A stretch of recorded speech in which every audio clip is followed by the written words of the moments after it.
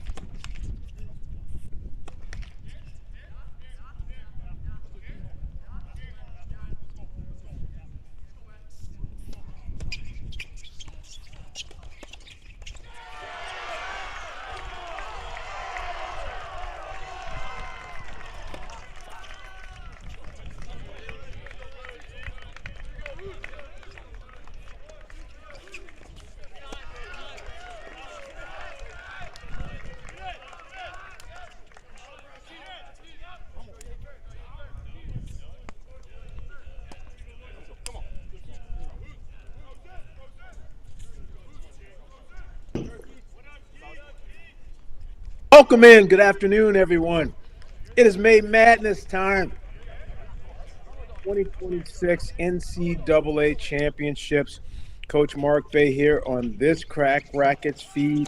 Excited to bring you the Wahoos. They're not the Cavaliers, they're the Wahoos. Two-time NCAA champions in recent years under Coach Andres Pedroso and long-time rich tradition from the earlier 2013 teams and forward. So Virginia is poised to try to make a run here at the actual NCAA title. They are for sure a contender. They're starting at home with Ryder, and we're in the doubles point here, and we're going to take you to court number one.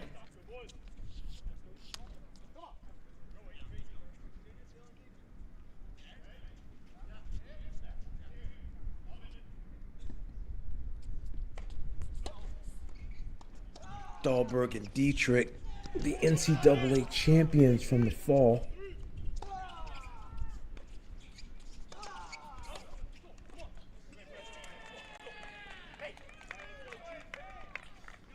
Serving at the top of your screen and playing against Dahlin and Thurger.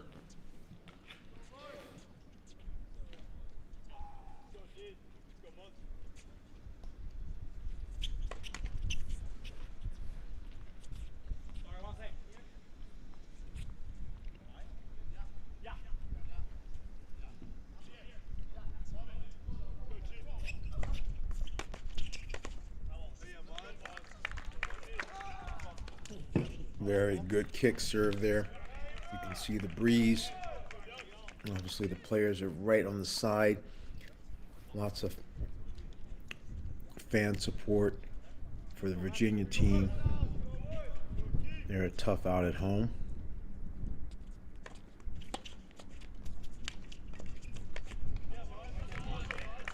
Good hands there. Dietrich serving. Hans Dahlberg at the net, looking to make some moves.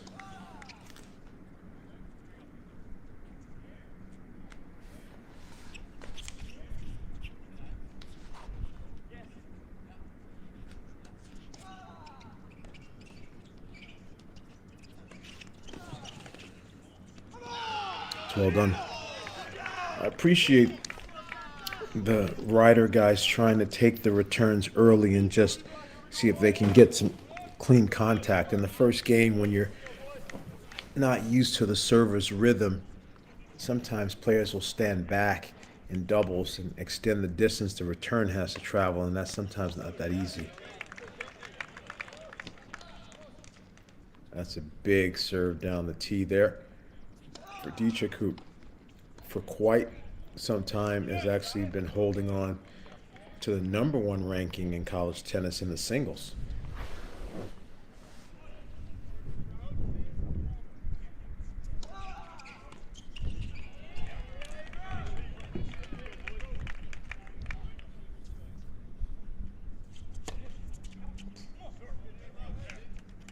Great serve.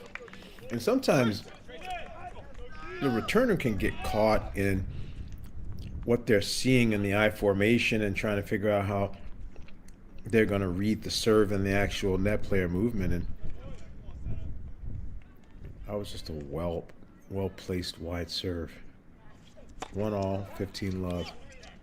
And look at that. Short toss, quick delivery, good weight transfer, and just like that, ace, ace, big boy stuff.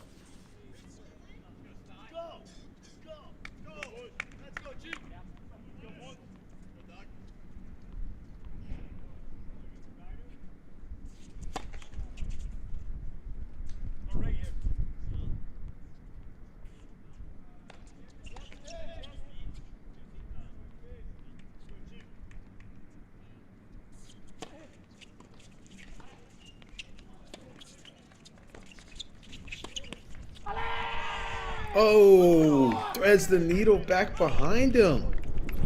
Getting pumped.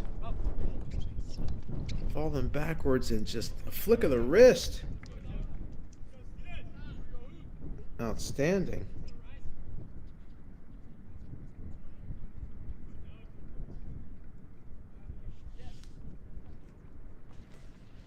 Dahlberg and Dietrich, there were some different combinations that Virginia's used this season.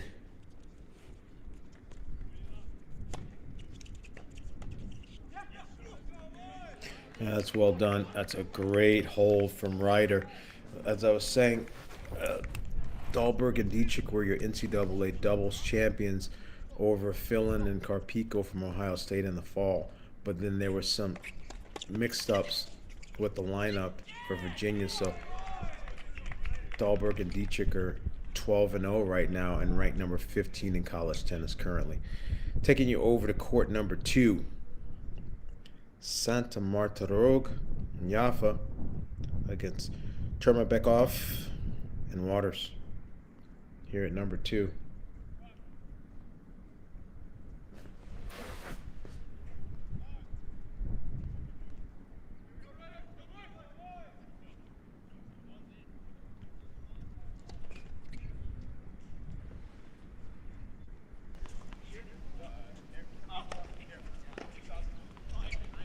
They're on a changeover, so we're going to shift you over to 3 dubs.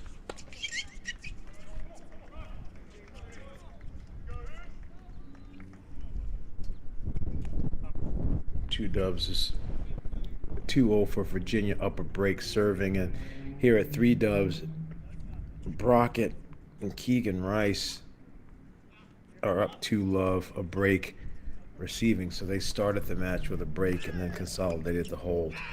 And they're looking at a 15-30 here to try to have triple break point.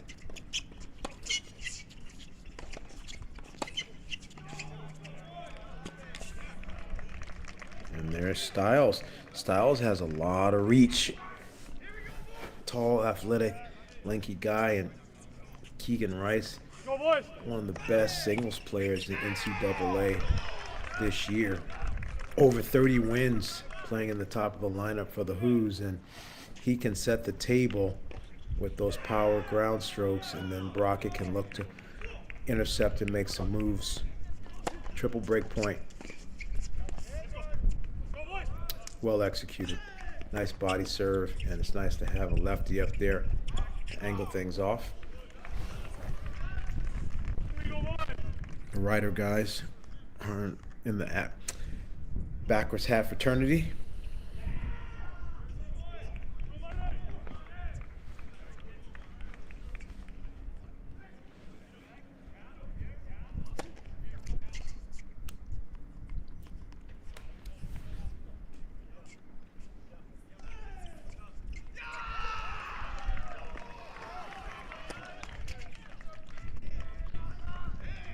And there's a break. Chased the toss a little bit too much. Double fault into the net. Virginia, 3-love at number 3. Putting that scoreboard pressure on the visiting team of Pelas, Martinez, Ingstrom from Ryder, who are down now. Let's check back in at number 2 doubles, get some eyes on that.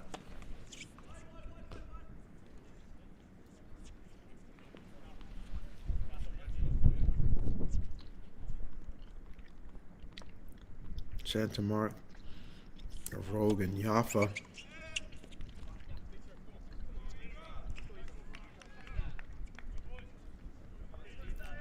Able to consolidate and go up 3-1. So Ryder on the near side serving 1-3, 15-love.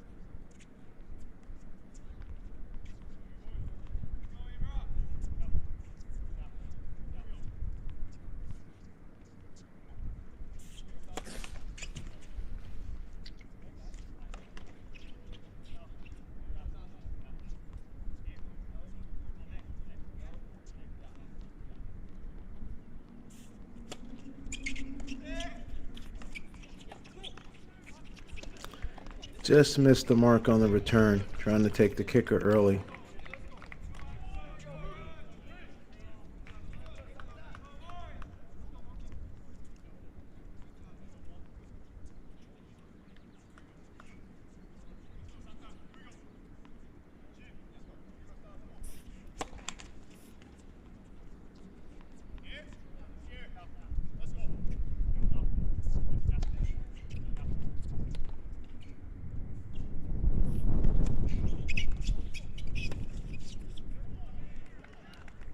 Quality return, lots of depth there, pushing him back.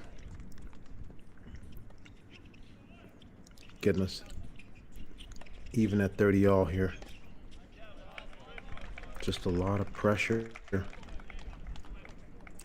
Ryder's trying to do a nice job here.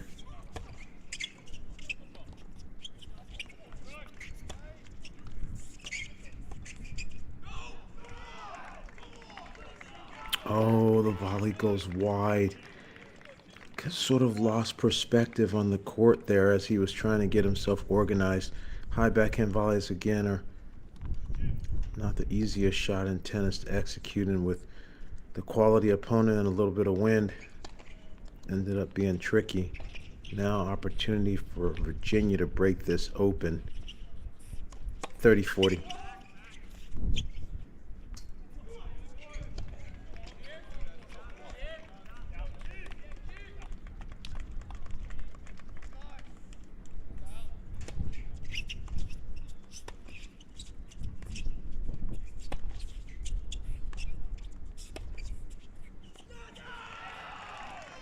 Missed it. Some heavy duty ground stroking going on there and not able to get that one. There's just a lot more pressure on each ground stroke as the rally ensues because of the potential poach action by the returner partner. Virginia commanding 4-1 lead at 2, and obviously we know they're up 3-love at 3. Let's check back in at number 1 doubles.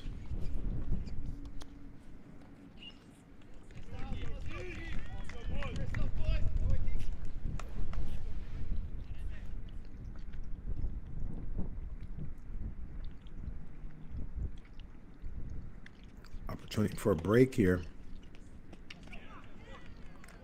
but no. So it looks like Ryder held, as we saw, convincingly to go up 2-1, and then they broke Dahlberg at serving at 1-2, and now Virginia's had a game point, and now we're at a deuce point deciding point for a chance for Ryder to be up 4-1 against the NCAA champs. Oh, wow. That was a good lefty body serve, but the up man doesn't take the volley, and it causes confusion. The down the middle solves the riddle adage for sure in full effect, and Virginia breaks to get back on serve. Very important because they're in awesome position at the other spots. So they're in a situation where number 1 doubles could end up unfinished.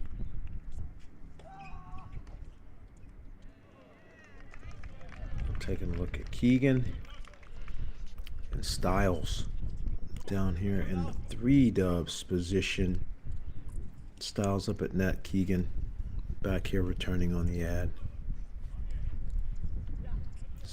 Styles from local guy from the area, and Keegan from Canada. Oh, nice job. Falling backwards, still able to fend it off and direct it through a nice lane.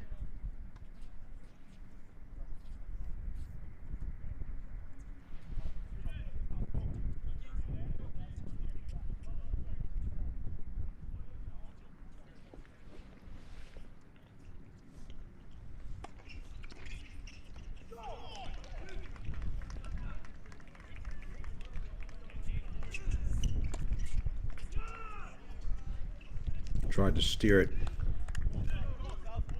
Playing against a lefty serve, that ball, especially if it has a little slice in it breaks and sometimes hits you on your right hip.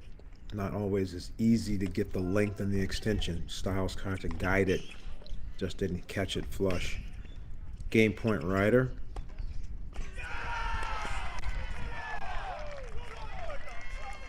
Service called wide.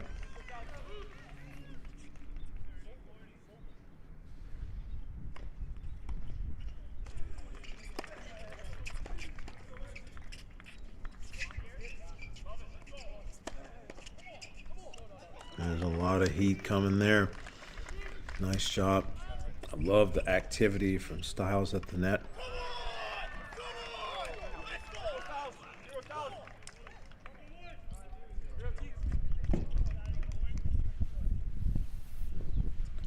Styles a sophomore, and it's great to see he's getting playing time in this lineup.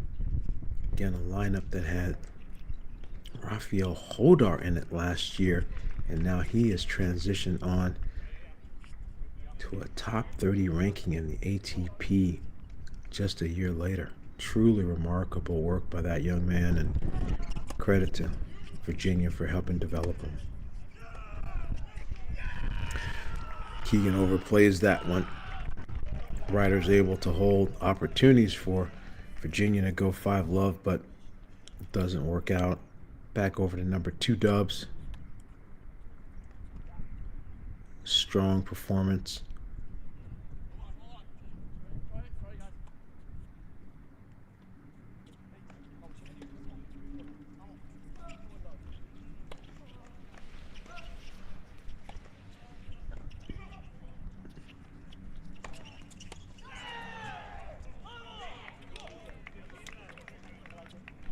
It's a good idea. Trying to use a little butt lob. Fred Huey, one heck of a tennis coach. To have him as an associate.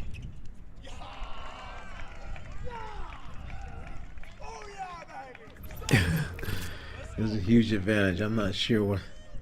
That's a great return. He moved forward, fought it off, took it early, crunched it. Love that show of positive emotion. College tennis has a lot of that.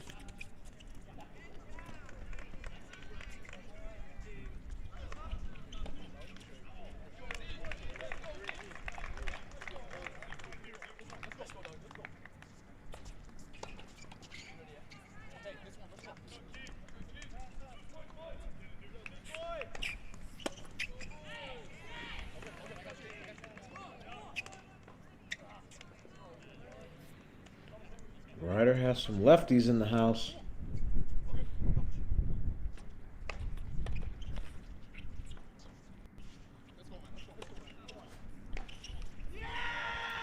Over at 1, Virginia was able to get it back even at 3-all.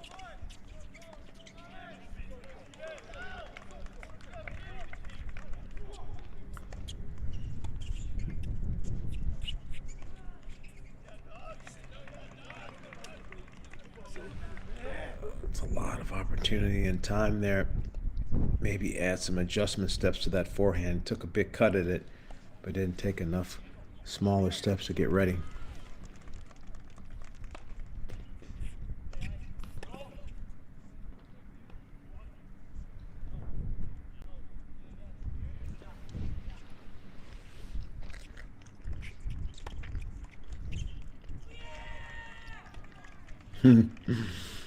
He was on his racket.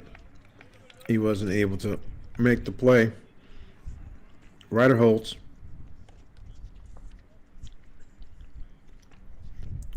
Trailer McCough.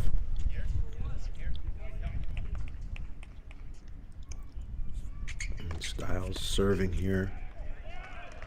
Making the first serve. Keegan offering some support. Transition to the 6th game now. Virginia's up 5-1 here, and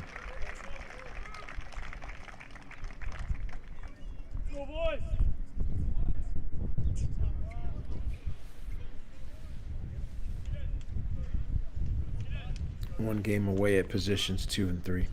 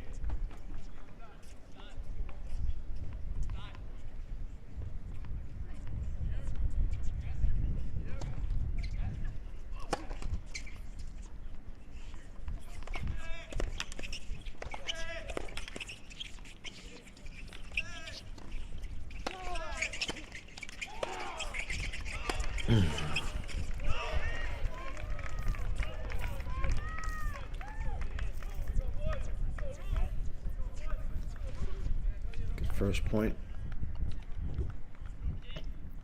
At 3, Virginia. Getting organized. Trying to seal the deal.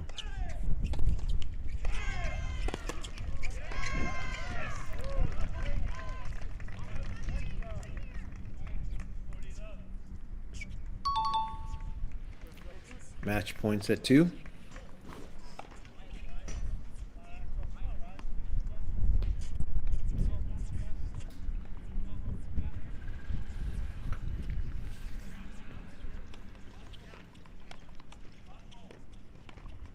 Playing standard. That's just too good of a return. Caught her early and didn't give him a chance.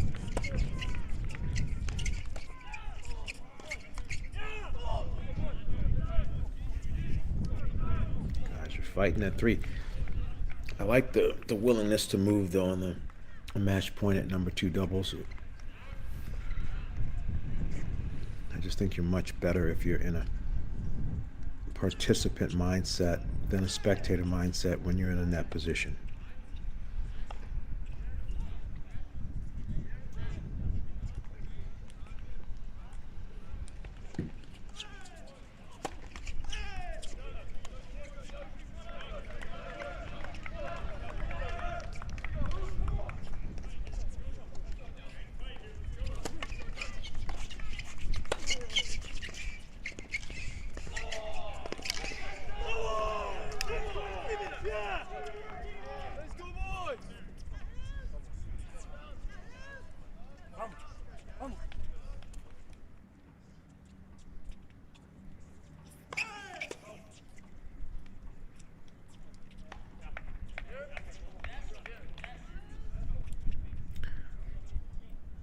Point.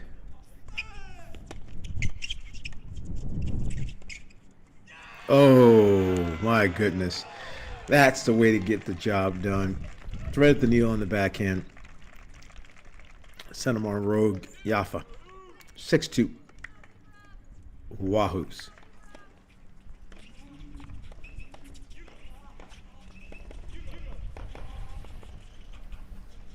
Number 3 doubles at the changeover. Number 1 doubles in the 2 box.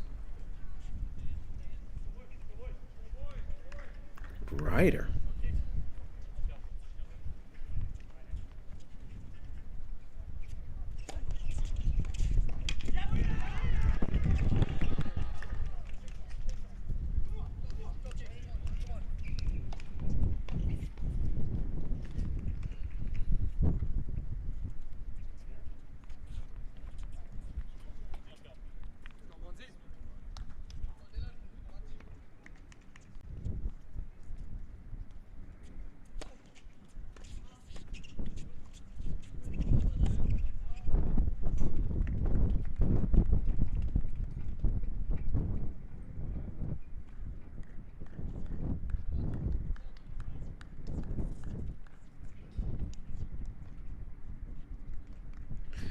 So I made the mistake. I think that the scoreboard was off initially in this match, and I made the mistake of saying it was 3-all here at number 1 dubs, and Virginia was broken at 2-3. They didn't actually hold at 2-3, and that has Ryder here in a dominant position to close out number 1.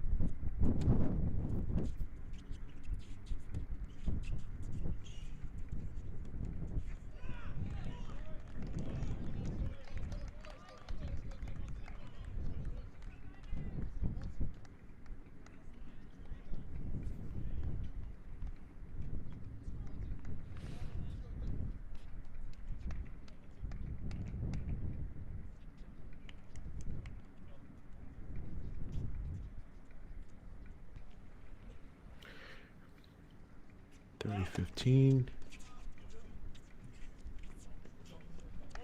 And the crosswind for sure is a factor here today. Blowing to the left of our screen, the crosswind in particular, as you saw with the ball up in the air.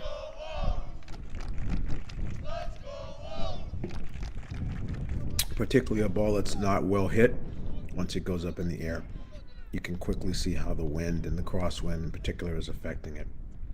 30 all.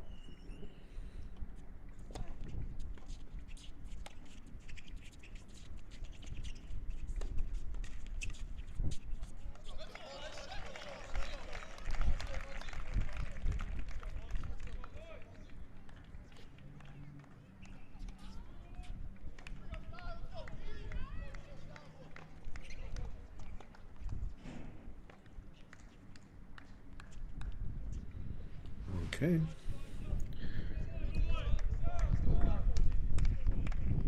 Brockett and Rice, closing time at 3. Dahlberg and Dietrich trying to hang in there and give their teammates the opportunity to close.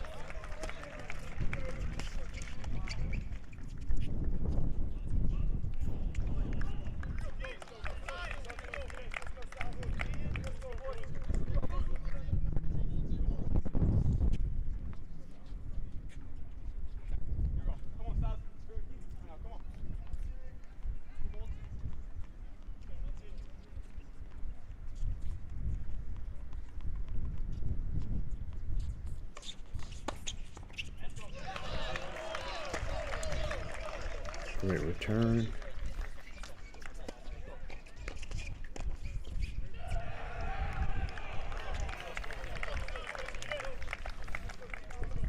That was a good attempt by Keegan Rice. I like the way he played that point, even though they lost that.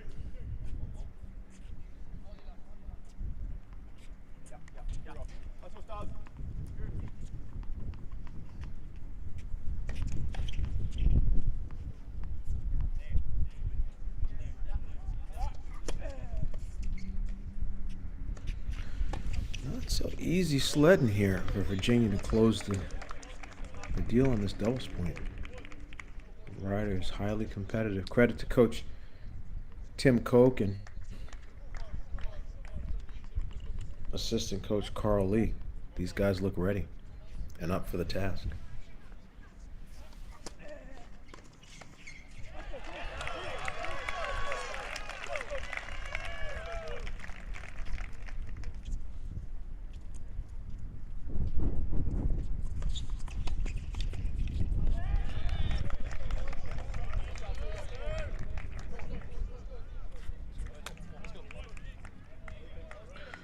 Lots of college coach discussions going on in between the points. A lot of programming and formatting, which is a good thing.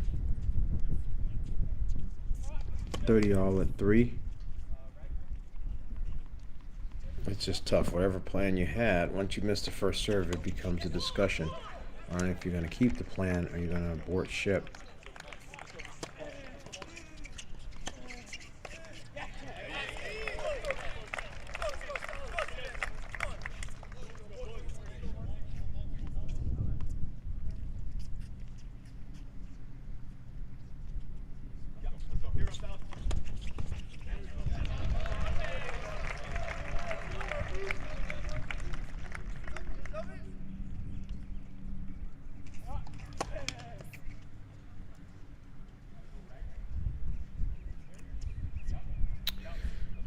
Serve was called out.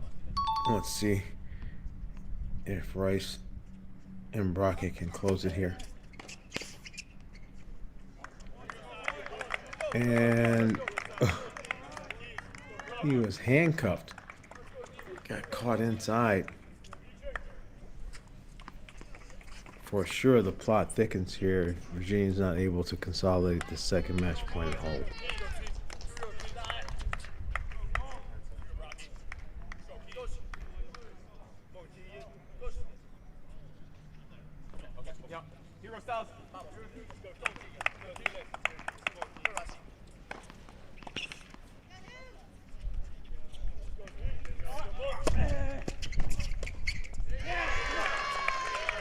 That's going to do it. Textbook kicker. Good support from his net partner. And Virginia with wins at 2 and 3. Go up 1-love against Ryder here in the first round of the NCAA championships. Virginia, again, the home team. Those matches will begin in approximately 5 minutes. Looks like there's a quality crowd on hand. They're going to be looking forward to watching the singles as well. And we will be looking forward to the singles coming up in this matchup. And we'll be back shortly with the singles and the lineups.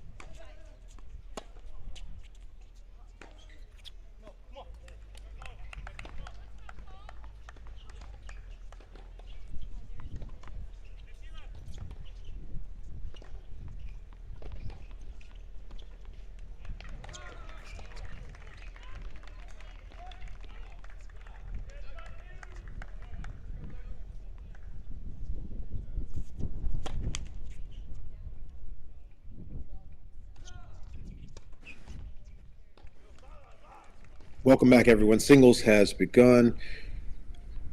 Virginia, with wins at number 2 and number 3 doubles, take the doubles point. And now, as you can see, we're focusing in on number 1 singles. We'll take you down the line, introduce you to everyone. Number 1 singles, the number 1 player in the nation, Dylan Dietrich, 24-4 on the season. Very strong playing. Obviously, one of the toughest schedules in the nation. And he's taking on Cole Thurger, sophomore from Canada.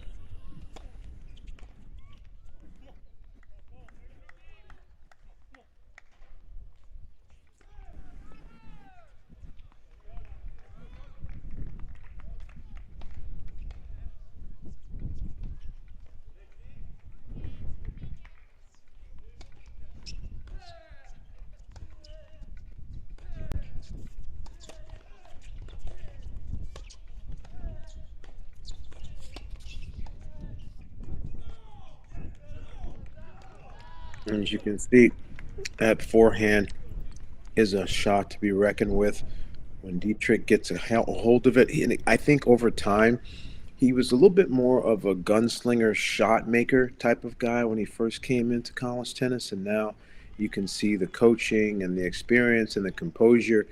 He has a lot more controlled aggression with his, particularly the forehand.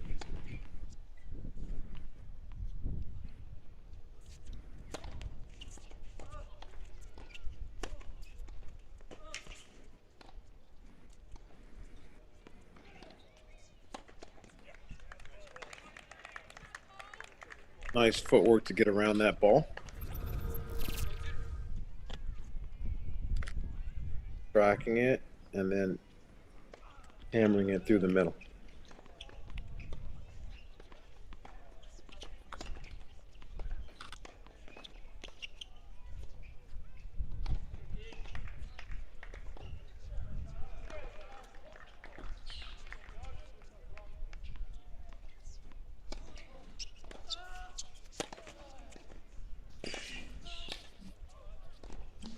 Opportunity for Thurger to get on the board here.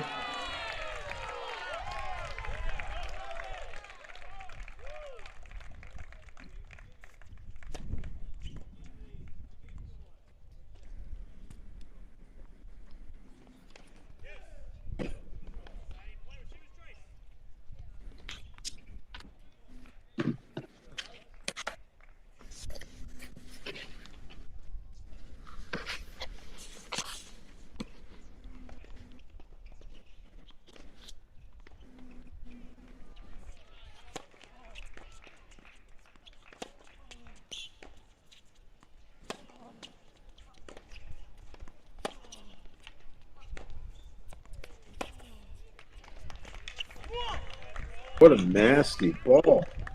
Jeez, that was out of shades of vintage Rafa school. Giving up ground and still getting so much action on the forehand that it bounced and ran through the sideline.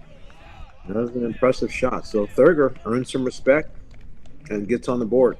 Dietrich 2-1 up a break at number 1. Number 2 singles, Keegan Rice, number 21 player in the nation, talked about how amazing of a season he's had.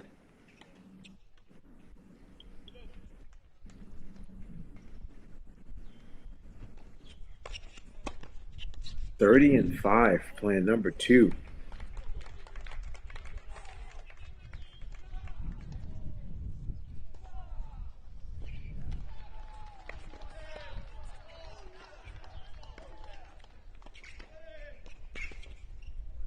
And Rice puts up a quick 3-love lead on Froberg Dahlin.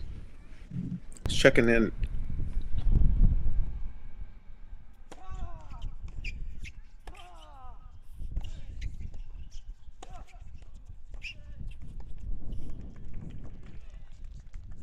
Andres Santamarta Rogue. Virginia's players are ranked and they're played in order right down the line. It's a lot of what Alex Gruskin would call lineup chicanery going on throughout the season, but Coach Pedroso plays it by the book. Dietrich 1 in the nation. Keegan Rice 21 in the nation. Santa Marta Rogue 58 in the nation.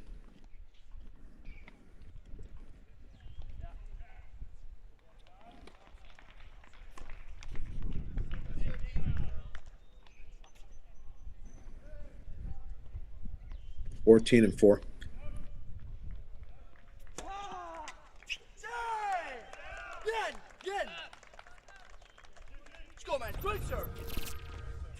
Yeah. Big serve, lots of passion. Love how engaged he is every point. We saw that in the doubles.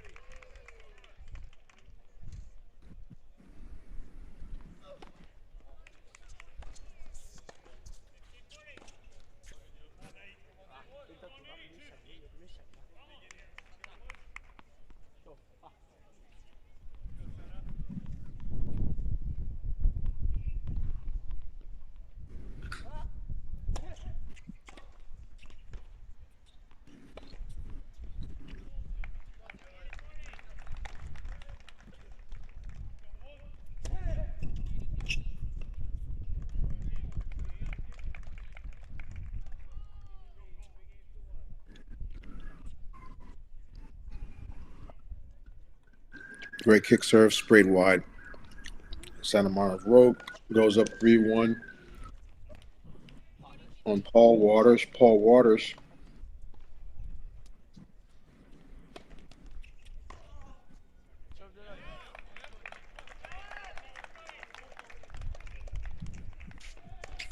Heath Paul Waters, freshman from Alpharetta, Georgia.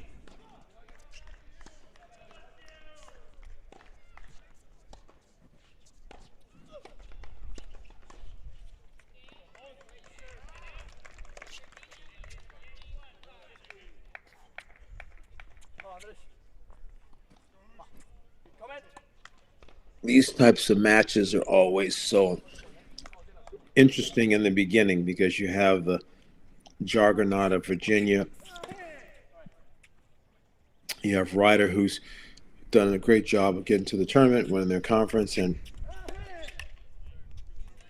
there's always that feel-out period where the upstart team, the underdog team, has to come out and establish some patterns and hold serve a little bit and behave like they belong. Otherwise, the dominant team sinks their teeth in and starts trying to impose their will. Styles Brockett.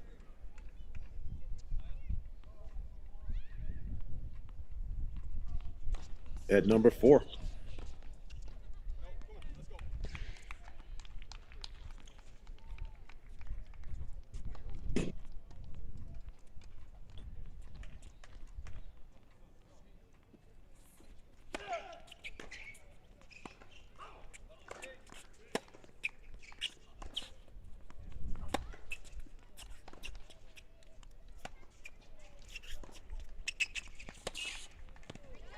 Whoa.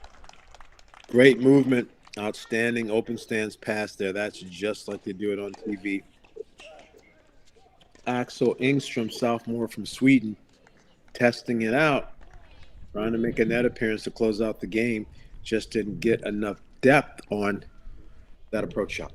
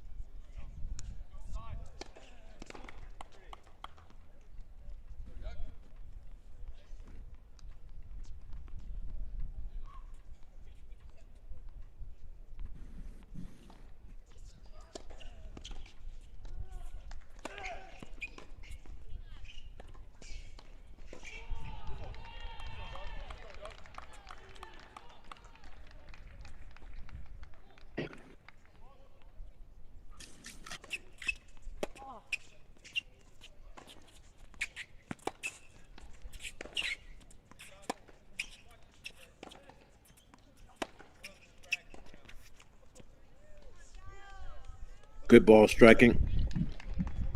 Rocket, I love how he's transferring his weight on those backhands. Looking big. Instead of hitting and having your weight rock back after the backhand because you're trying to just be steady and solid, he's really hitting to gain ground and produce the ball as well as he possibly can.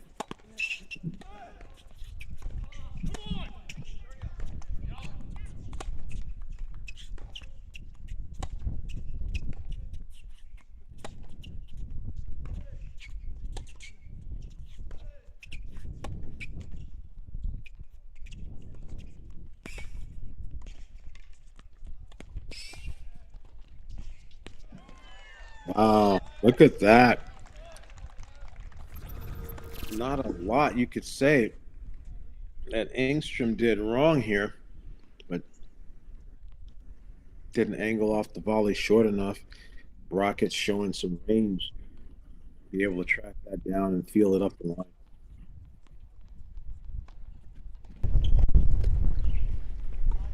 Back in at 5 singles. Mons Dahlberg, veteran, up 4-1 on Nathan Slattery from Ireland.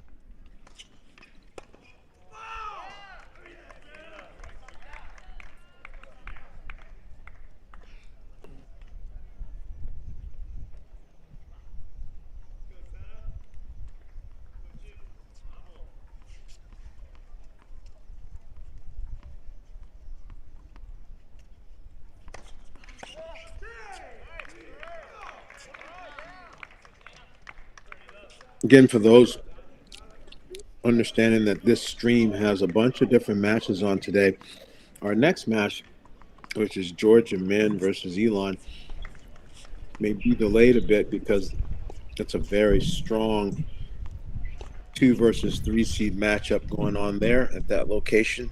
It'll create a little bit of a delay. And our third matchup of the day, North Carolina State women playing Morgan State. They're having some weather, and that could possibly push the match to an indoor scenario. We'll see how the weather goes. That was not scheduled until 5 p.m. Eastern. Hopefully, we'll keep you posted on those developments. Close the show tonight on this feed with the TCU Horned Frogs taking on the Denver Pioneers.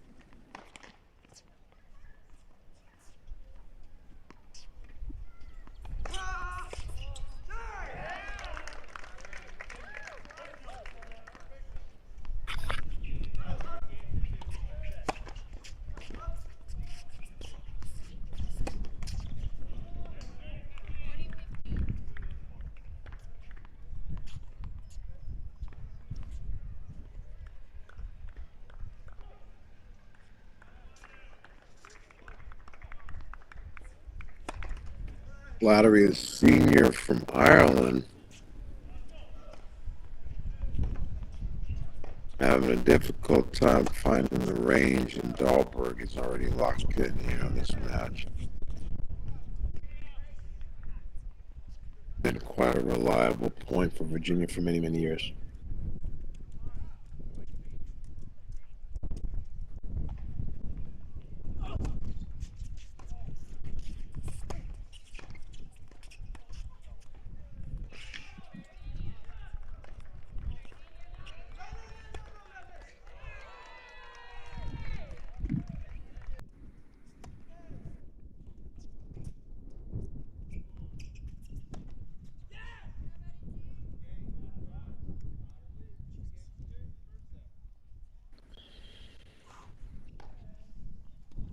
Matthew Britsky.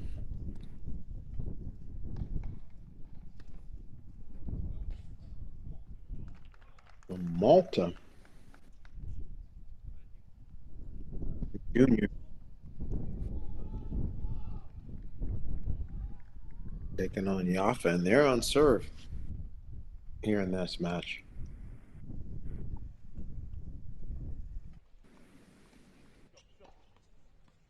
Back to number 2, Keegan Rice's.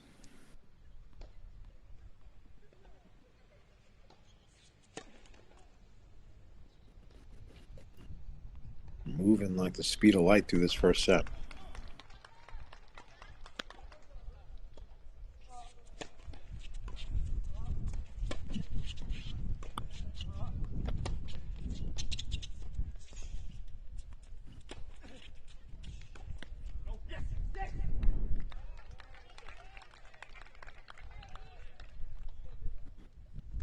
You know, that ball kicked up into Rice's face. There's a little jam there.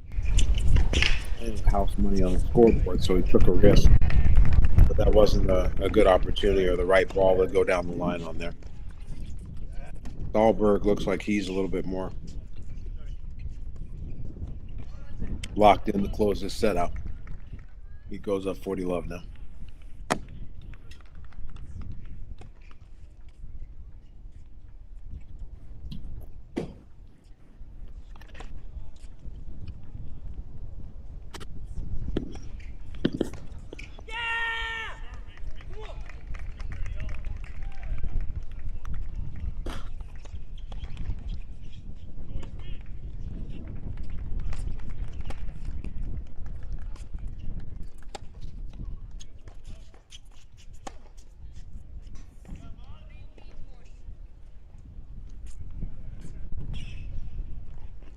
It's well struck by Dahlberg, just missed the mark.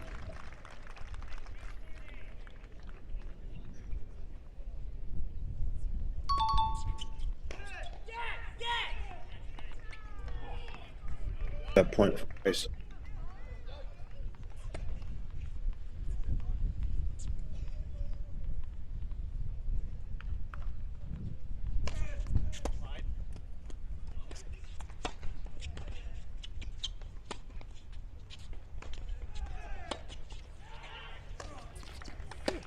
And that's going to do it.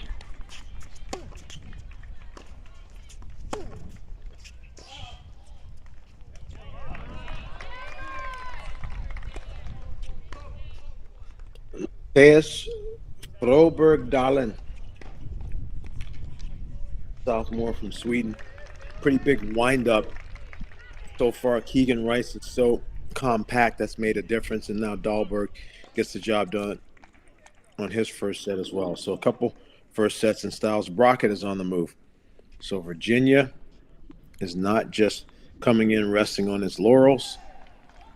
They're ready to work, punching the time clock, and so far playing really good tennis on all positions.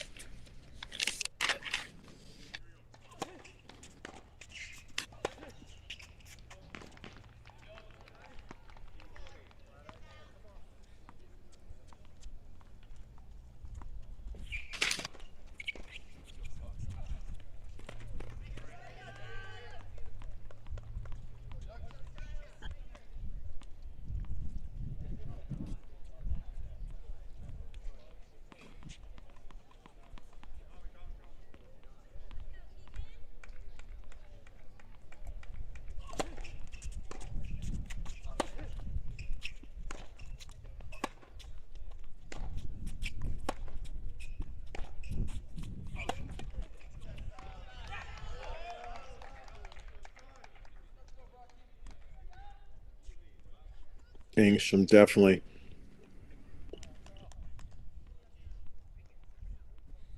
has good intent. He's just been a little bit short on execution here, and Styles has done a very good job of diffusing his athletic up and kind of in-your-face game, and also pushed him back and tried to expose his backhand a little bit as well.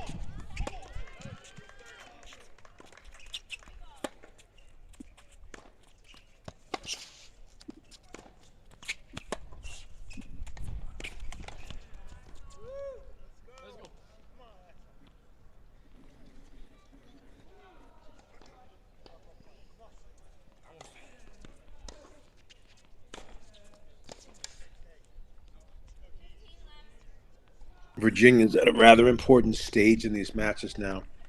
This closing out of the first set and the turn of the first game of the second set are very important stages of a tennis match.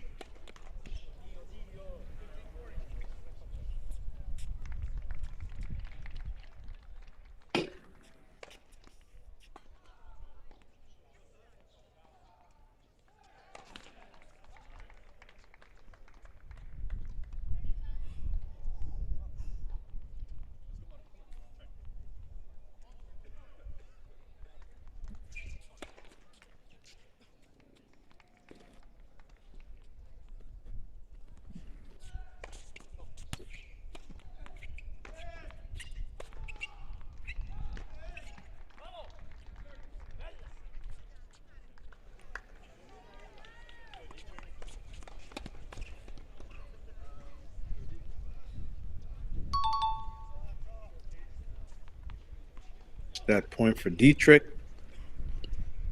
So far, no hiccups on the Virginia lineup.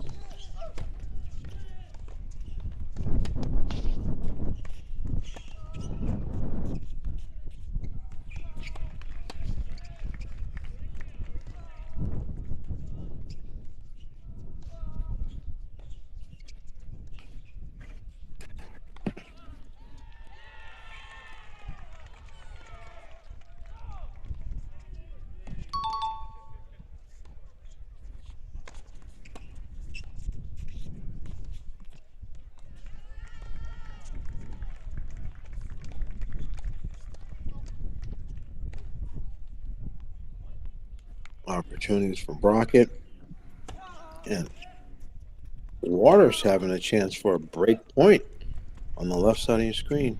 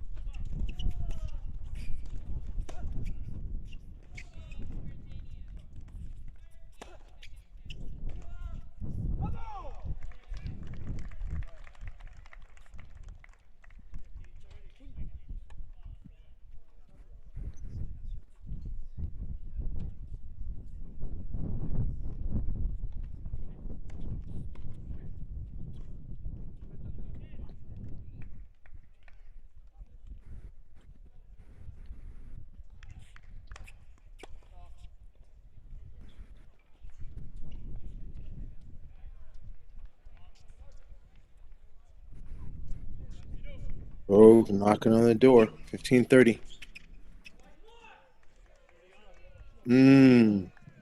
That's always a tough one for me. It's good mechanics. He took a crack at trying to open up the court a little bit on the return.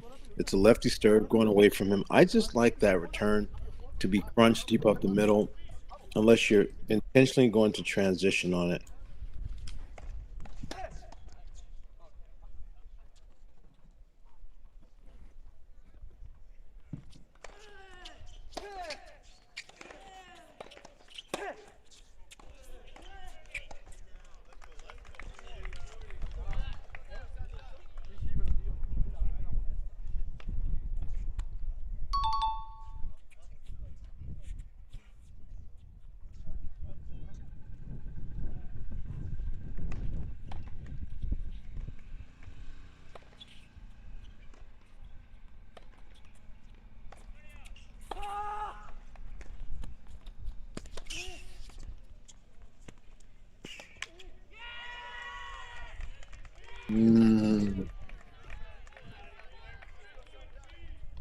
I like this Rider team. Their willingness and the ability to feel comfortable inside the service box is worth notice.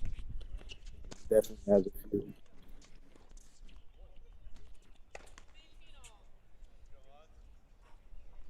Well, here, there's an actual deciding point, set point. He handles this return. He backs up, takes a forehand, and he gets the job done. But he had been taking the backhand early and going forward. This time, he backs up and takes the forehand and drills it middle. So he's showing some different variety on his return position and how he's looking to start the point. 6-3, a little bit more difficult than some of the other sets, but yet still a Virginia victory in set one.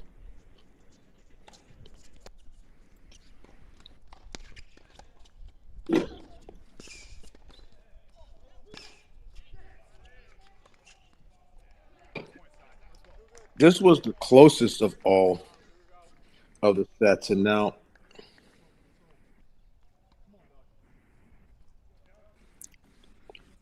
Yafa is starting to pull away.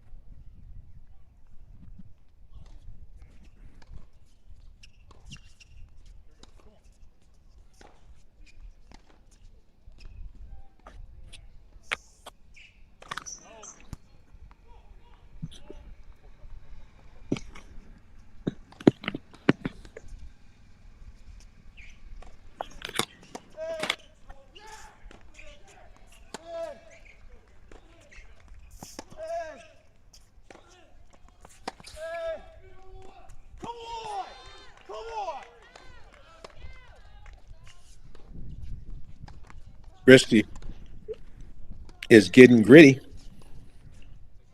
showing how bad he wants it.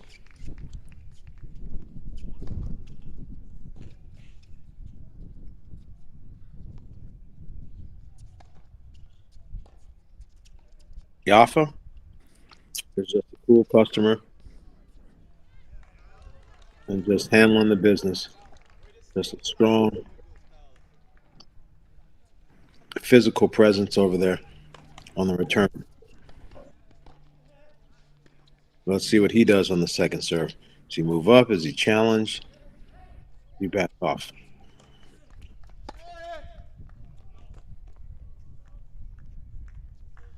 So, insofar as players want to back up and return the way Yafa is doing there, I can't say that I'm against it, but I don't like to see a player lose that much core position and then back up and miss wide. I'd like to really rein in his choices a little bit and give him the better target on the other side. 15-30.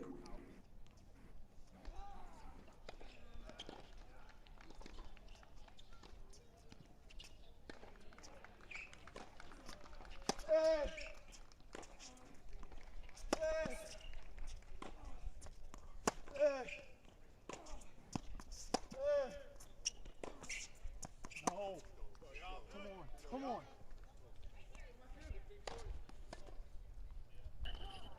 That's close. Game of inches. Ball called long.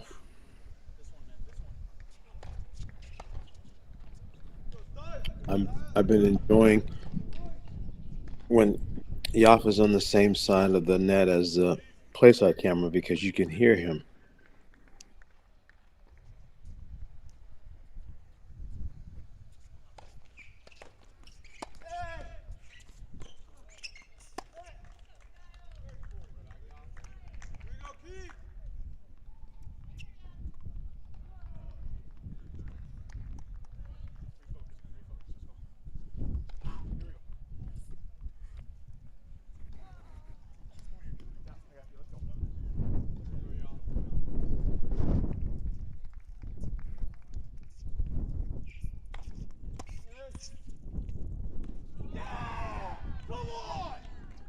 Pumped.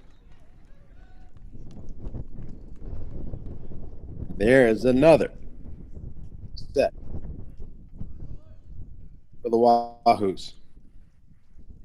For those who don't know what a Wahoo is, it took me a long time to figure it out as well. It's a fit. Typically the Cavaliers, but they are certainly known as the Who's for short. Andre Pedroso, Brian Rasmussen, Treat Hewitt coaching staff.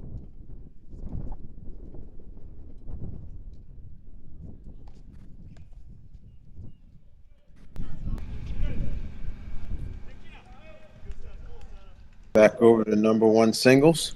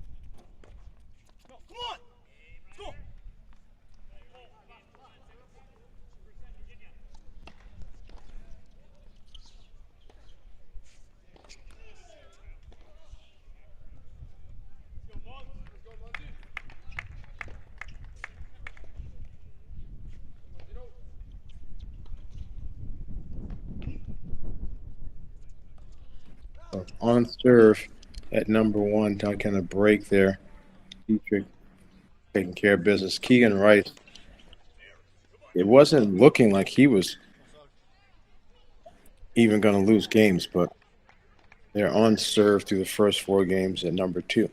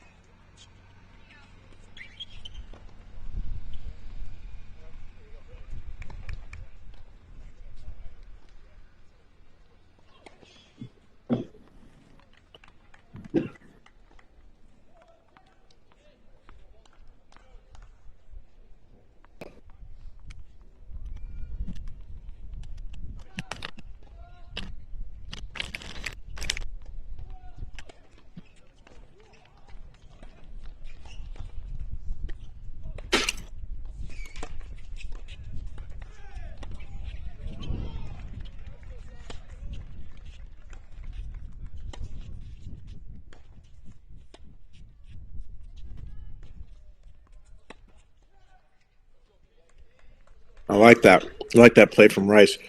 Rice, typically clean ball striker, likes to play pace and rhythm, take the ball early. He's intentionally playing with a little bit of shape into the Froberg dollar backhand because he has a bit of an extra backswing piece going on that make it difficult to time that ball in the rise. So I'm not sure if one of the coaches told him that.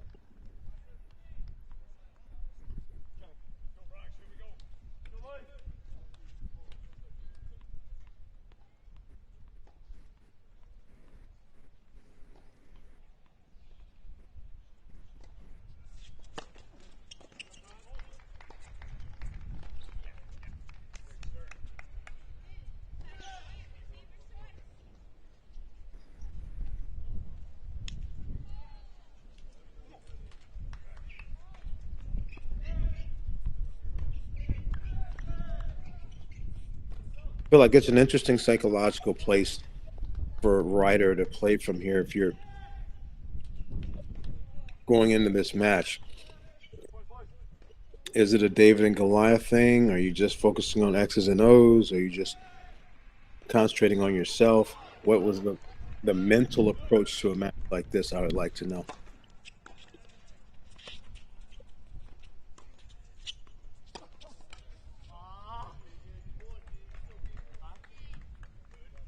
So he's trying to do something that's more of an advanced play.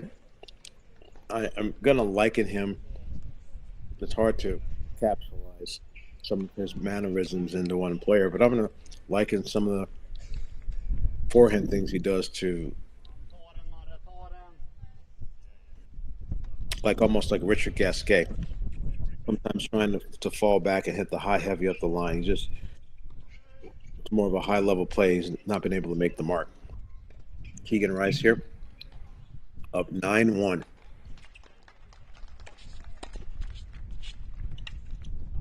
And now adding a little drop shot variety as well. So more tools in his toolbox.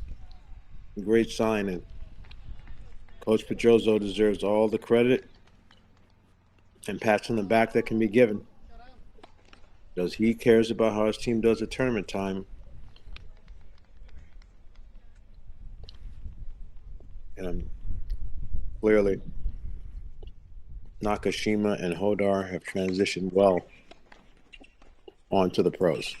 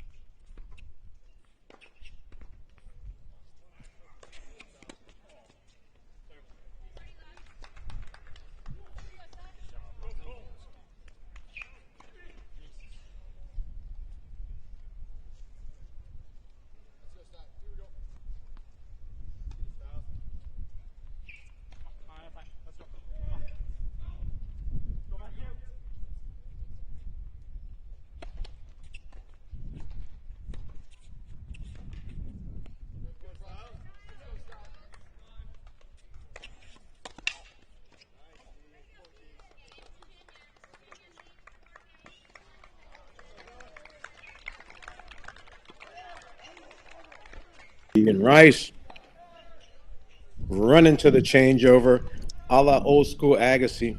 Gotta love it. He's pumped, and he is well on his way. 6:04.1 at number 2.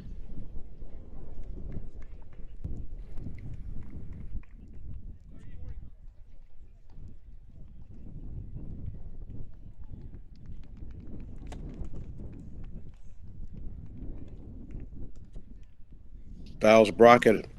Well, I was just about to say he's been handling his business quite well at number 4, but looks like he just double faulted to lose the game.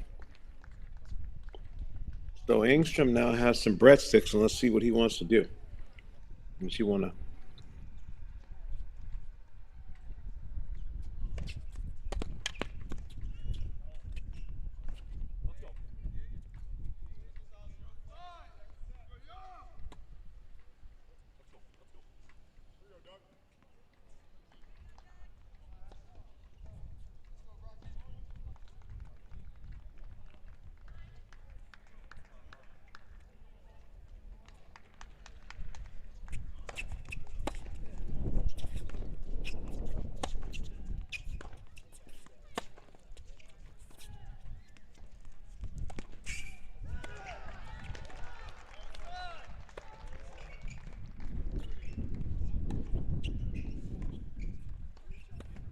Nice to be able to play at home. And then Virginia continues and gets through this weekend. They can host Super Regional course, the following weekend.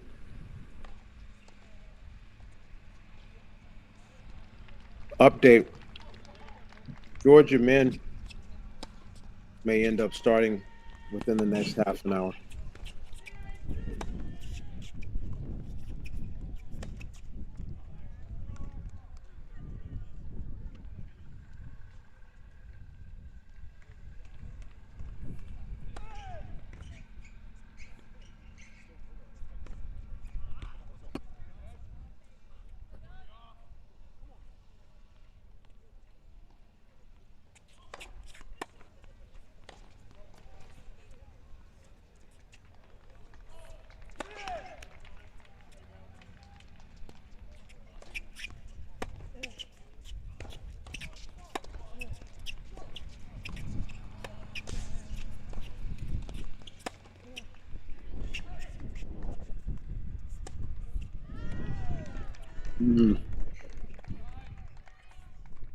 Good disguise and patience on the footwork from Brockett.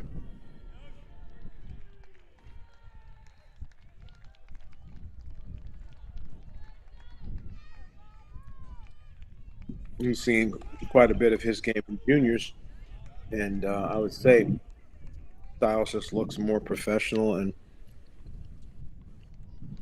more organized than he did in juniors.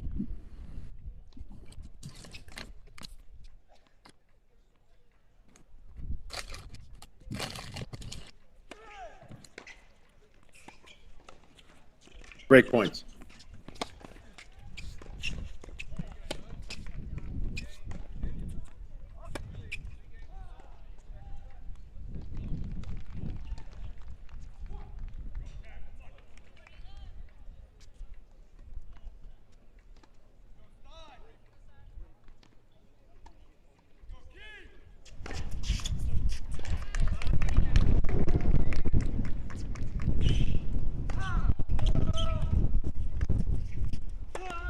Dahlberg been yeoman like here at number 5. Just great to have that level of experience at this position. Match point.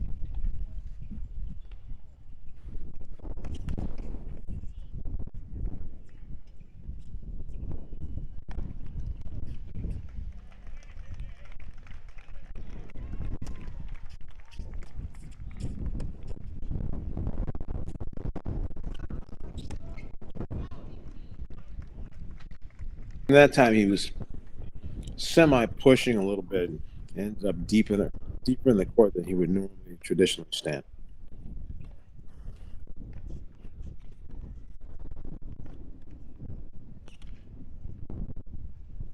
Another match point.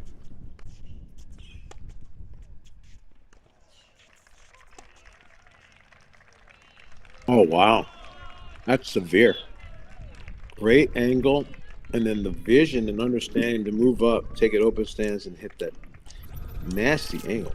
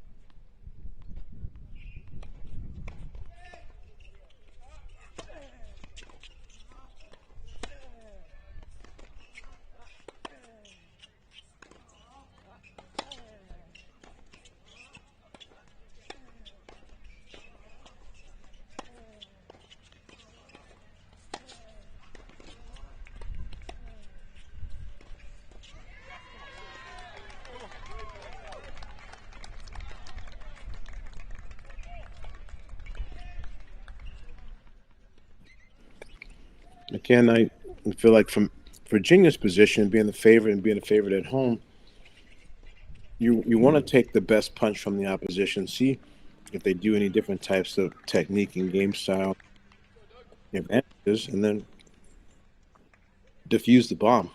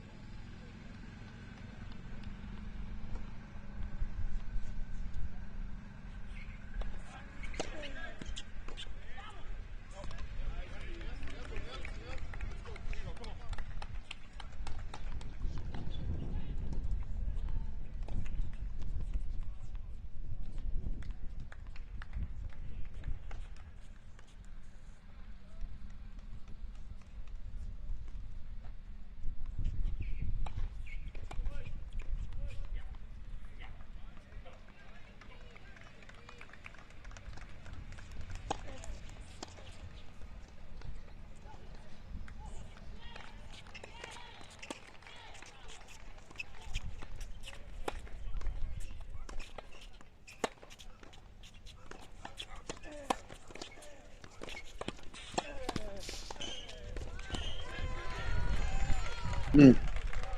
House is heating up, starting to hit winners and forcing follow to the net.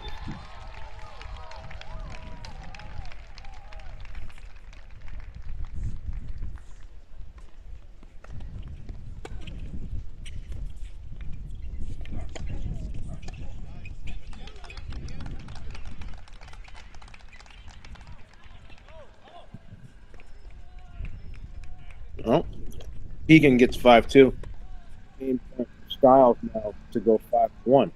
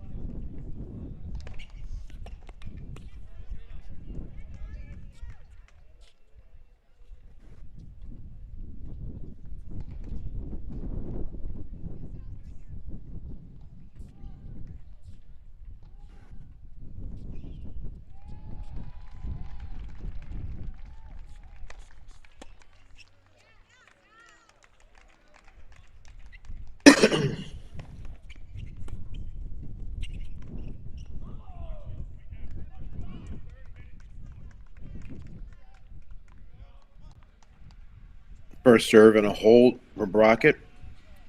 Engstrom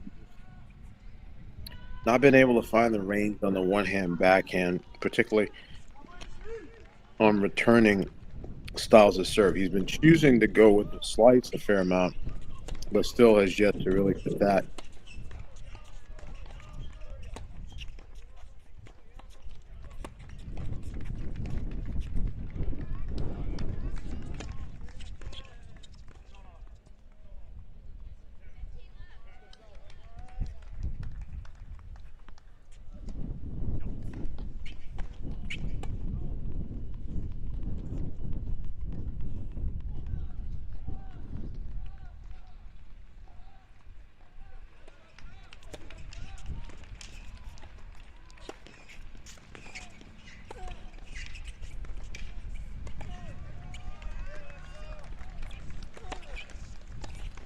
Ryder's not going away without a fight.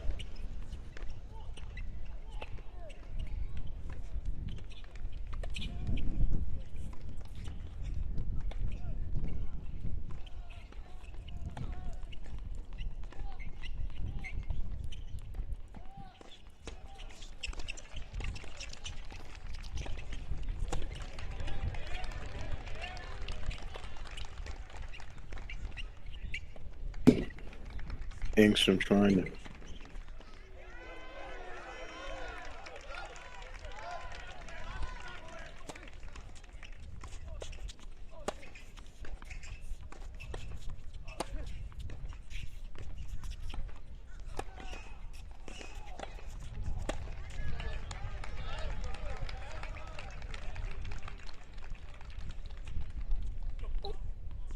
Engstrom serving 30-15. Keegan Rice at 15 all. He's done a magnificent job of breaking serve so far in this match.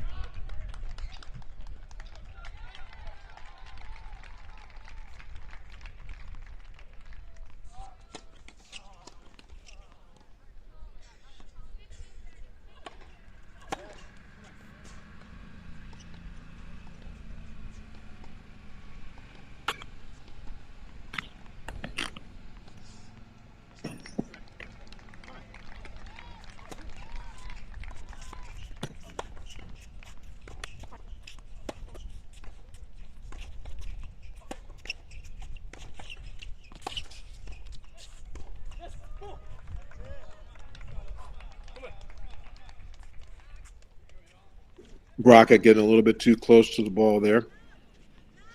Keegan Rice, 2 points away.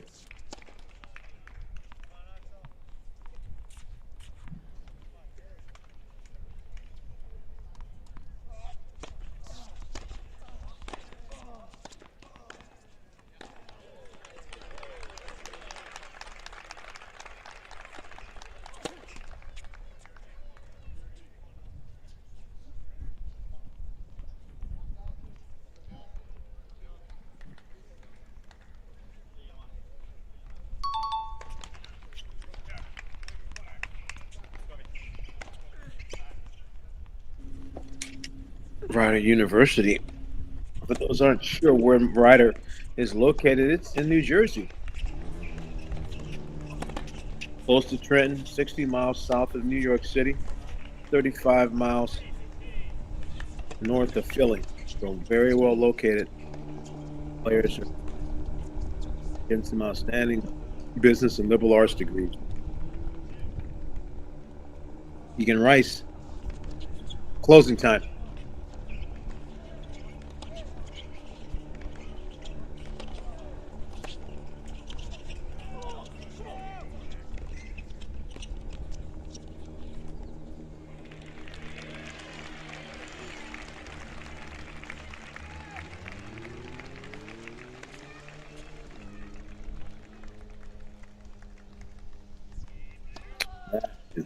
Game, set, match.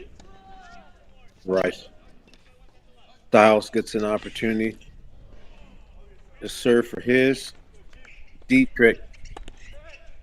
Sudden 5-4. Thurgers earning some definite brownie points by this class with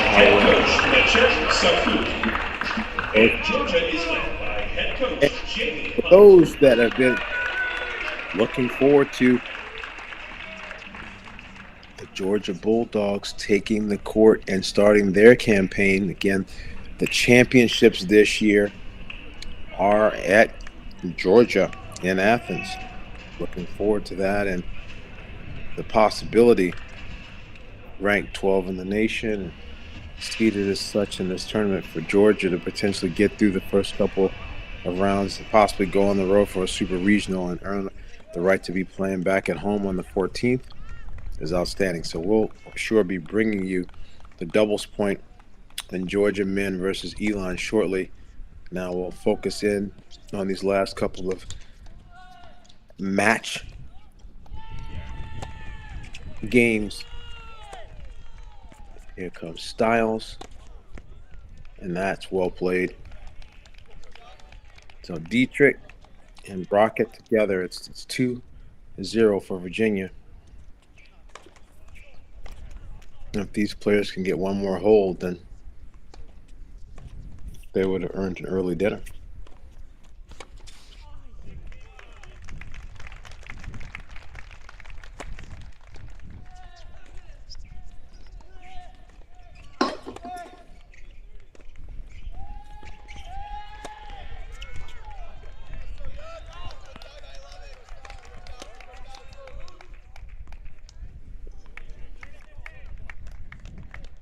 Always a good thing to get some first serves in on the way out of the door.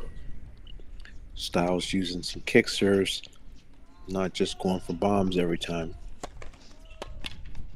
And then there's the Booth Jinx. He goes for a bomb, loses his balance, and it goes in the net.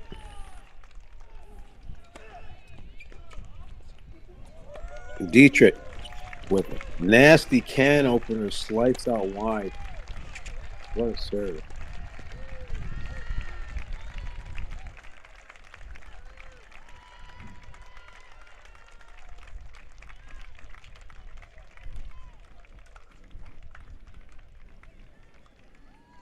Oh, Dietrich's able to get the job done there. He had a little bit of a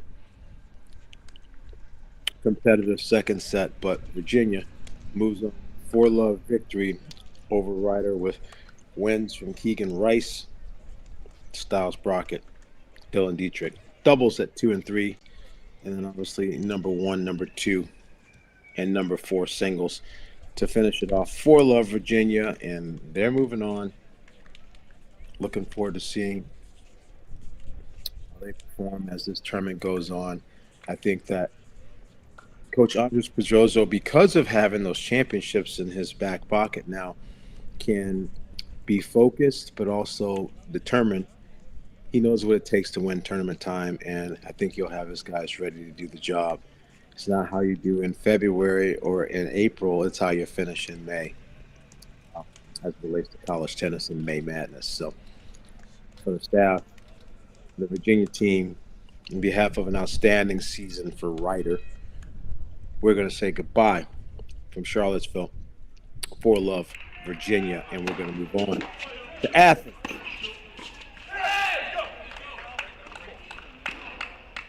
Dogs taking on Elon.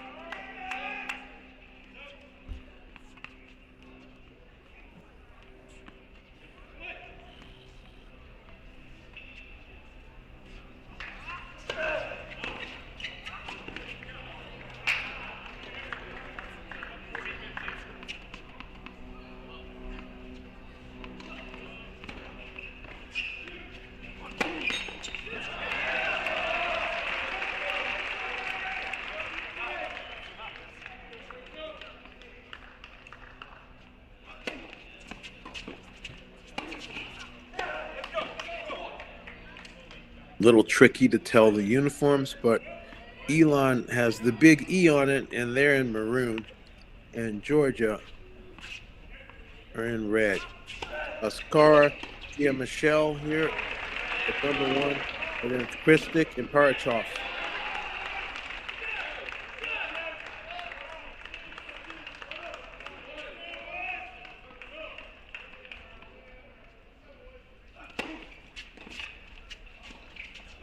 Oh no, no such thing as an easy volley there. A little bit too casual with that one.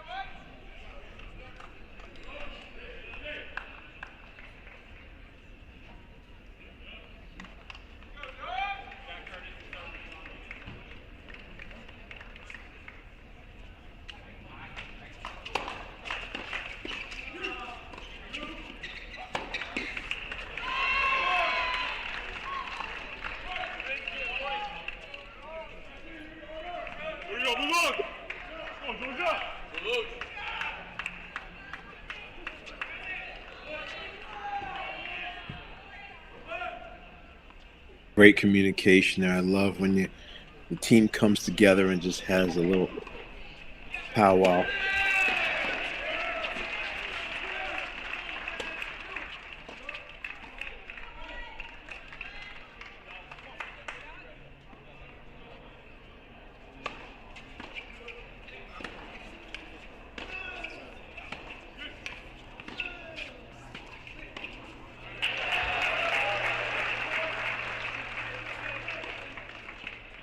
Georgia has the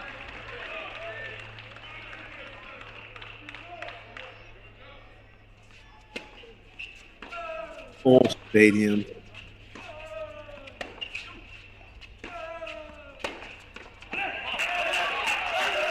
They have two identical bookend buildings now, one for men, one for women, that showcase all the history and legacy that goes along with Athens and college tennis.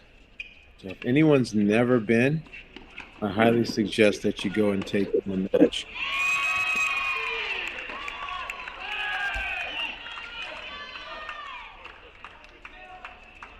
Kick serve set up a little bit.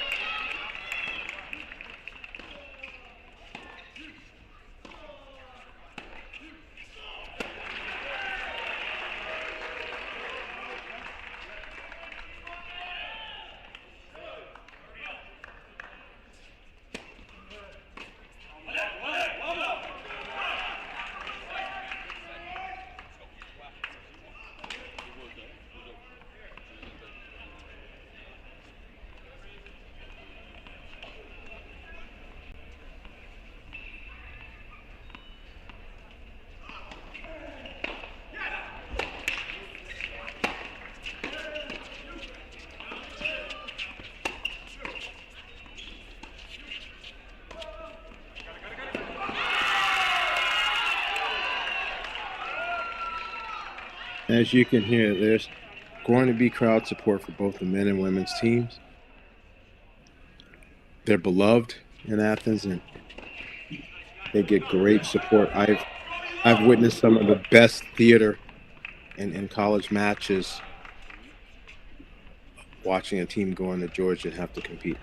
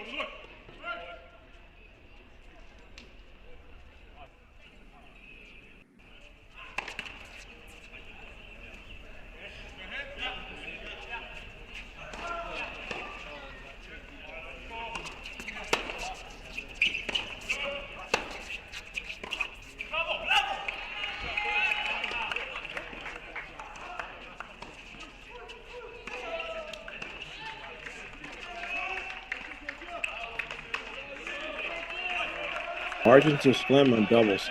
You can throw a lot of the rankings and seedings out of the window. It's just making first serves, building the wall, having good court position, and shot quality on your defense.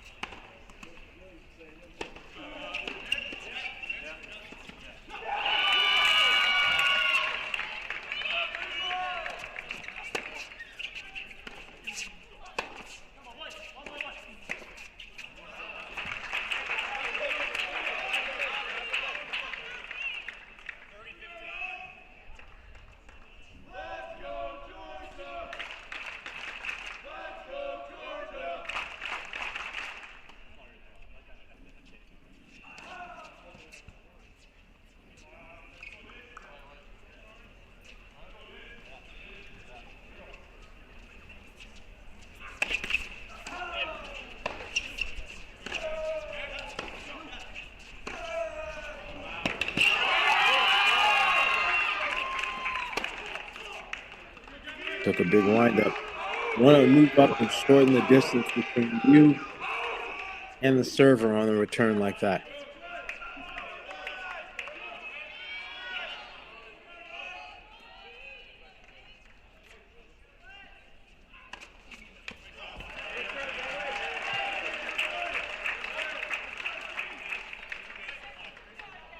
That's a hole for UGA. They're up 2-1.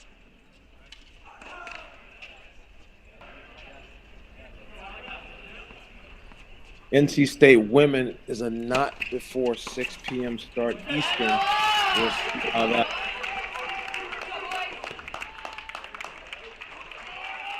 weather holds over there in Athens. Excuse me, how that weather, holds up over in Raleigh. Excuse me.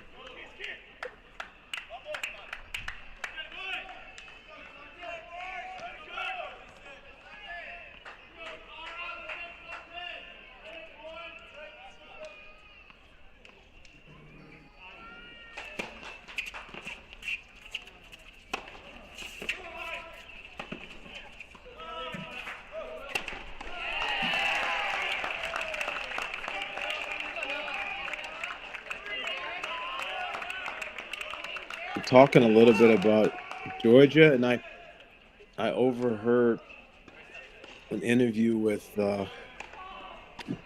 Alex Mickelson talking about the fact that he was recruited with Hussein and Ethan Quinn to possibly play at Georgia. So three guys that are practically in the top 50 could have been on Georgia's collegiate team.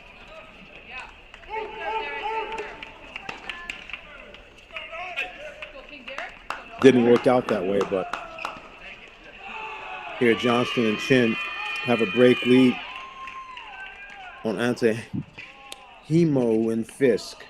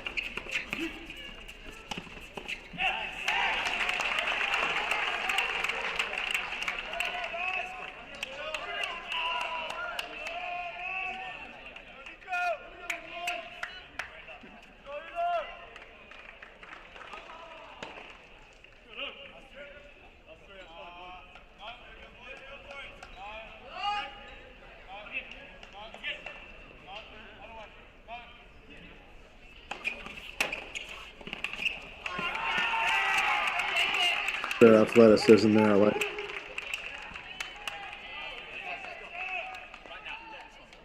goes Jamie Hunt, who most certainly back in the day when he was playing with Nathan Snug, one hell of a doubles player in his career. It's tough following the legendary Manny Diaz. But now, Jamie most certainly has settled in, and it's his team now, and it's his time. Great opportunity for Georgia, where they're positioned in this year's tournament in this draw.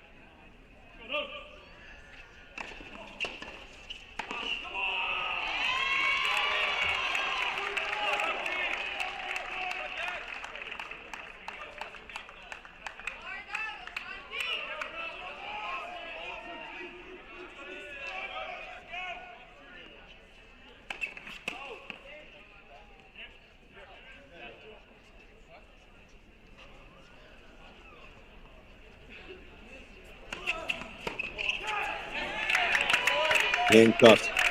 Getting some good action on that kick serve.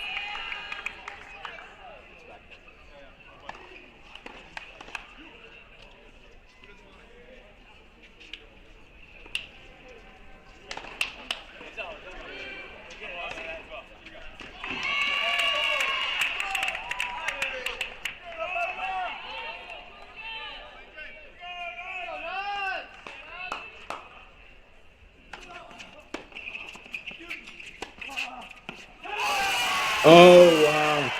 That dropped in. Johnston finds some good fortune off of his racket. Had a lot of heaviness on it. Maybe even for a second you might have considered that it was going out, but that dropped way in. So, Georgia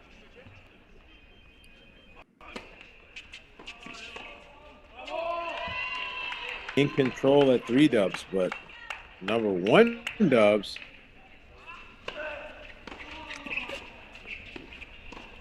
look out for Elon.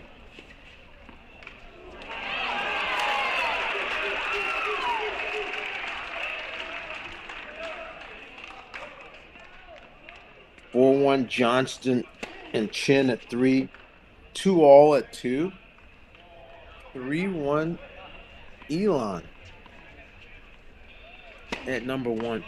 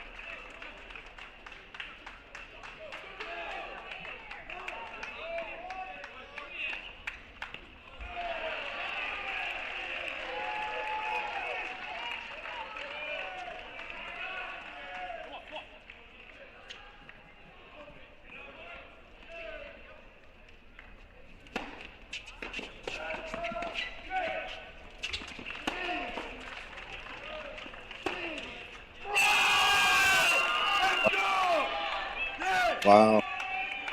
That is a big time forehand there. Getting a lead is always a start. But can you consolidate breaks?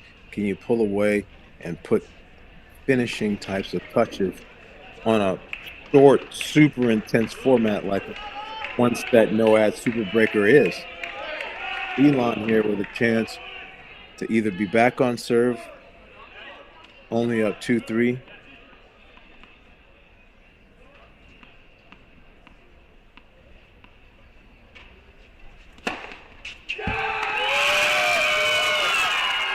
What a serve. Well, there's that.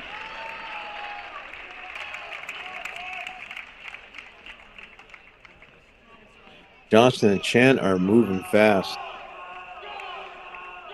Coach Mysick side cut, I remember him. He was excellent junior and college player, and he is the boss here at Elon. And no surprise, he has his Chargers winning their conference and in the tournament.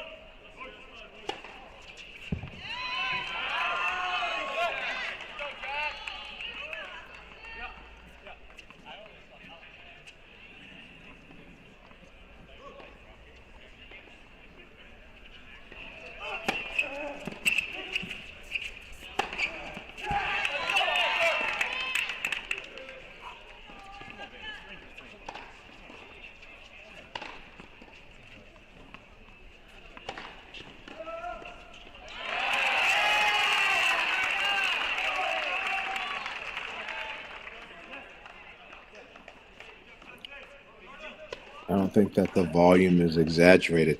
That's just a resounding.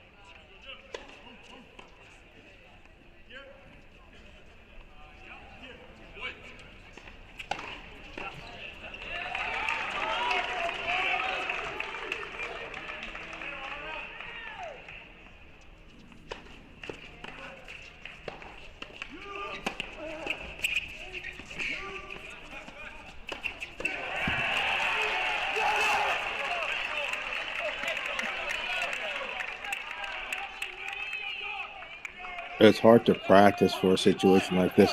There's often a lot of college tennis matches where you'll have a crowd, but it's more, I'm not going to say docile, just not as many distractions and not as much constant audio noise and feedback with the cheering. So It's a great experience for the Elon players to come in one of the probably the most famous and hallowed ground facilities.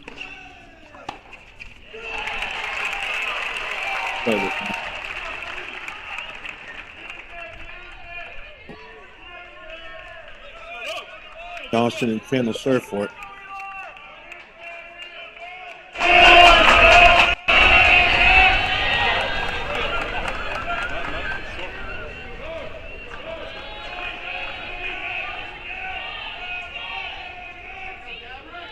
Big moments at number 2. Valpita and Jansen up 3-2, deciding point, receiving.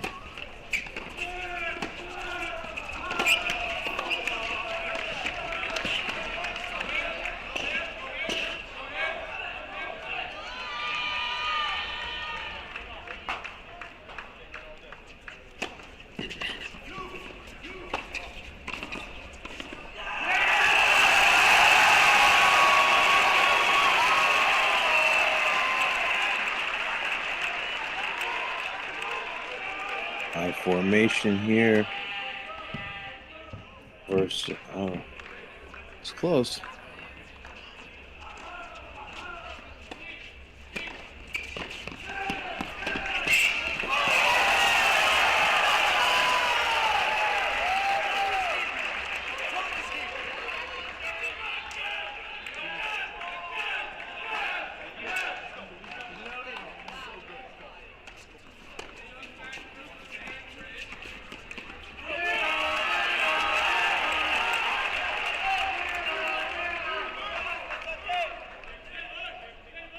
Okay.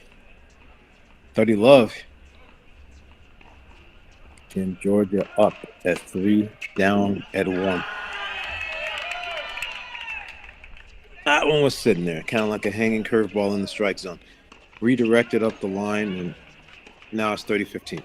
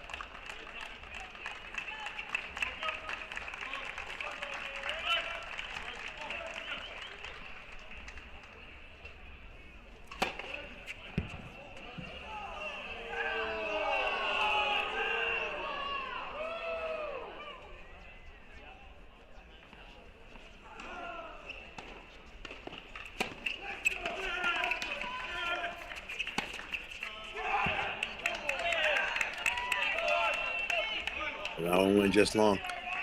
That target should have been the feet of his opponent, or maybe even rip it up the line. Overshot it barely.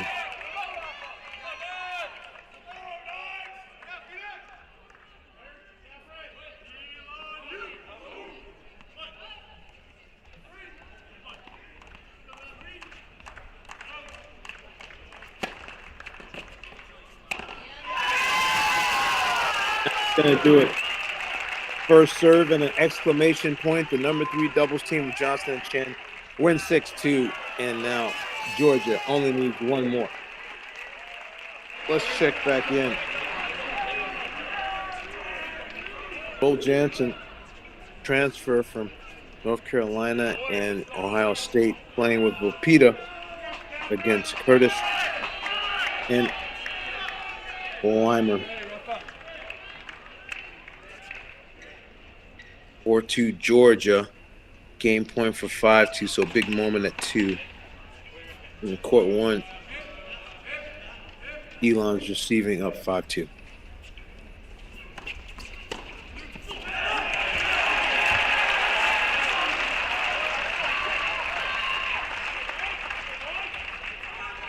It shows you the importance of making that first serve, transfer the pressure. It wasn't It's an 85-mile-an-hour kick serve, but he drew the error, and now Georgia's one game away at number 2. That scoreboard pressure.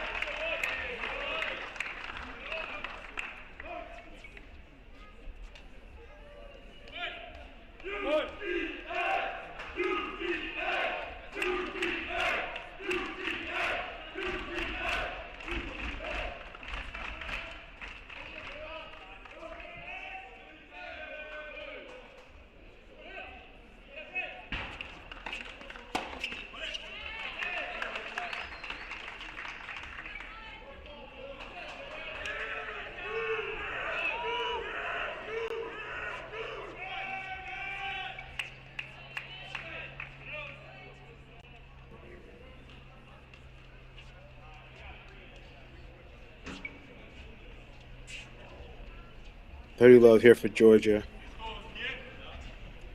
Down 5-2. Trying to keep the duel alive.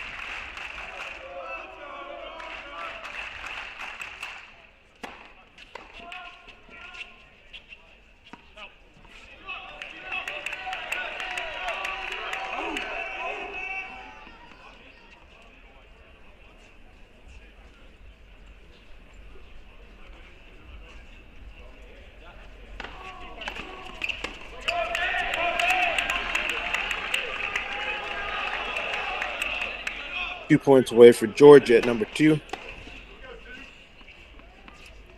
Elon having some hiccup struggles here, trying to close out. It'd be a great victory for Elon if they could pull off this number 1 doubles and force it.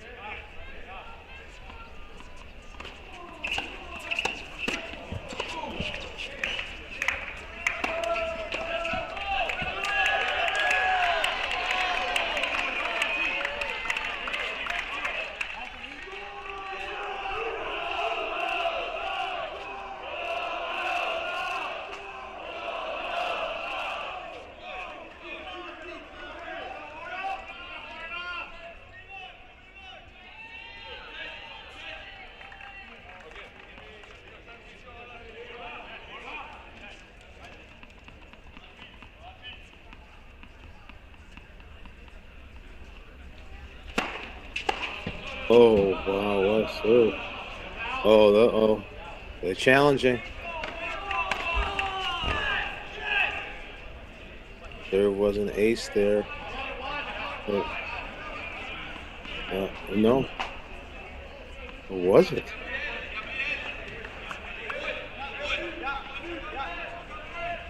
Crunch time at both of these.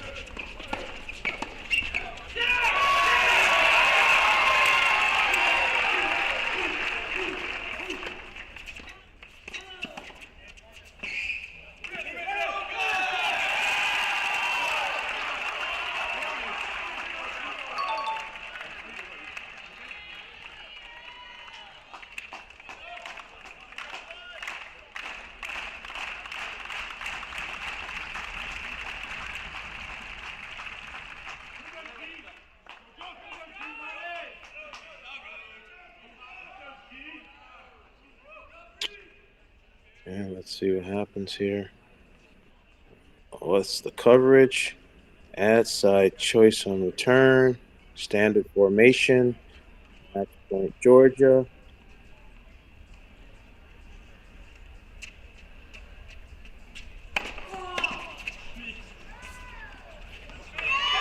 That's wide.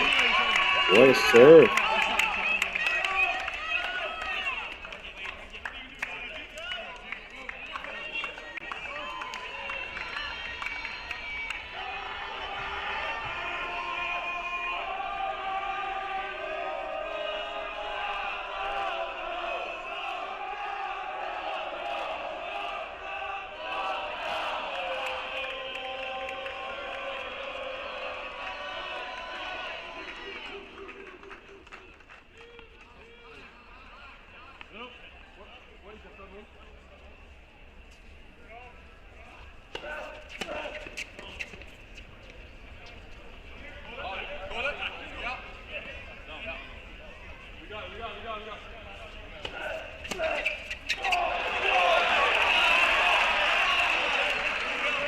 Getting pumped up. And winning the first point of the game is always so important.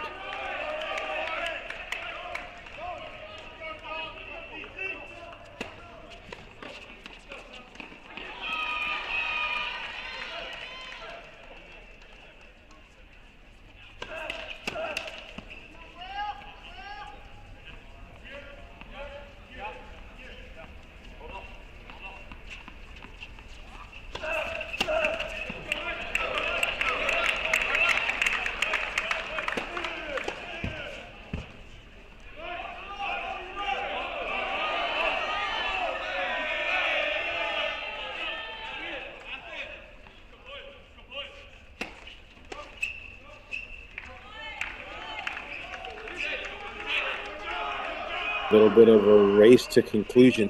Sometimes these for sure, no one said this happens, and it can affect the concentration. You have to really slow down and get your serve plus one organization for the team. That's a great serve there.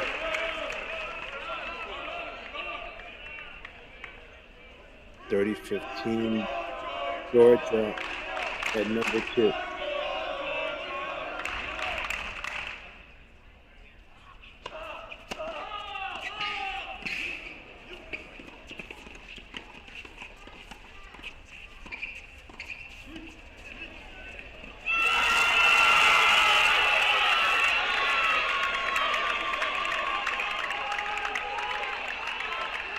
So if you're the Georgia team, you're stalling a little bit so you don't take the full loss potential. And if you're Jansen and Vopita, you need to be on the same page here on exactly what the serve plus coverage needs to be.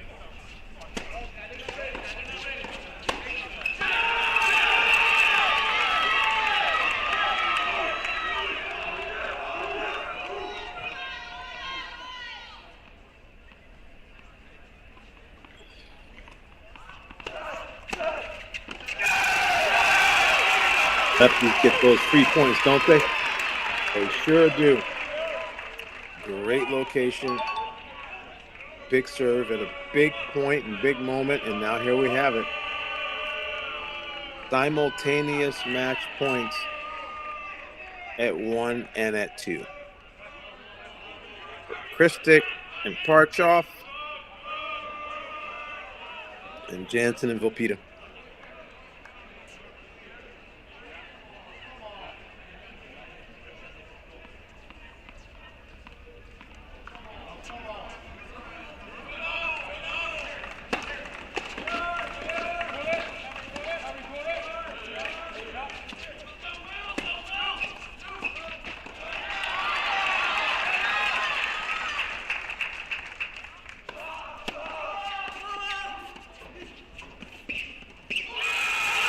Oh, what an angle. Didn't get enough on the half volley and created more of an angle and space to get beat. So deuce point, deciding point, match point at 2. And 40-15 at 1. So unfortunately, number 1 is going to have to set up a great play here, or they are going to be taking a loss. That's a big serve there. Okay, let's shift over to court 2. Maybe they close it. And number 1 doubles is abandoned. Unfortunately, after playing a solid set, does not get the victory. It goes abandoned, unfinished. We've seen it so often. I wish there was a rule where if you had match point or you're in match game, you still have to complete it. But they like the finality, if you will, of the clinch format. And that's the way they play it. And most certainly in conference tournaments and NCAA tournaments, it's best for the athletes to be done and take care of their bodies. So, Georgia Bulldogs, a little bit of excitement, keeping the crowd on their toes. Go up one love. We'll be back shortly with singles here. Watching the NCAA championships on Racquets feed. Coach Mark there on the 1s and 2s. And stay tuned for those that are concerned about North Carolina State. They will be probably getting things underway around the top of the hour. So we're going to take a short break, come back with some singles, and we'll keep you posted on what actually will be a start for NC State women versus Morgan State.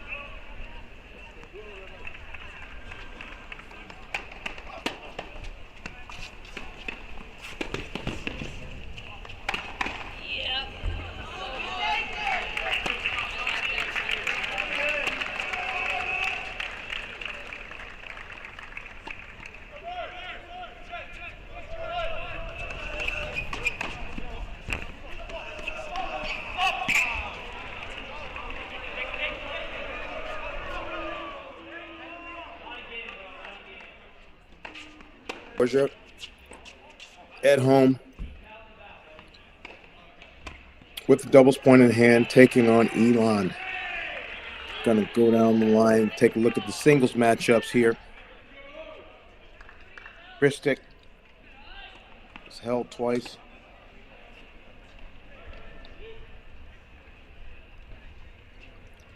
Oscar now serving 40-15.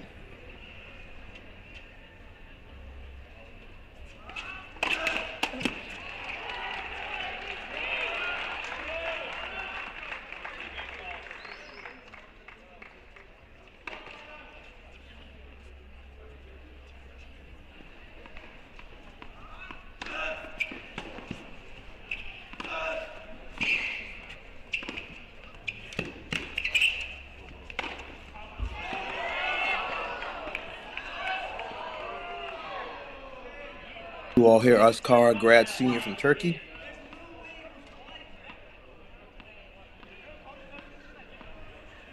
Vejo Kristic, senior from Serbia.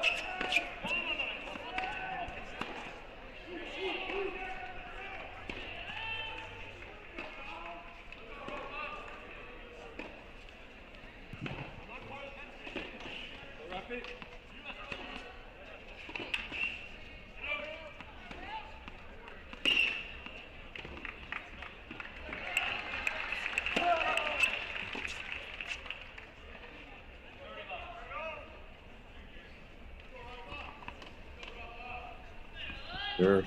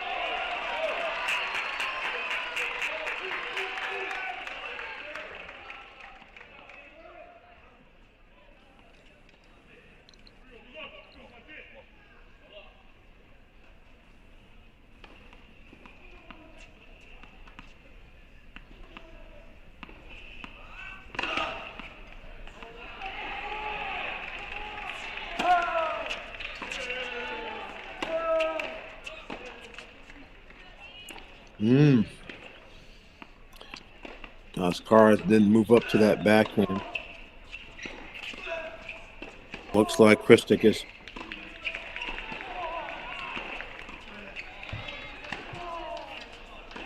pretty athletic after the serve, and we'll watch carefully for a little bit to get a sense of what his patterns are. You can see he's distracted by the crowd. It's a big crowd. You have to pace yourself and sometimes maybe even stop your serve rhythm when there's a bunch of crowd.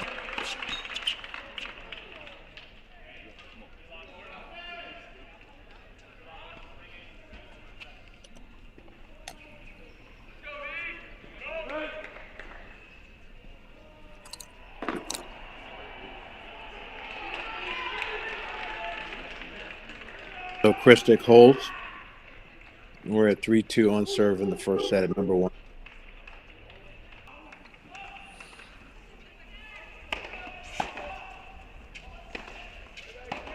Number 2. Rafael from Sweden.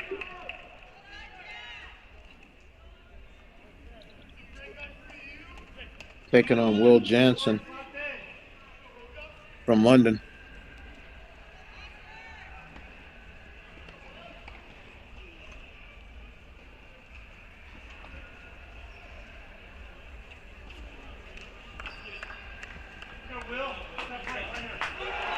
Jansen, senior transfer by way of Ohio State and North Carolina.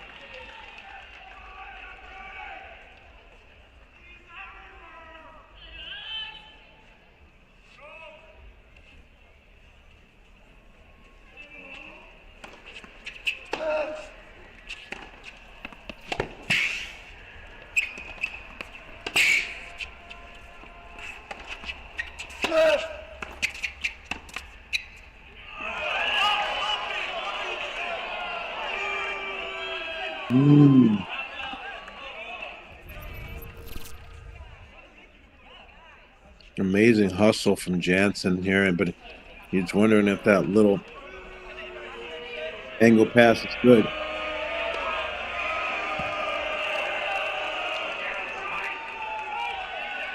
I guess it must have been challenged, and the crowd's booing. Maybe the challenge was correct.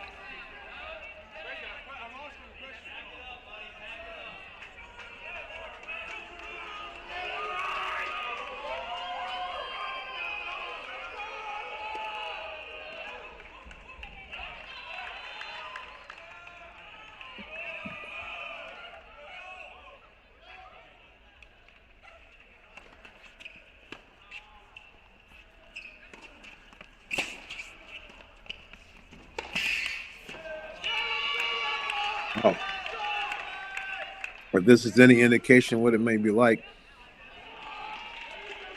Jansen has a big serve and backs it up with his forehand. Looks like Weimer is taking advantage of Jansen playing deep in the court and making a bunch of net appearances. Seems to be pretty handsy at net, so something's going to have to give in this match.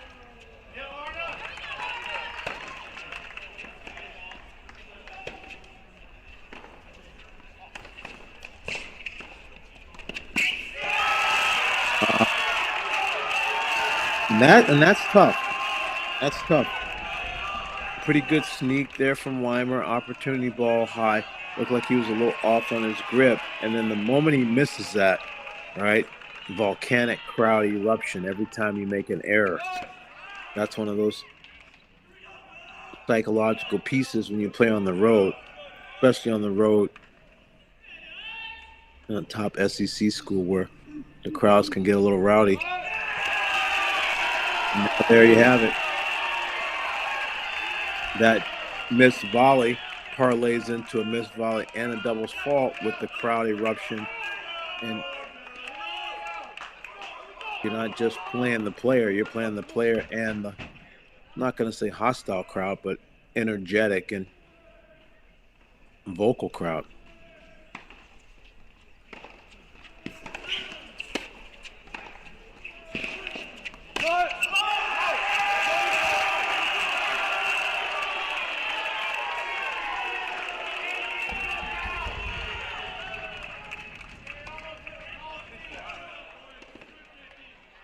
So that backhand pass was slid in, and even though Jansen half this game hasn't even been on the monitor, he has a break point.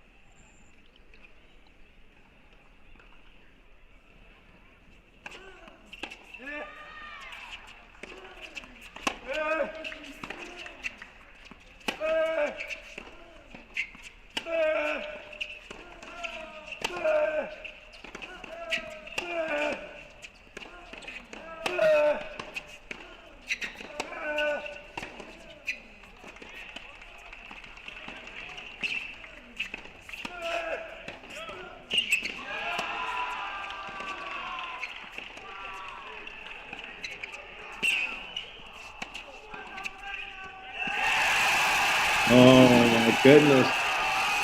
It wasn't the best drop shot, but Jansen's able to make it work.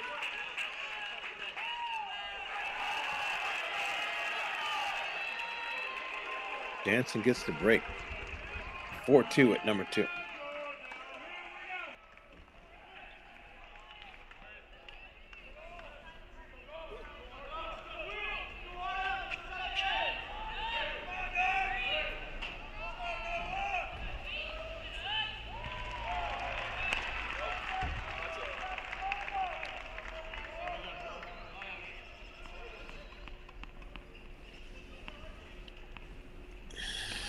Court number 6.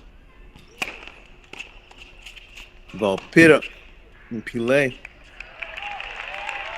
Valpita already off to a quick start. 5-2. Gabrielle is from Rome, Italy.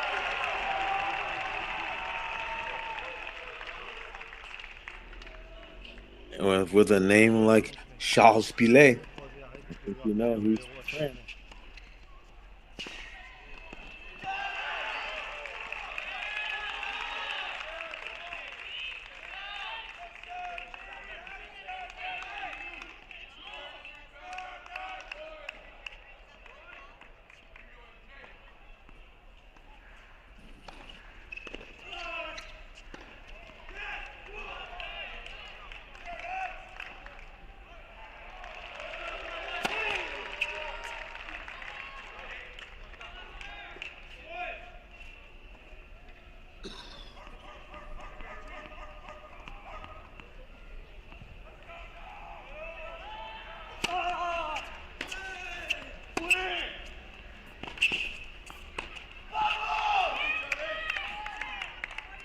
That's outstanding tennis.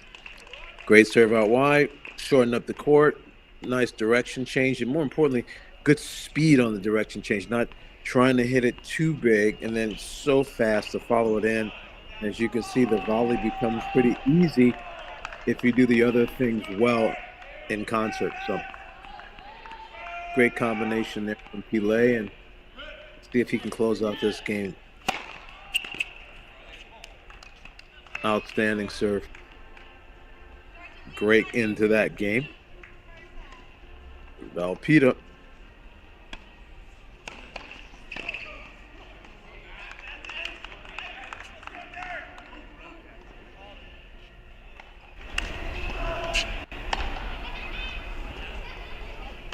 Now serves for it.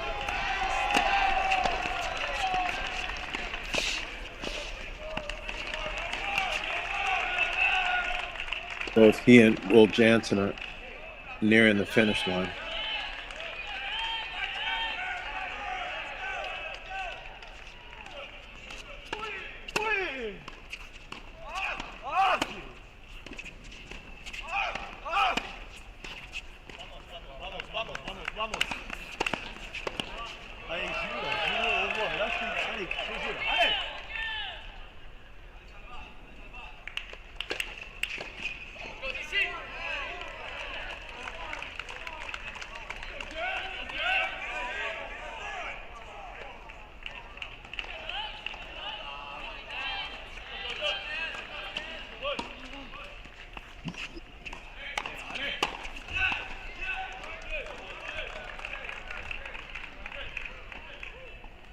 Noah Johnston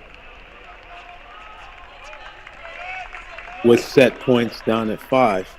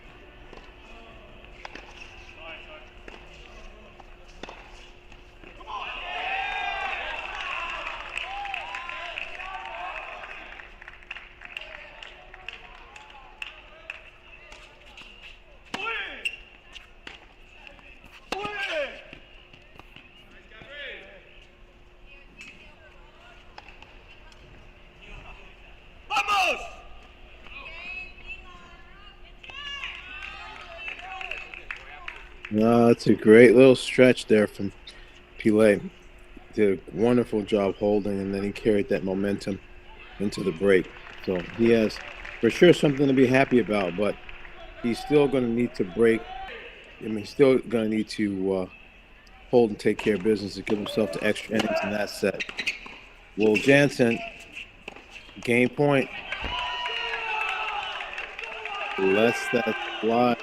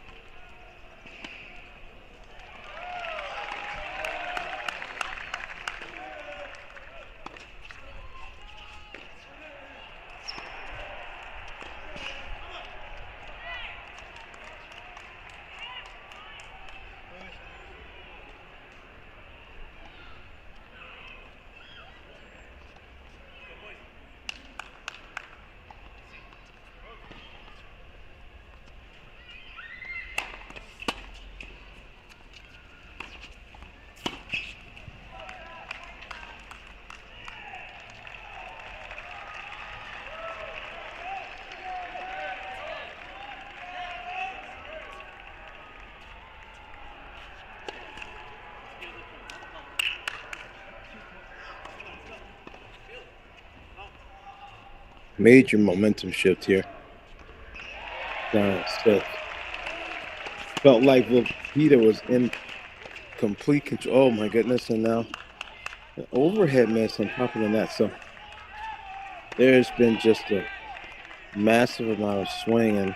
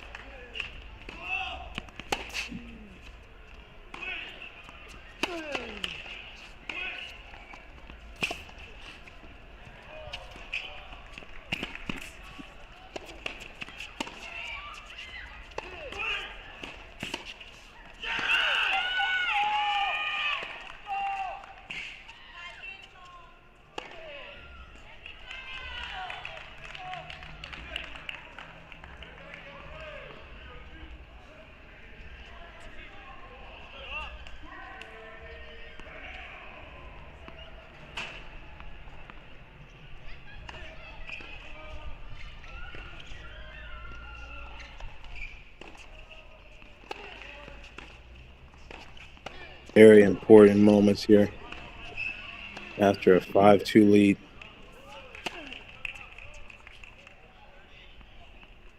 For those interested in the TCU match, they've had some slight weather delays. We'll be bringing some of that action shortly.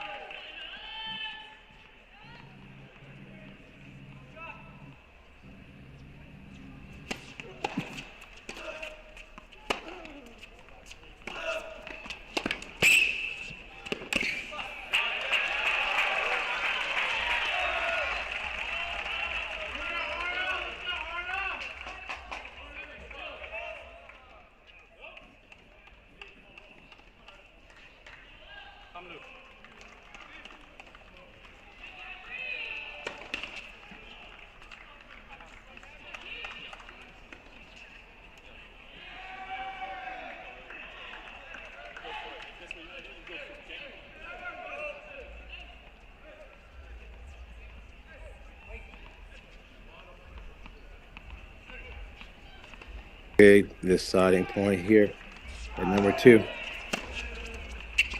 Driven and volleying. And he caught Jansen there. I'm surprised Jansen looked to just chip block that. It's almost like he wasn't aware that Weimer's taking every opportunity he can to come forward and play the net. So nice job.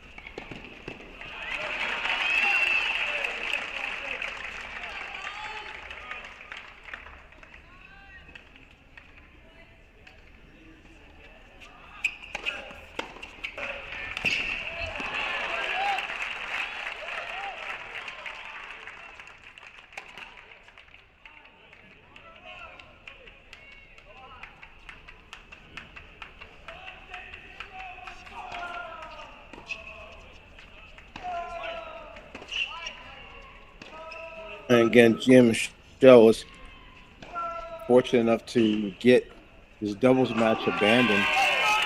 At number 3, Jack Curtis is off to a solid start in this one.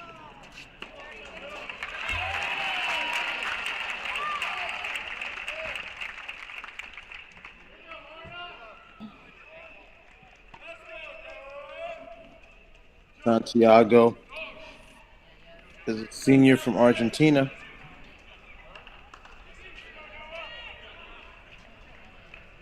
Jack Curtis is a junior from England.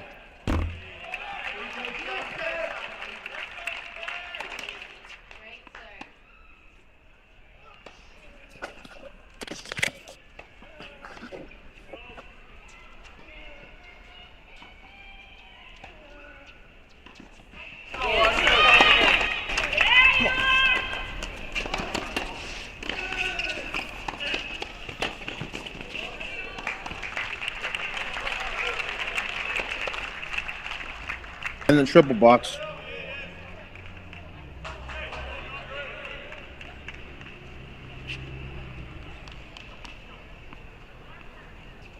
Derek Chin's up 5-3.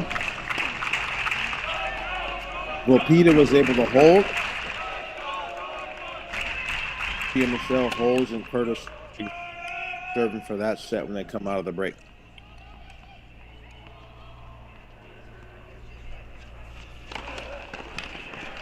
Actually, up. Dawn leads 3. Elon leads 4, and it all starts with some first.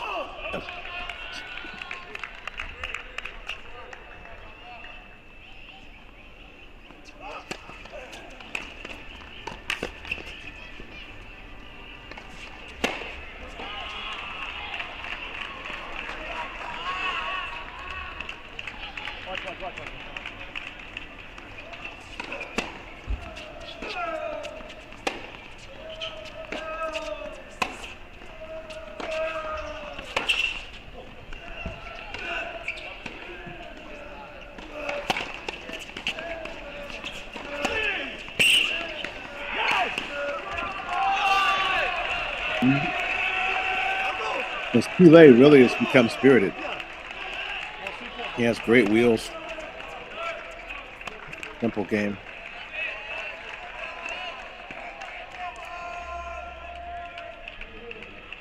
And Wilpita is just becoming a little disappointed that this set's still going on.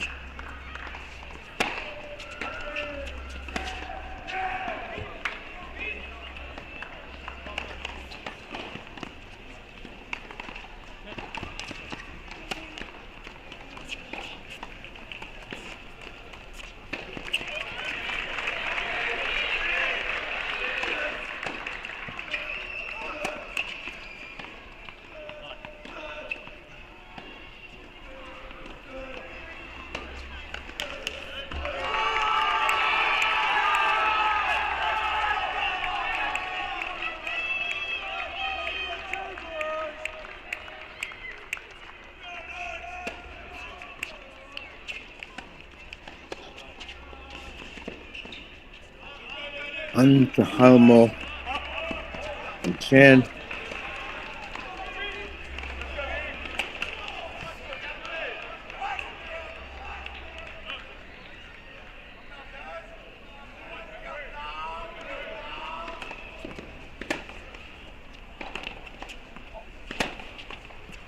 That point for Chan. It's getting tight in the 10th game at number 1 singles as well.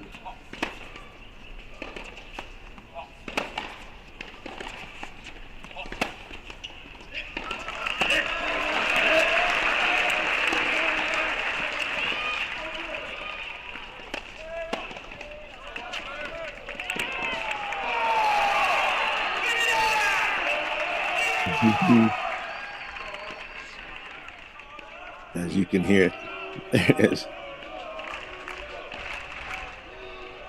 a great fan base and great support in Athens. The people love their tennis.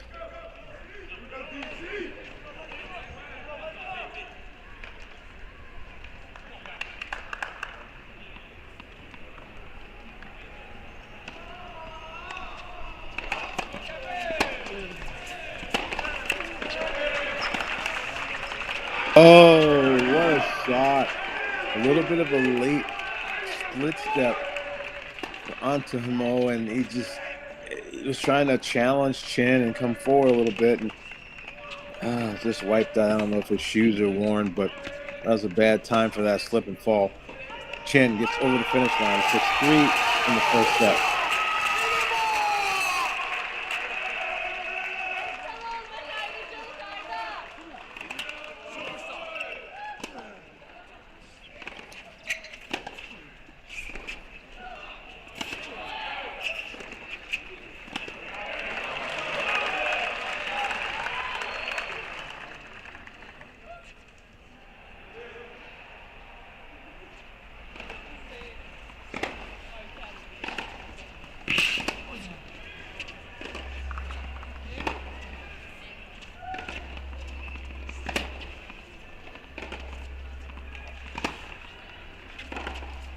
Oscar 40-30.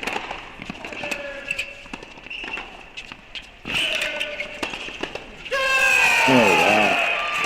Wow. What a forehand.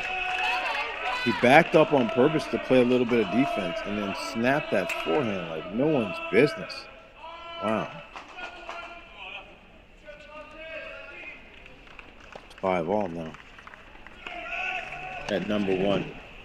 And we're in a breaker. 1-9 on court number 6. Volpita had a big lead, but that's the thing of a pass.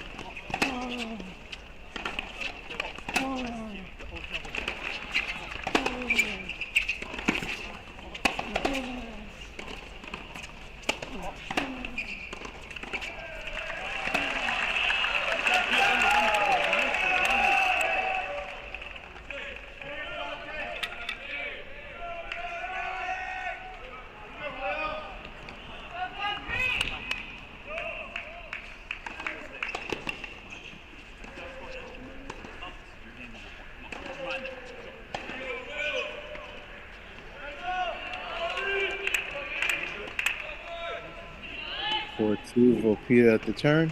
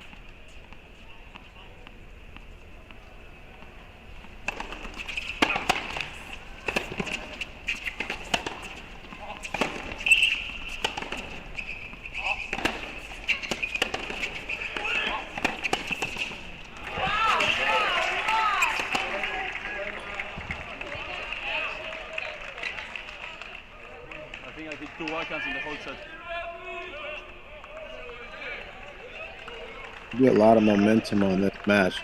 Both guys have fought like a dog for this set.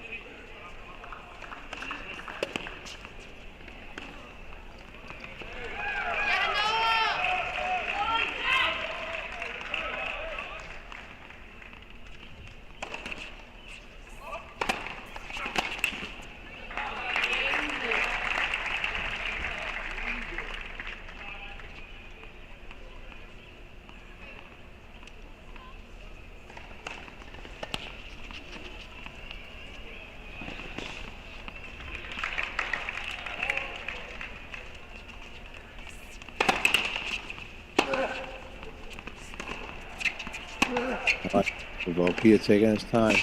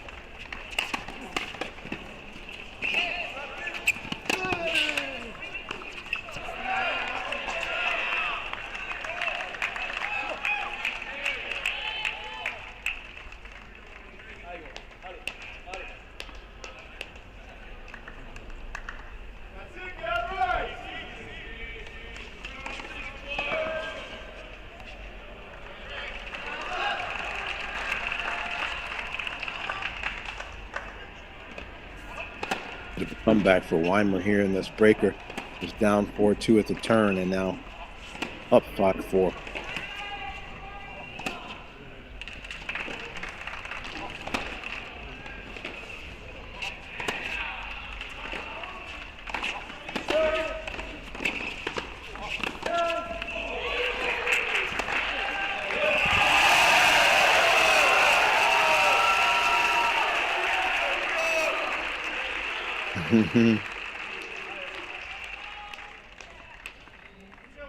Five all, Jansen.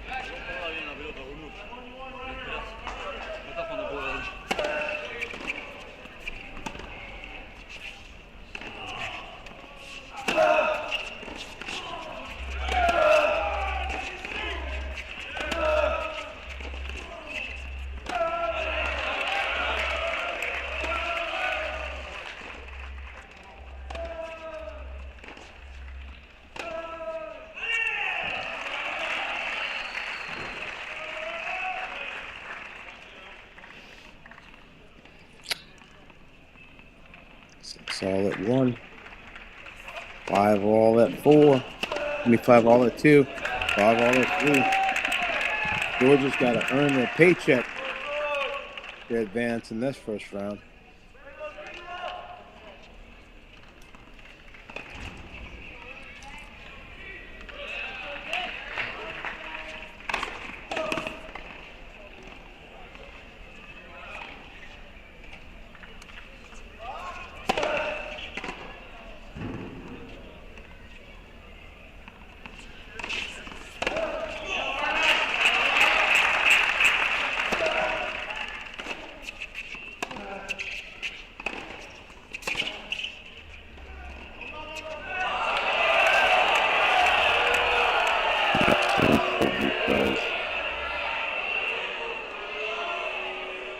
Oscar was the one trailing the entire set, holding to tie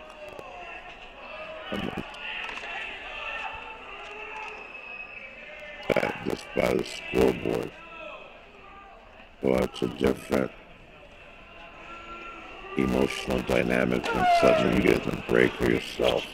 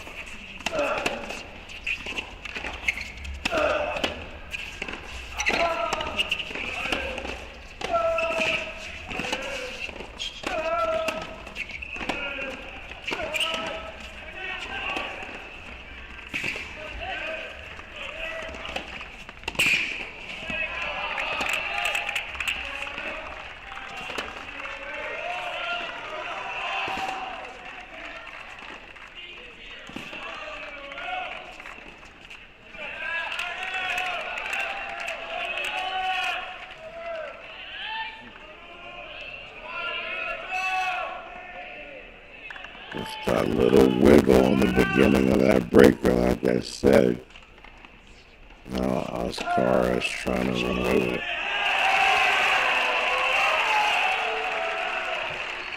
Forehands and getting the ball. That's a heck of a combination. 5-0 Oscar.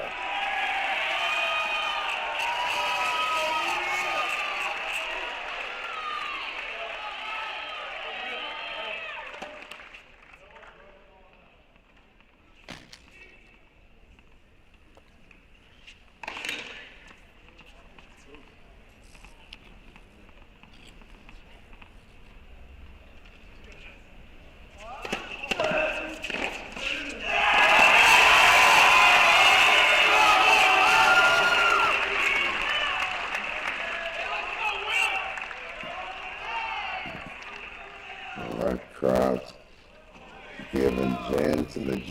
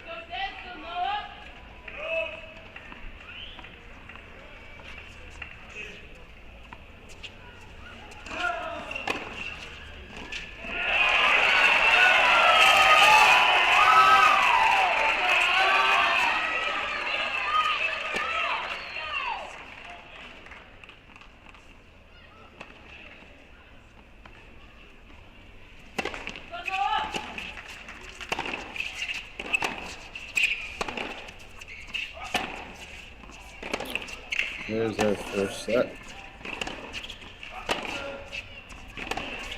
Spotless breaker from Oscar there after trailing and fighting his guts out just to stay even.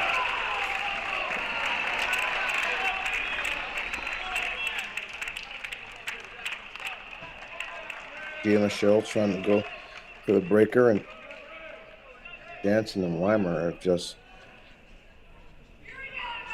scratching and clawing the entire time.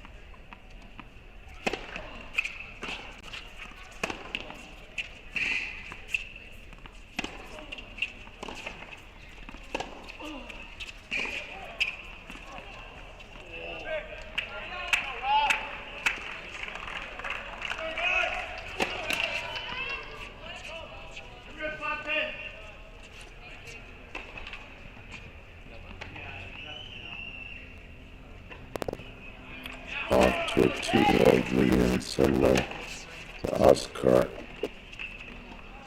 Yes, and then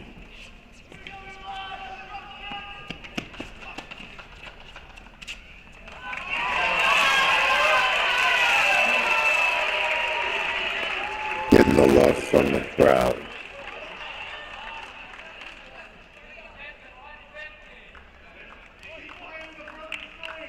And now he leads through love. And Jansen.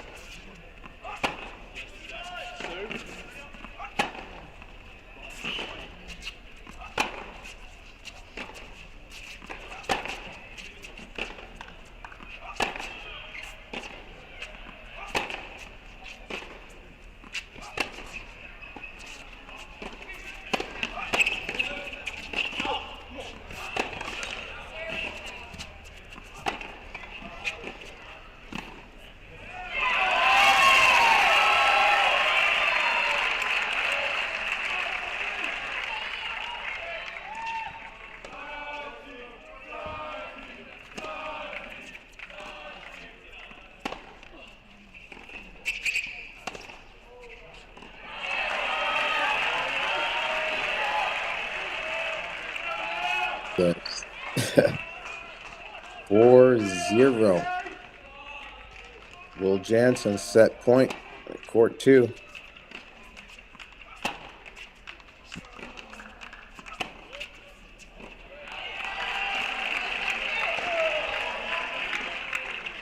And another error. Wow. Curtis is sound. Getting on top of him after every unforced error, and it adds up. It takes its toll on you. Psychological warfare.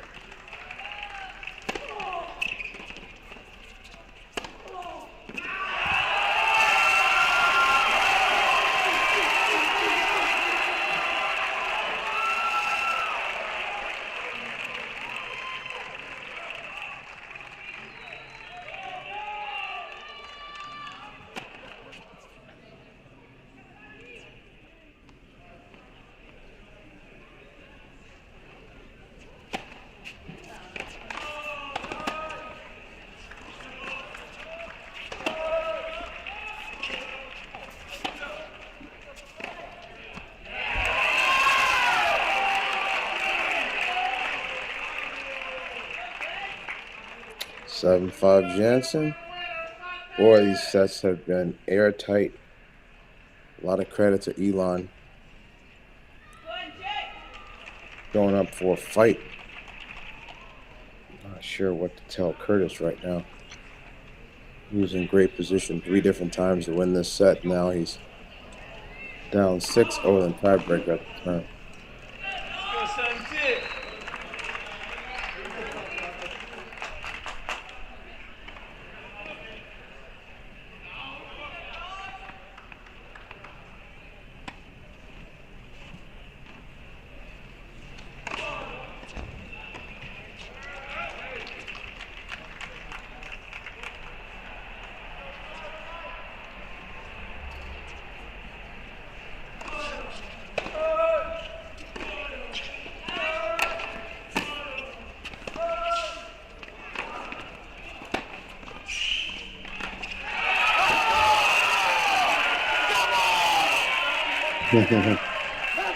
There it is.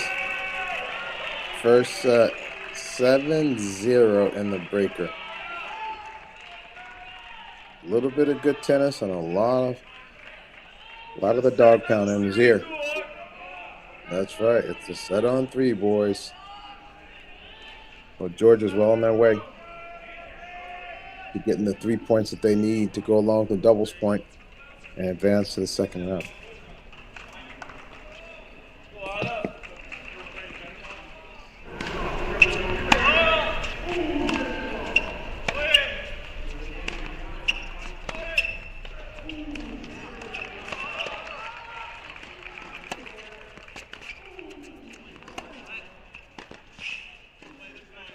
Noah Johnson is moving right along. And for the Dogs, they definitely had some first sets that were nip and tuck and could have gone the other way. But with good competition and fighting and the crowd support, you can see why the home field advantage is so important. They were able to pull out all 6 of those first sets. And 4 of them had to go extra innings.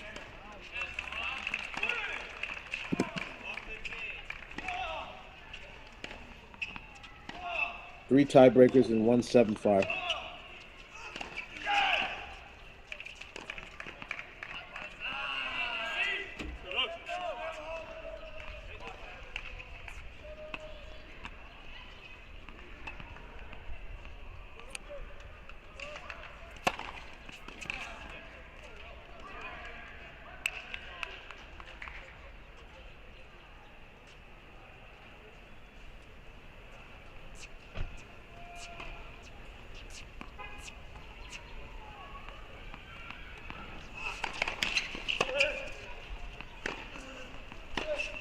Nikolai Parchkov is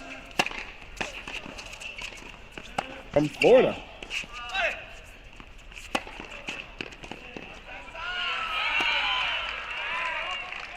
Well played. From Brandon, Florida.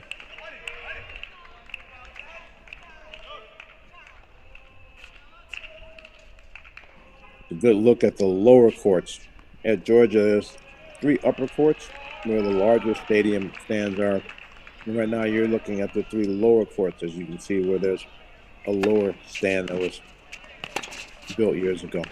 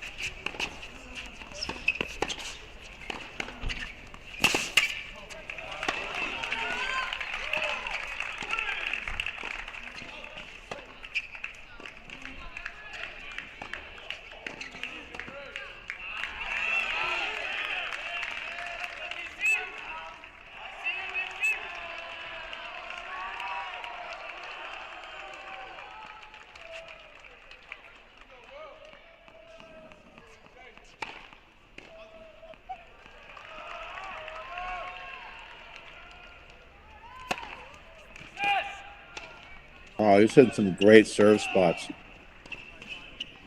Outstanding technique there. Good athletic height. Nice pop. A lot of good tennis players on Elon's team.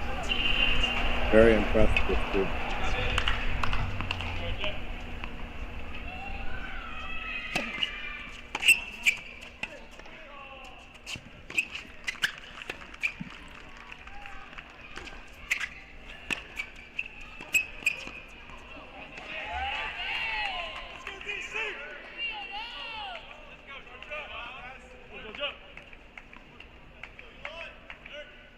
Derek Chen, the grad senior from Cambridge,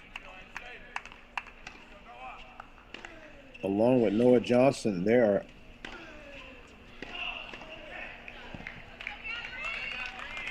going strong and giving Georgia the ability to start putting that suffocating scoreboard pressure on the visiting team.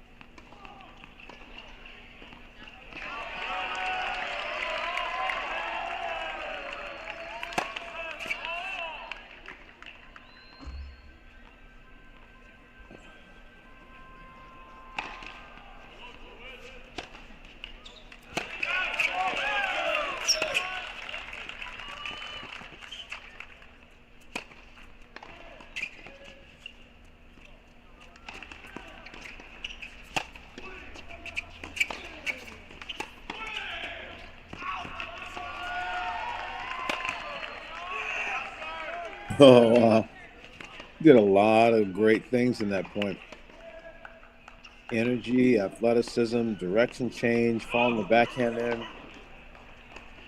overhead placement, bounce overhead. Just missed the last one.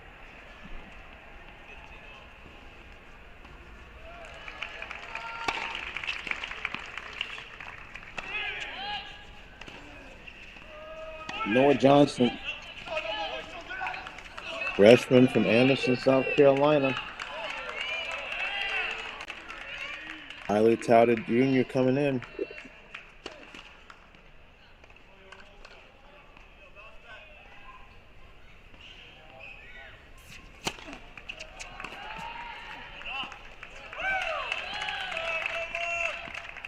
Great serve. Just love going into the body with the slice and letting the ball move and dance and kick, and something Ben Shelton understands quite well. Nice to see that in John.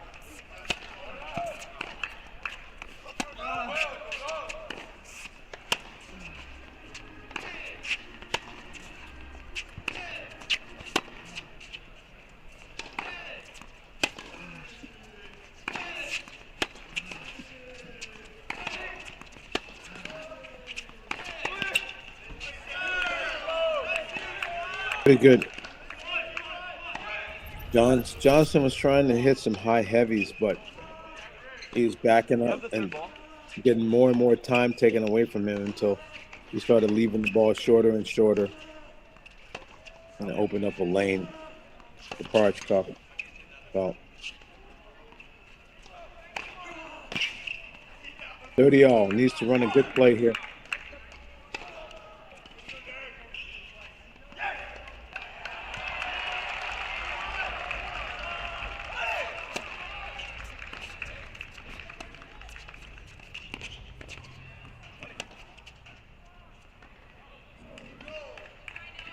So I don't like that at all. Your time to close out the match, and you hit the kick serve, and then you throw in a confused drop shot, draw the opponent in, and then not aggressively go after the pass, miss the lob. It just gave off the nervous vibe. It turns to trying to close out the match.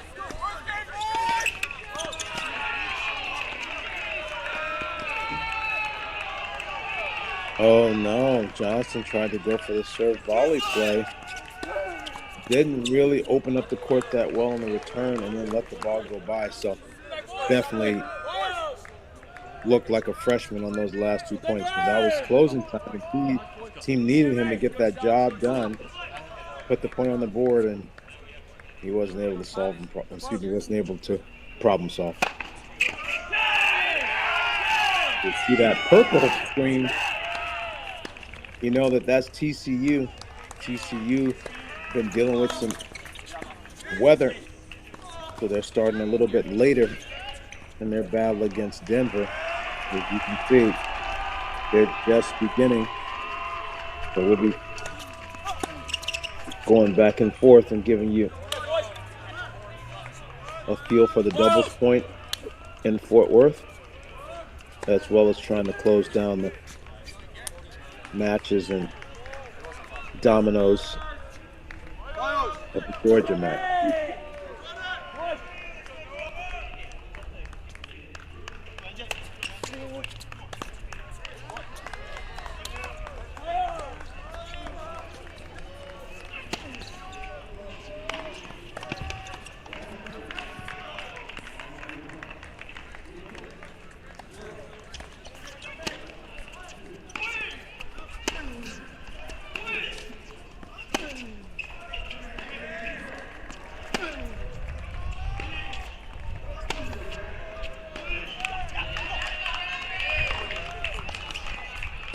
Volpita still putting in the yeoman work, as you can see here.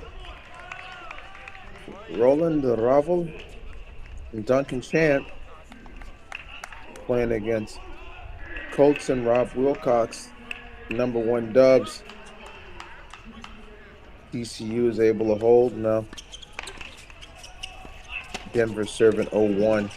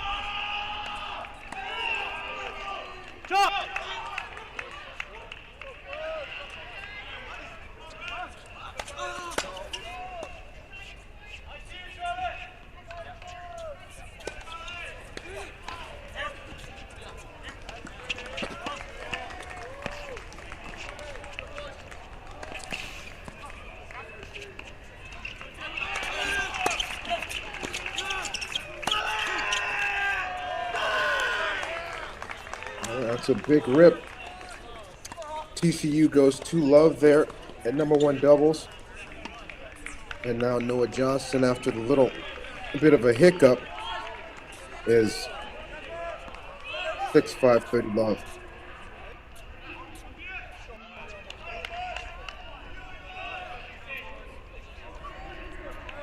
Number 2 doubles, Mishiro and Ravai against Federico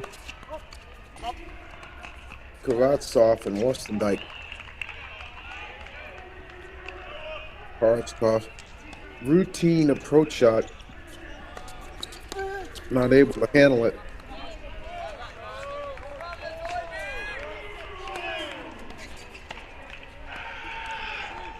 And now match points for Johnston.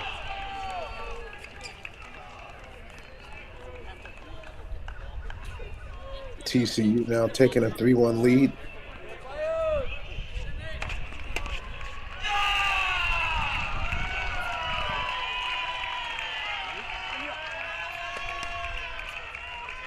Oh, so that's awesome. Noah Johnson to get his first NCAA win as a team member. 6'2", 7'5". So the Dogs are up 2-0.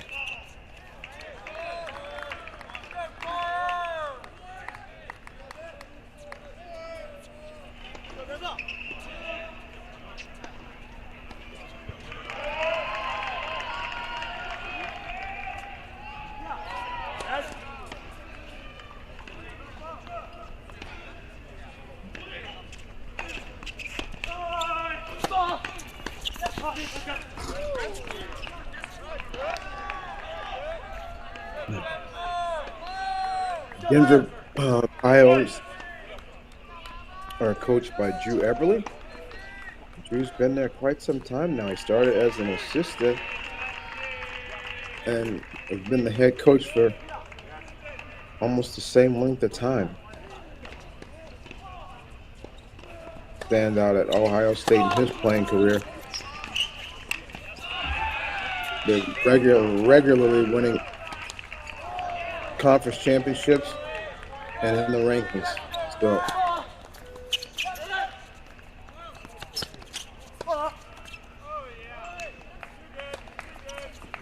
well earned and deserved place in the NCAAs for Coach Eberly and the Denver Pioneers.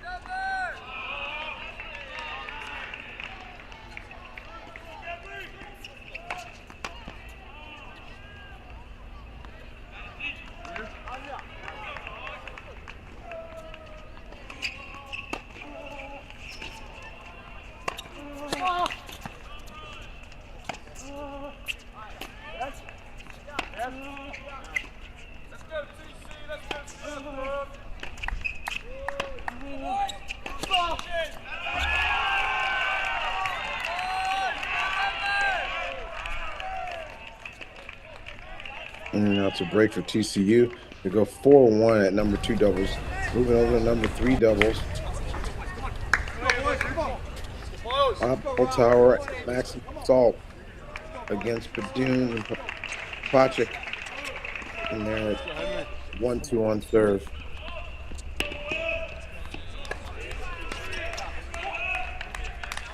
Key moments here. Weimer and Jansen have had quite the electric match. Been a fun one for the fans and lots of athletic points with the contrast. Weimer's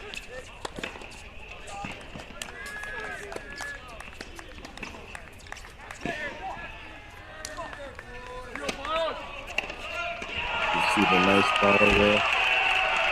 Oh no, Weimer double faulted to give Jansen double break lead. That absolutely hurts.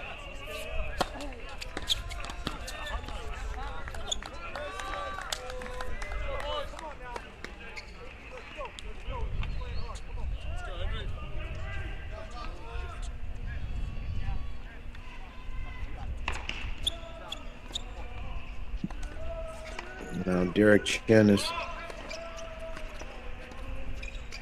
up 5-2 receiving.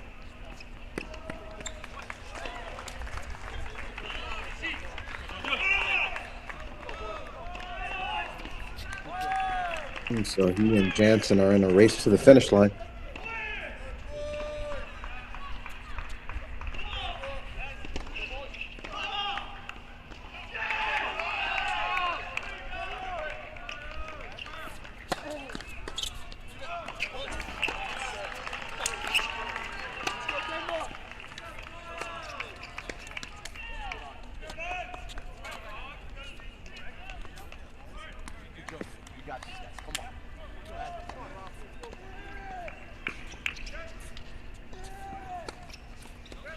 Let's go, boys.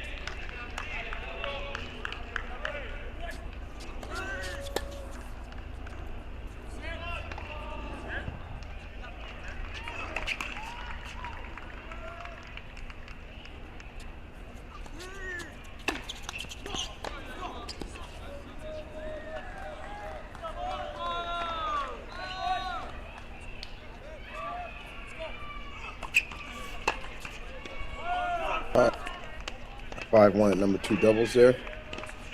Chen.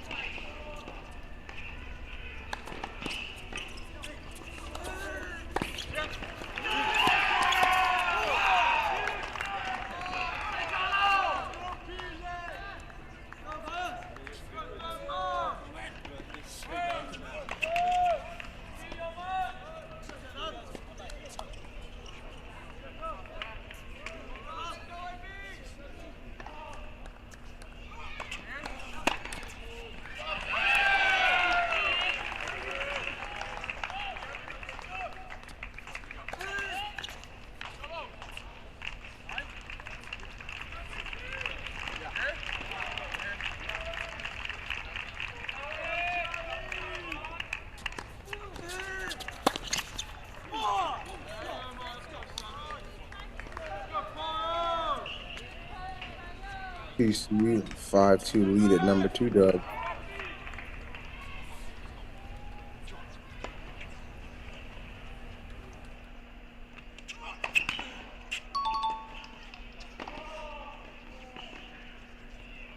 Deciding point, match point.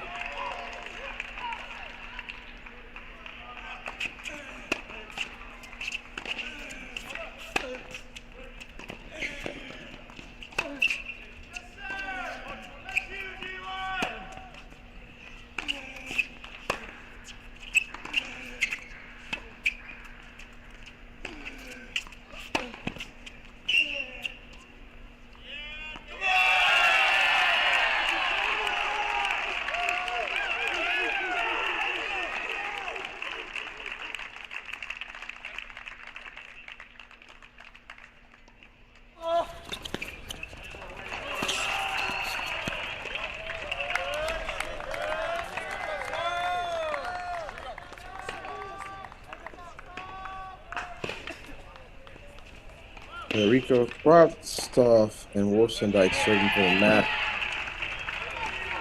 over at TCU. And Will Jansen now.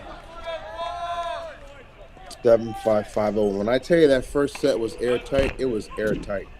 Super close. It could have gone either way.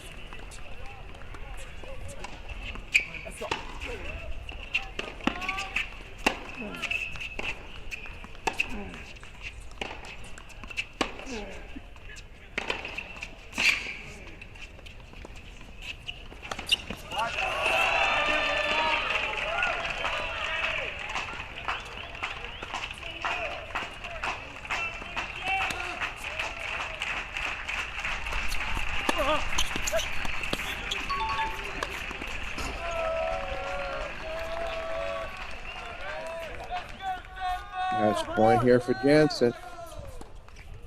Match point for the TCU Horned Frogs at number 2 doubles as well.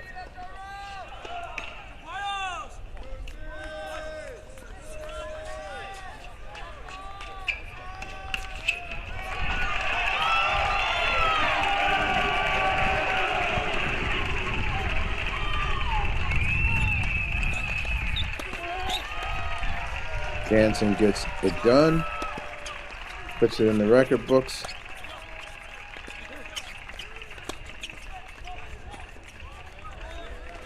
As you can see,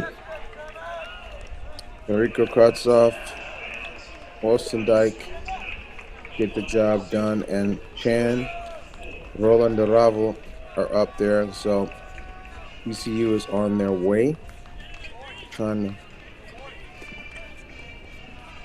take care of the first order of business in this NCAA championship, which is winning the doubles point at home against Denver.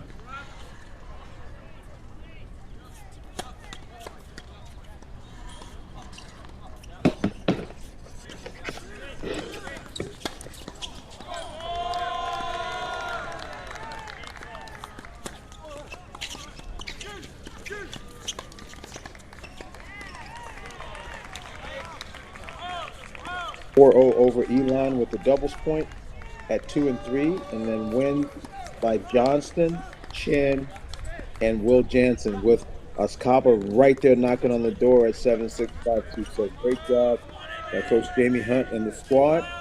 They're moving on into the second round, and now we'll turn our attention, full attention, to TCU for the moment until we get word that NC State, weather-wise, is able to play either outside or choosing to play inside because it's too inclement.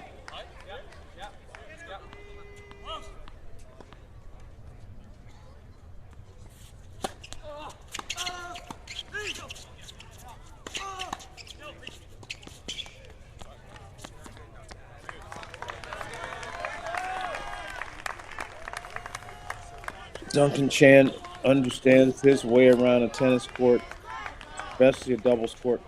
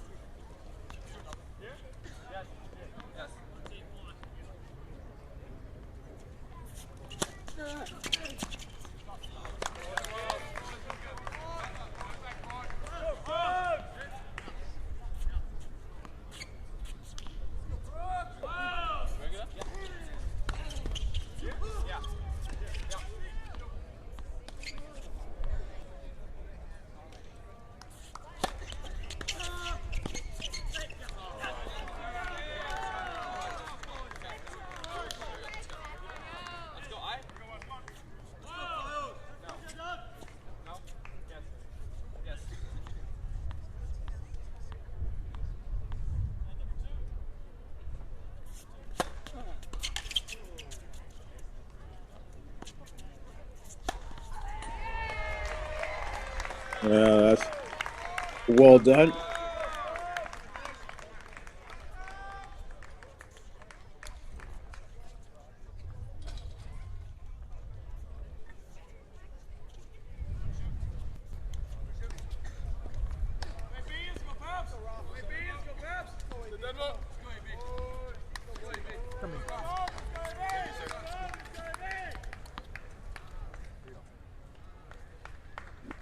Roland Duravel and Duncan Shannon are the number 4 team in the nation now. They are 18-2 on the season, and just recently they were undefeated. Apple Tower and DeSalt 4-3, and they're on serve with Dune and Popacek.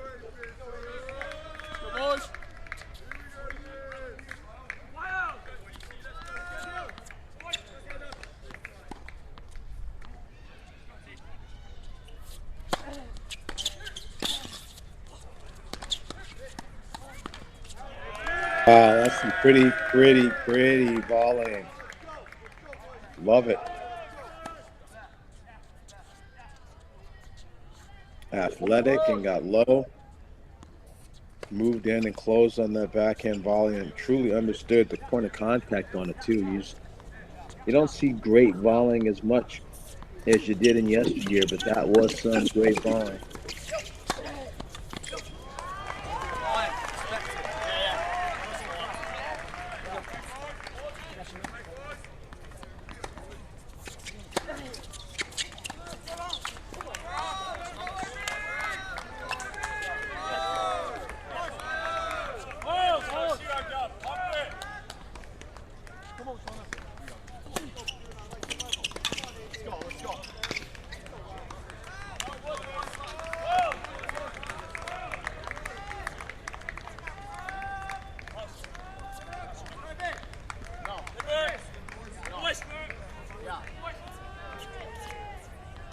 Always a challenge in the ad court if you serve wide.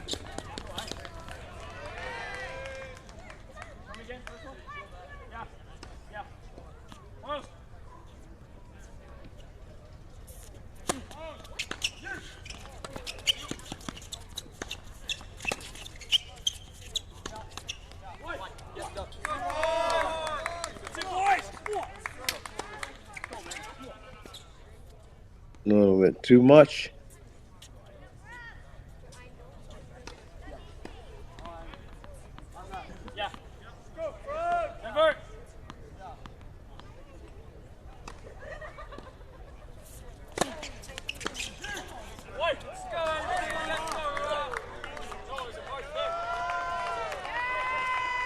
Oh, wow. It's an overrule.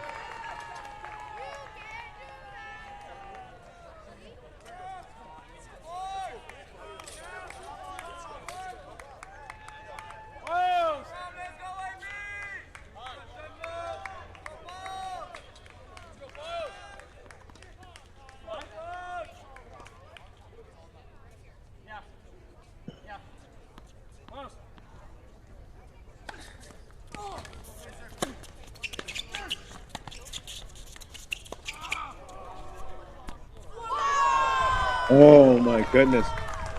Falling backwards, shoelace topspin lob winner by Duravel to get the job done. That's a great low chip there, and that corner to close it. And that is the doubles point. TCU getting wins at number 2 and number 1. Get the job done, and we will be shifting over to singles. So again, in our action, we've already seen earlier today the Virginia Cavaliers went 4-love, and the Georgia Bulldogs went 4-love, and now TCU takes a doubles point on the Denver Pioneers. We'll be back with singles in a little bit, and obviously we'll get you an update on the NC State women's match when it's available.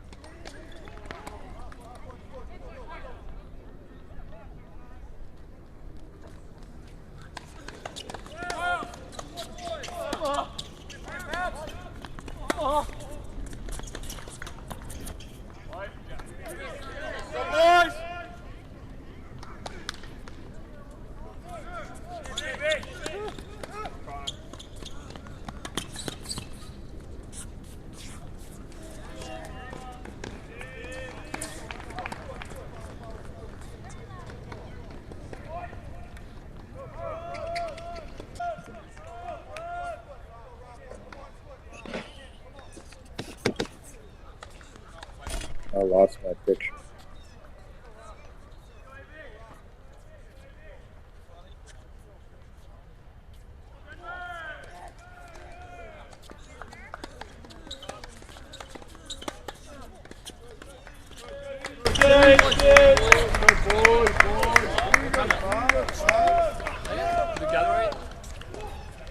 Thank you.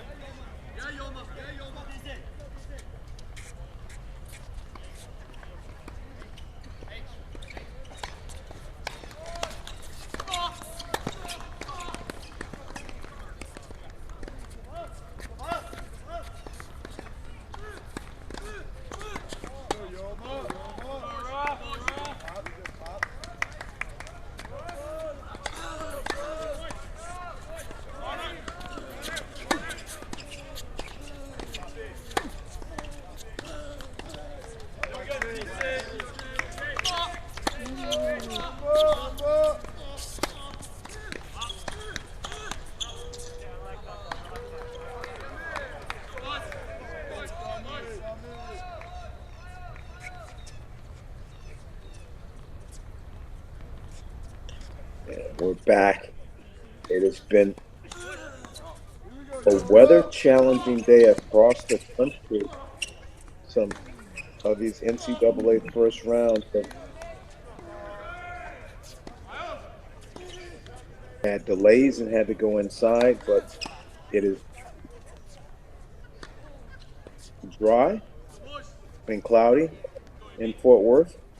TCU, number 3 team in the nation, but tournament's number 6 seed. Again, there's some tiebreaker rule politics that went on that adjusted some of the seeds in the NCAA tournament. So again, TCU ends up being the tournament number 6 seed, and obviously NCAA finalist from last year. Losing to Wake.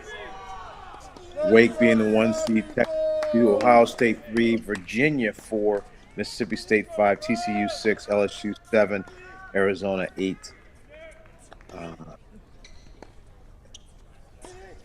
Opening here at home against the Denver Pioneers, coached by Drew Everly. Doubles point to TCU. Now we're at number 1 singles.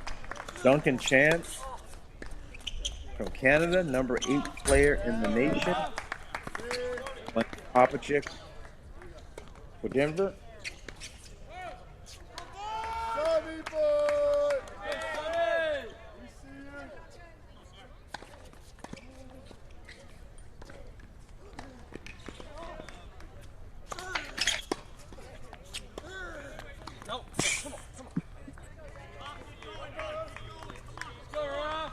Those that never watched Duncan Chan, but he is electric. He's exciting.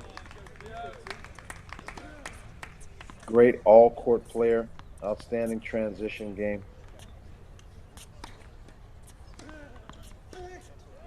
Always a fun watch.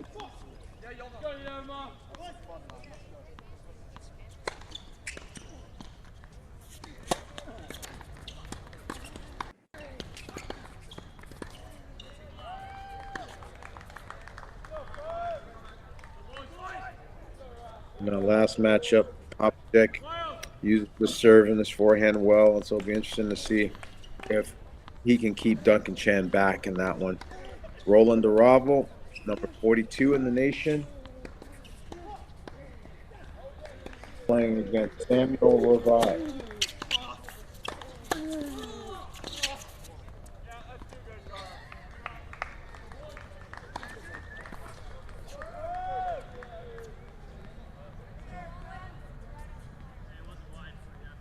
Sam, at some point in the season, had played number 1 for Denver in the 2 slot here. Roland Duravel.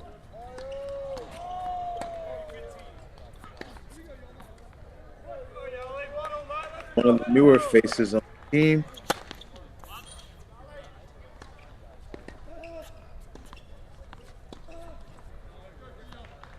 And in this new era where there's no Louis Manstead and Pedro Vives, no J. Penny Jones, TCU has reloaded and still has themselves in the top conversation for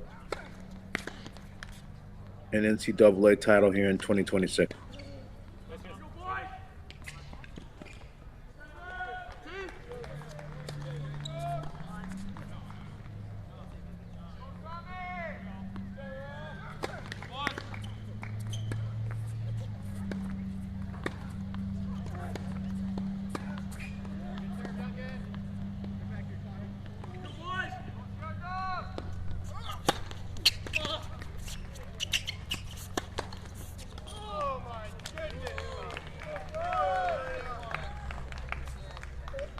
Well, that's a hold. Very confident.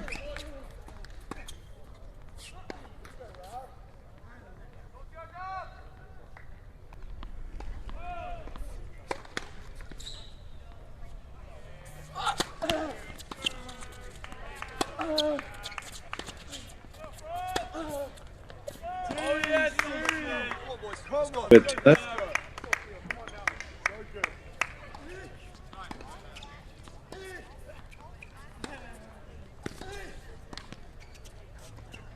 Theo Coates, sophomore, England. On third with Cooper Wustendike from Kansas.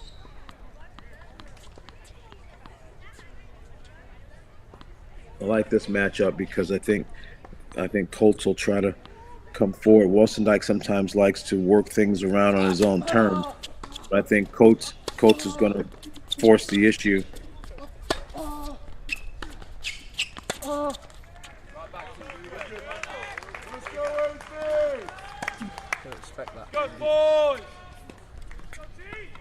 Yeah, Dub. Right now, boys.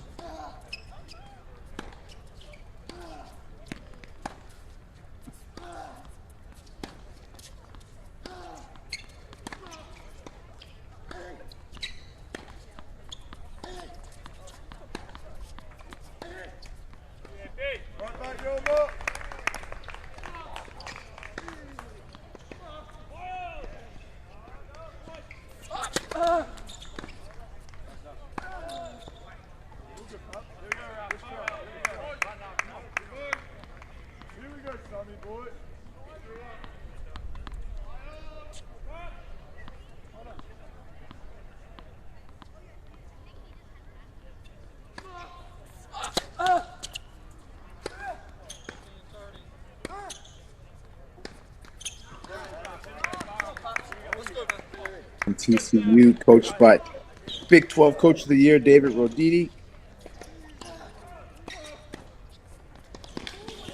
Associate Head Coach Devin Bond. Yes, Sammy. Go Fires!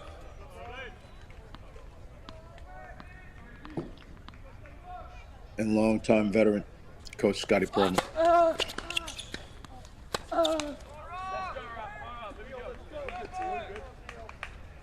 And those are the routine types of balls that Coach has to make. He's definitely capable of tactically giving Wilson like some issues, but he has to make enough balls and make enough shots to earn Wilson Dyke's respect here in the early stages, especially on serve.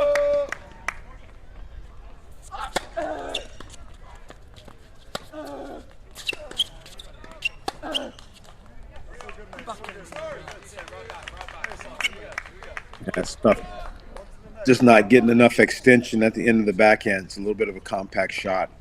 And he's not finishing that swing. So he had a couple of miscues on the backhand and ends up dropping serve. Wilson Dyke 2-1. Moving over to number 4. Connor Rob Wilcox, grad student, Salt Lake City, versus Oliver Bonding. Let's go, boys! Let's go, AB! Go, Connor! Bonding. Top ITF junior coming in. Extremely strong and experienced player in the 4-hole.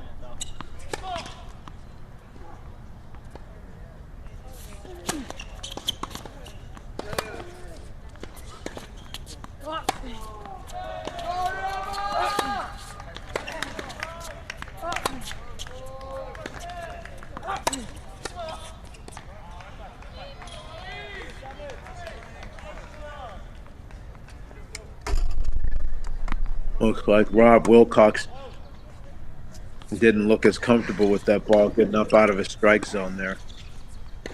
We'll pay attention and see with some of the upcoming cross-court forehand rallies how he holds up with Bonding. That's tough serve. That's a great spot.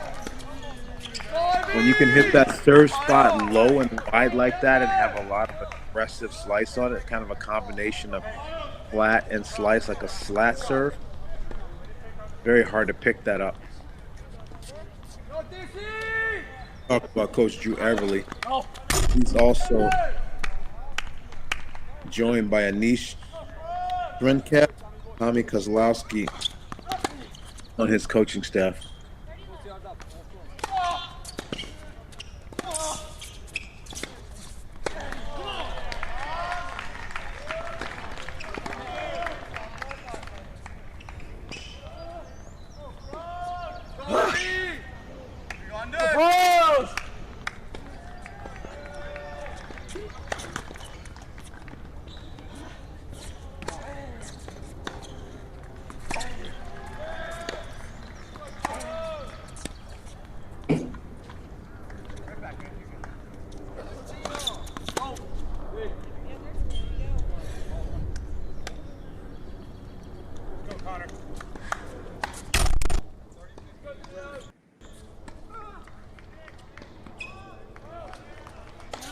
For those that have been patiently waiting for the NC State match that we were hoping was going to start almost 2 hours ago, looks like they're going to have some tennis coming your way soon. So after we go around the horn here with these singles, we may get you connected to the doubles point there and start giving you some combined coverage of the last 2 matches for us today.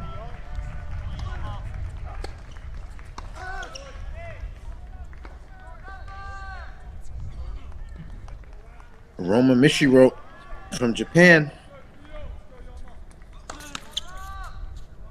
senior,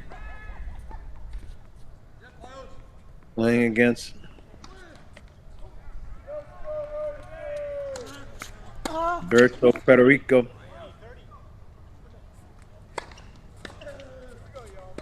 On serve.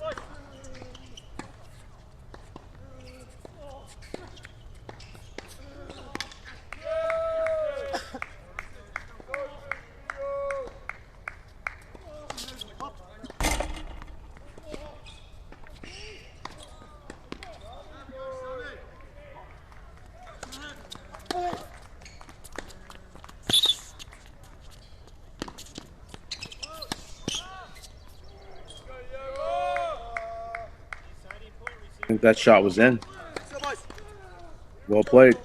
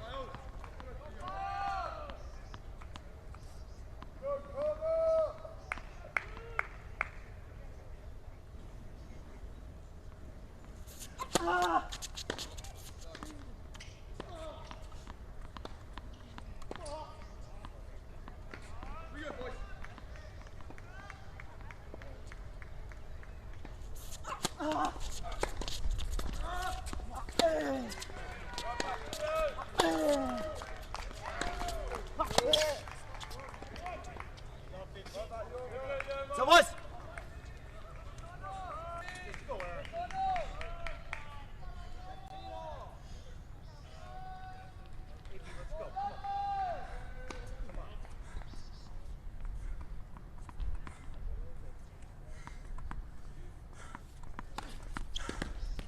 Again, Denver Pios won the Summit League, and I think it's my understanding that it might be their last year. They may be shifting. They may be shifting to the West Coast Conference, one that contained Pepperdine and others for many years. So I'll double check my facts on that, but I believe that to be the case. They're the Summit League champions again.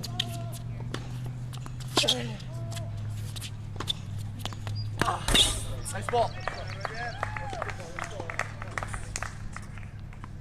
Nice shot. Sorry, sir. Yeah, Pasquale versus Badoon. Badoon from Minnesota.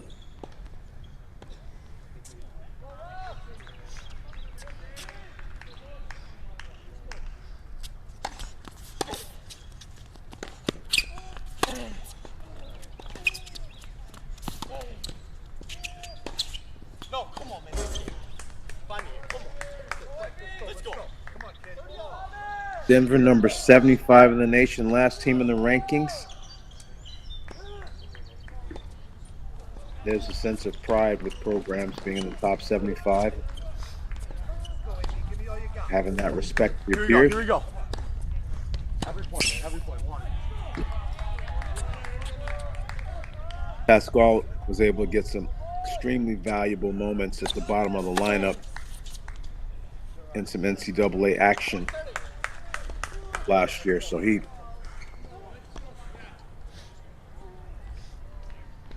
will be poised to make a contribution and be called upon at the bottom of the lineup this year.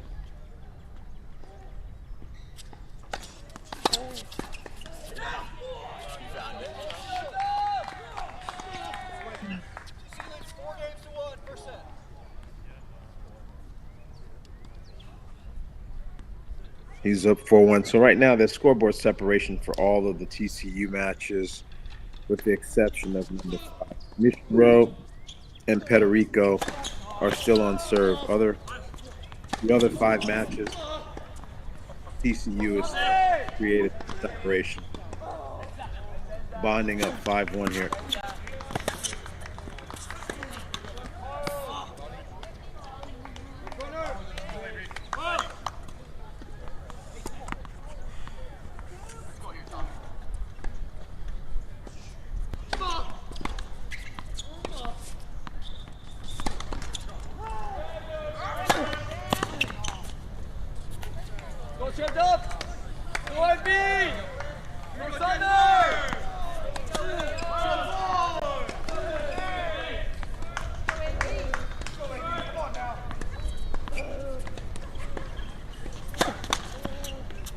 What you get, because TCU's lineup is rather even, is not a huge drop-off top down. And so when you have someone like Bonding in at the number 4 position, but he's on par with the top guys, you can see what ends up happening.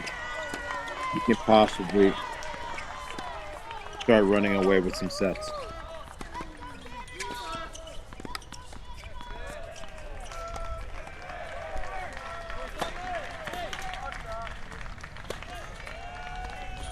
And it's not much you can do. That looks like Roger Federer right there. But it's Oliver Bonding. Clinic on serve +1 right there. Great spots, outstanding movement, and then following it in when you're ahead in the point. So 6-1 TCU at number 4. Duncan Chan here. 5-1, 15 love of Popacek.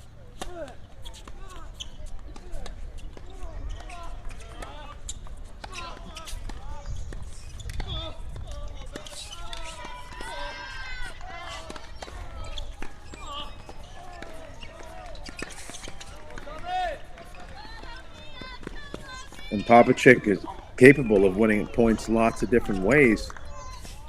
It's just difficult for him to play more offense because Duncan Chan just doesn't give you the time to play. Right now, Chan's toss is drifting a little left, so he's missing his out wide serve.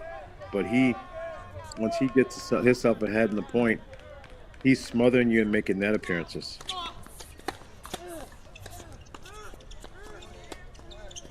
And what do you know? There's tennis at NC State, women's side. NC State Wolfpack, ACC champions in the tournament,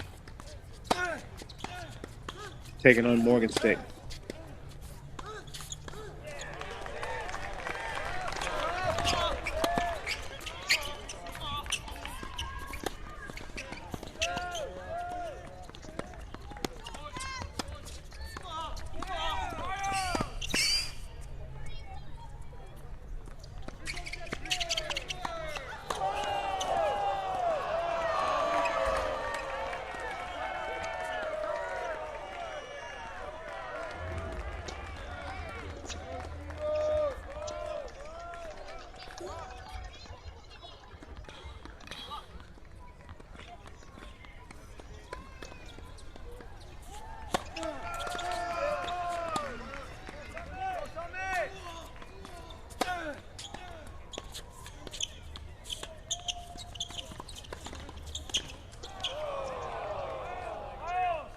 So you've got Gabriella Broadfoot, Victoria Swedway, number 3 team in the nation, going against Lauren Hall and Marta Stara-Carls here at number 1 dub.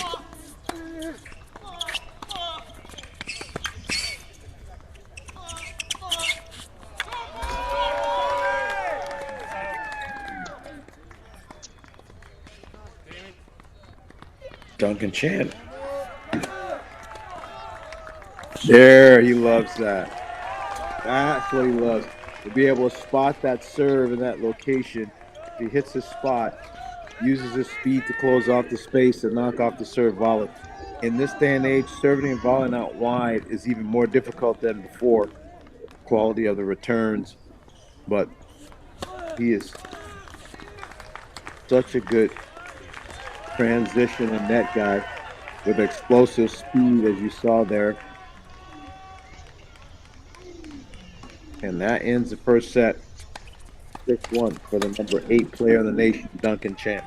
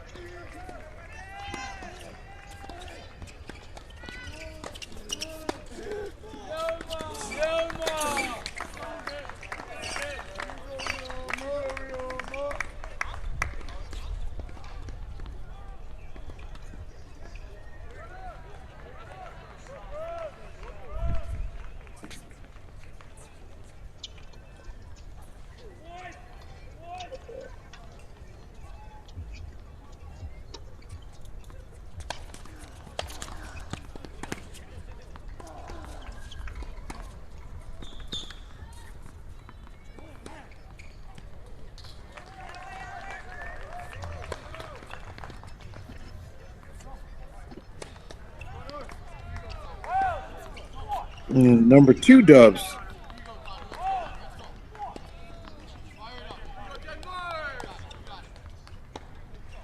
Julia Jeffrey, Michaela Stevens, Morgan State, and the number 49 team of Jasmine Conway and Anna Duranova.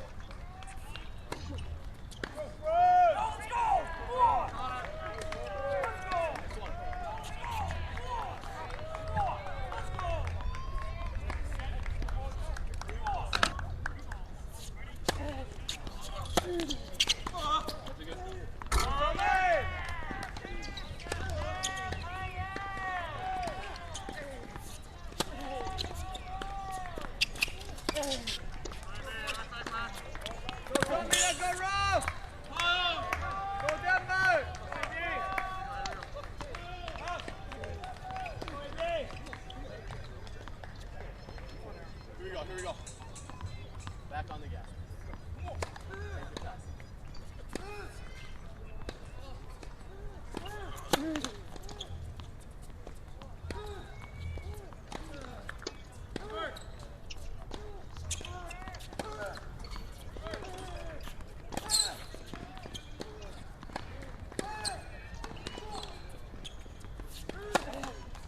And then the ground stroke was called wide.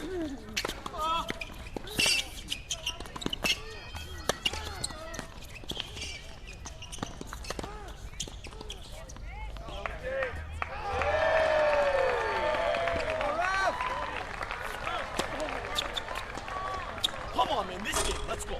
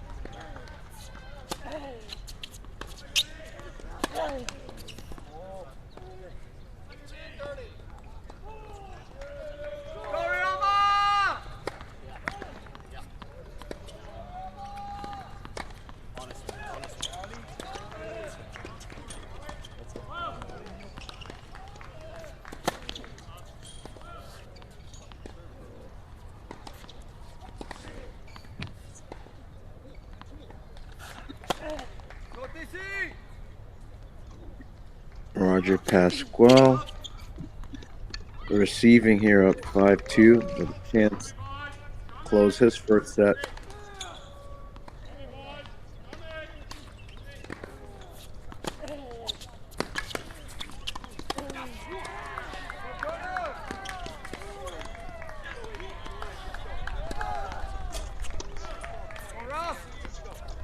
Let's go. Come on. TCU is just executing at a good level. Denver is capable of playing a little stronger than they are. Obviously, some of this is NCAA tournament and slight intimidation by the opponent. And TCU's pedigree, but nonetheless, Denver competes. They fight every time. Their professionalism is high. Coach Drew wouldn't want it any other way. But right now, I've seen them play before. I called the Denver team a few weeks ago against Penn, and I saw a little bit more of a grittier type of edge to them that so far I haven't seen.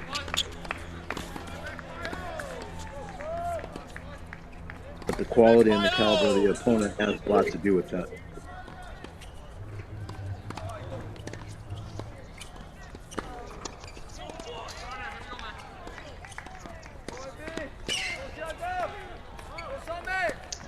To TCU.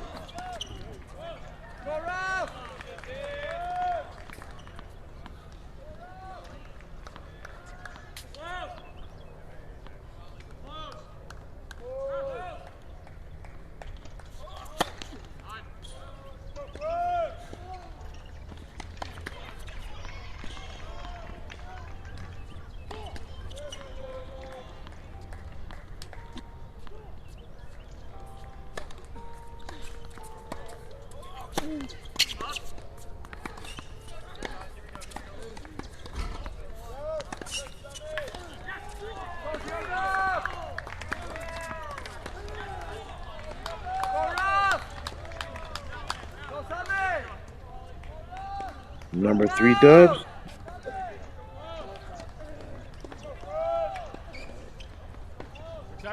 I like that tagline on the fence.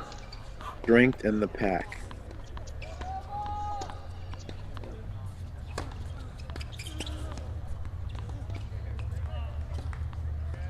Morgan State won the MEAC Conference, Middle Eastern Athletic Conference.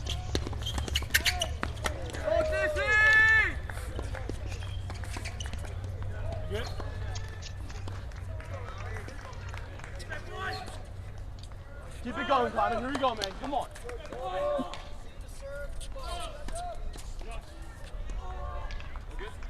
Go, Ralph! Go.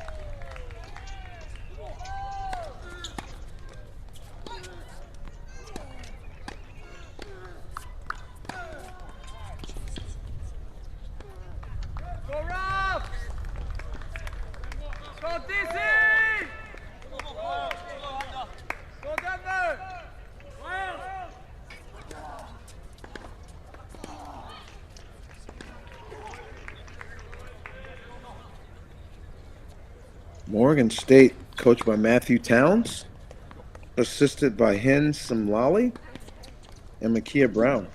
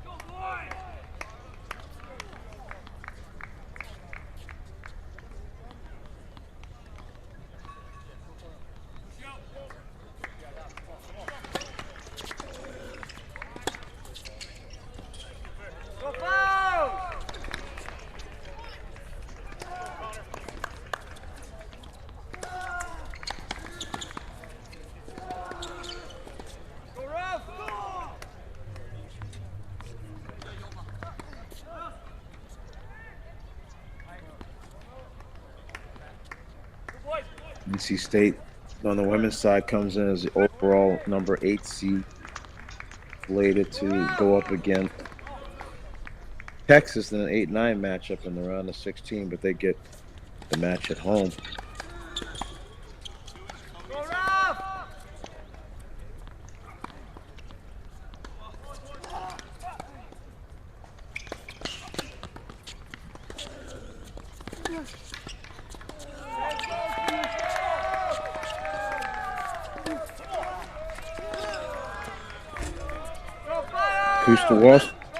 Cooper Wolstendyke serving for the set here. Not getting enough angle on the backhand. You leave that ball in the middle. Most players in this day and age can take that and put you away. So necessary for Cooper to get a little bit more height and angle on his average rally backhand.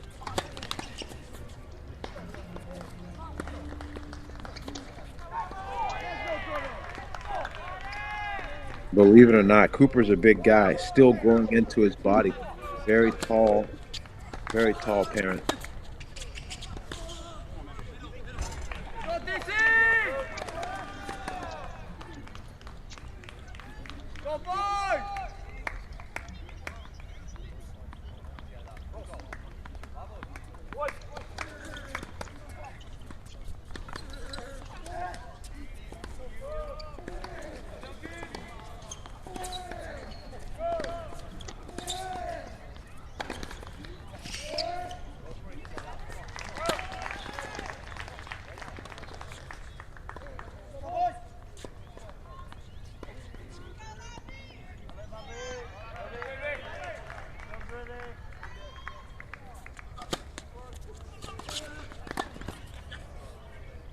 Right there. Exactly what he wanted.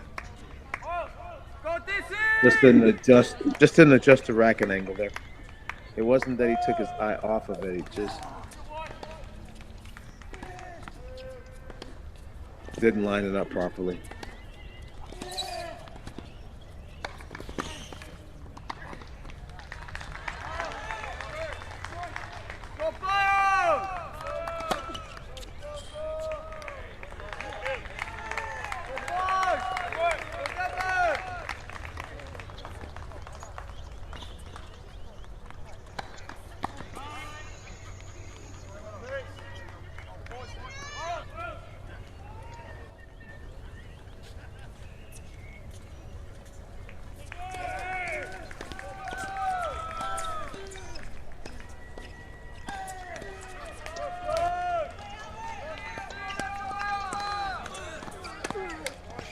NC State, because of the weather, a little bit of a late start, so they will play on as a night match.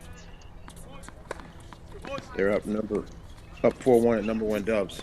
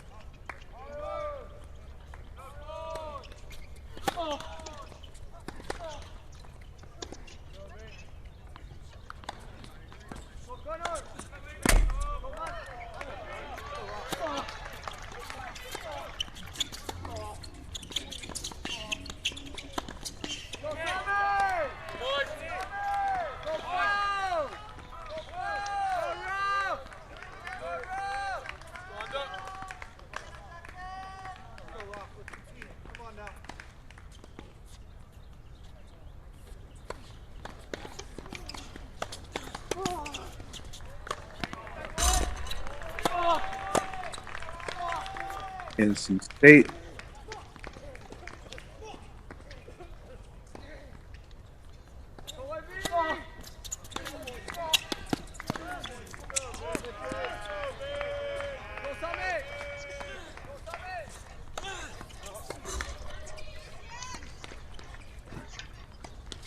Up 5-1 at number 1 Dubs.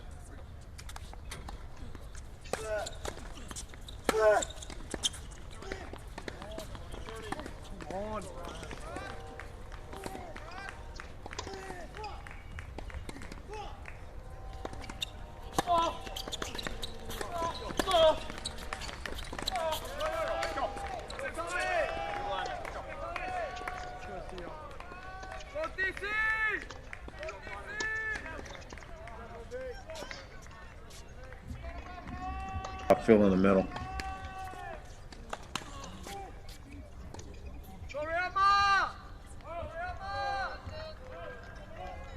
5-1 lead here at number 1 Doubles with a Sweetway and Broadfoot.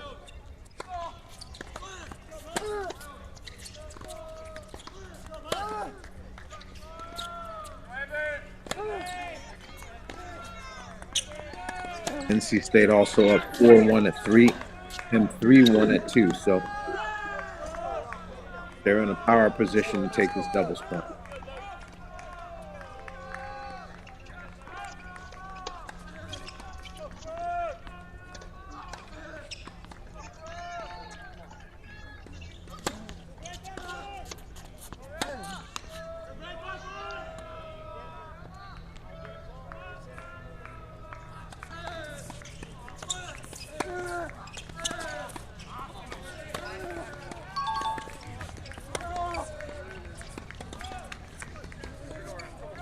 Match point here.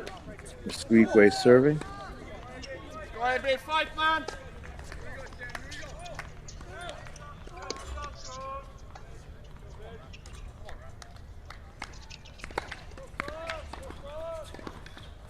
Good hustle.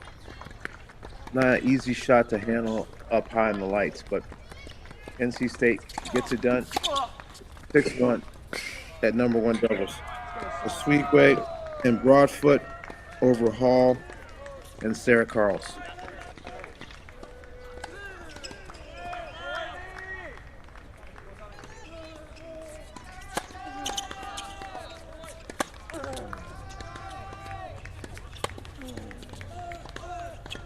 Roland Duravo and Rovi.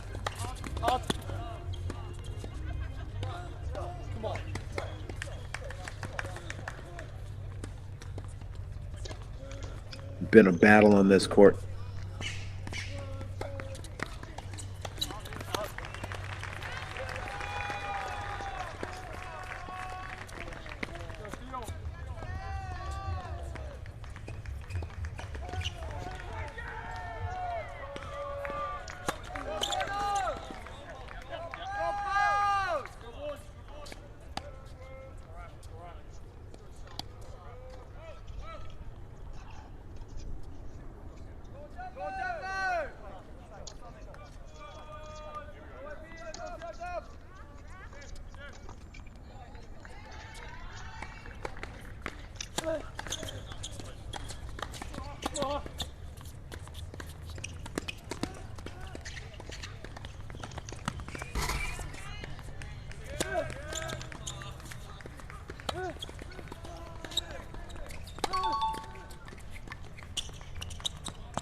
Set point there. Strong forehand combination. Let's go, Denver.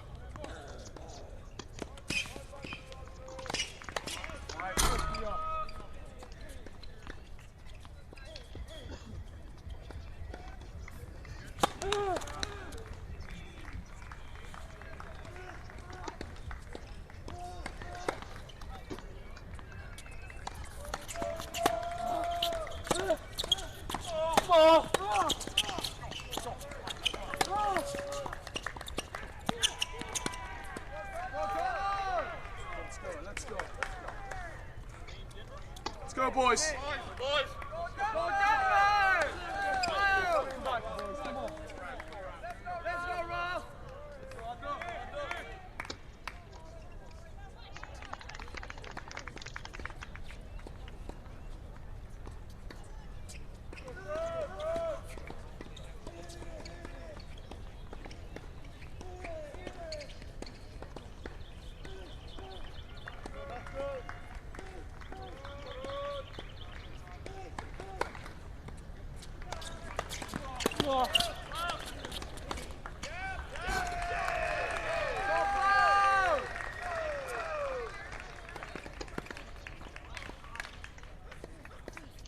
It's tough when you're playing on the road and your opponent is executing at a high level. Feel a little helpless to a degree. We'll see if Ravi can reset and get himself into the early stages of the second set and keep the score close. Number 2 doubles, NC State. Pushing hard to the finish line. Jeffrey and Stevens against Conway and Zeranova. Conway, Zeranova.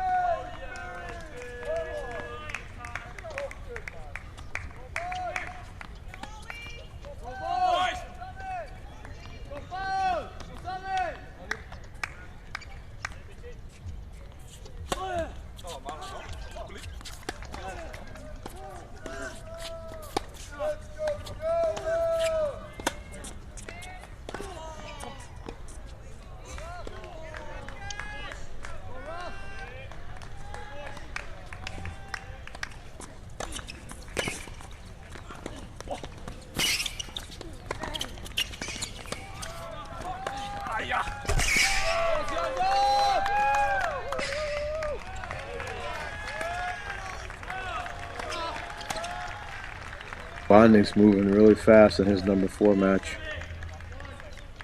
Already 6-1, 4-2.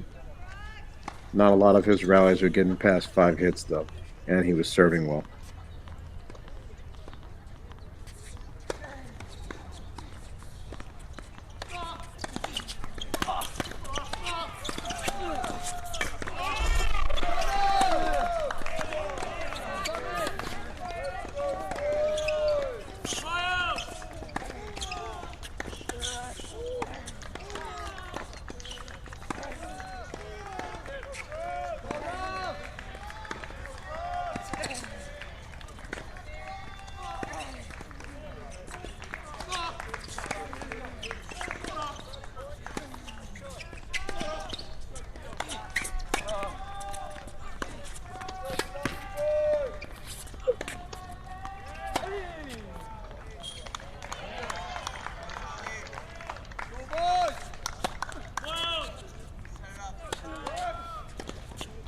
So NC State gets the job done in the doubles point with very strong performances.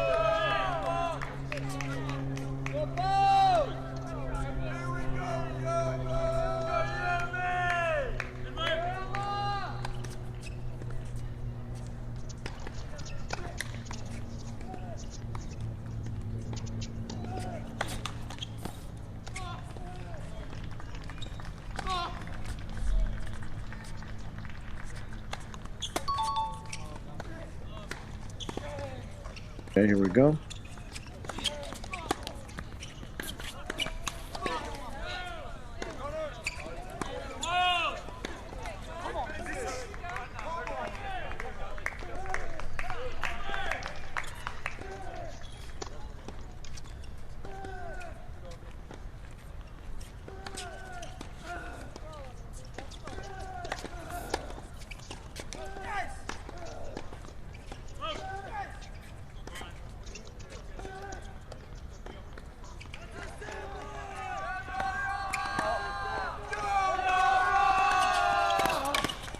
And that's going to do it.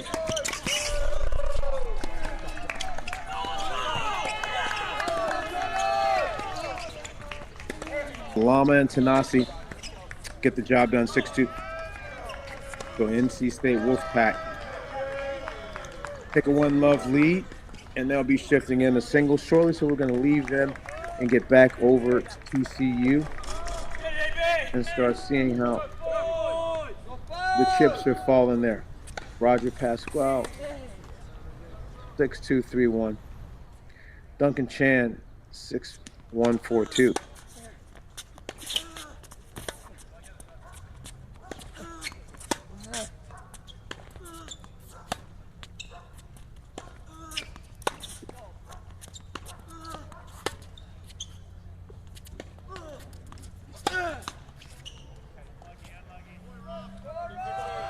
That's a good point. He was using his speed to stay in the rally, take all the punches from his opponent, and then trying to negotiate when he was going to run around and then take over. I liked it. It was just unfortunate he had a let court there. Well played.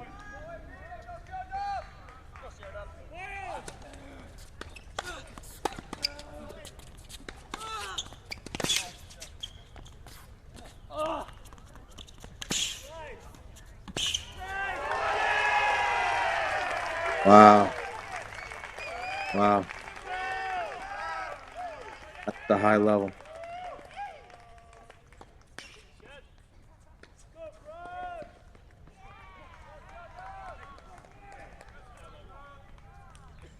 You have the scoreboard there. Number 1 singles. And there's a set for Denver. There's a set for Denver.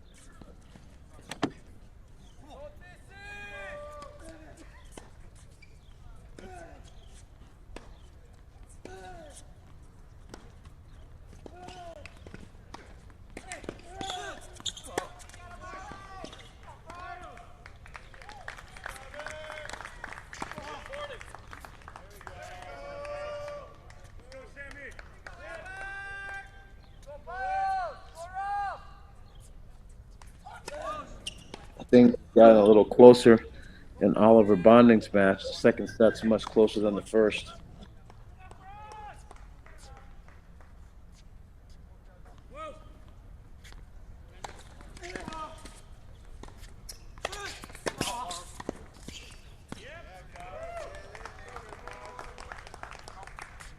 There's a set and a break lead on 3 courts, which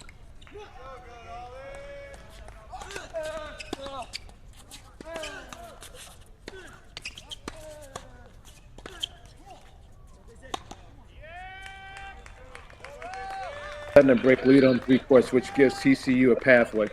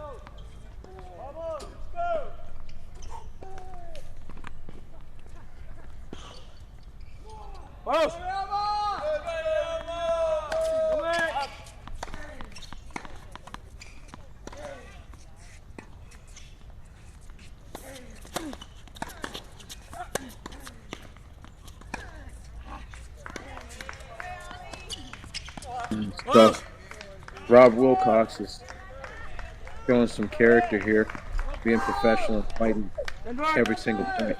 His execution has gotten better in the second set. But he's in danger here.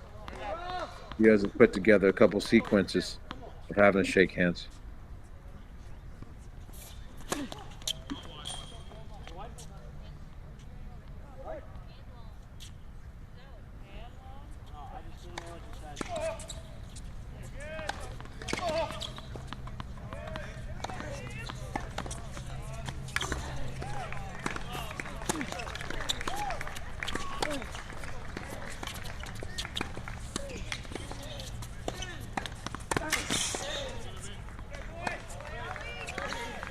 Boys!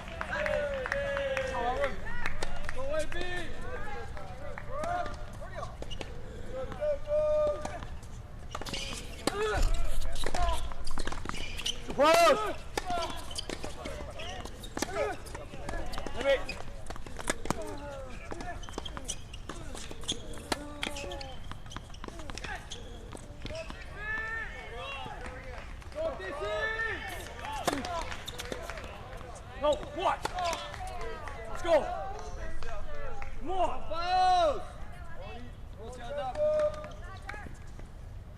Let's go.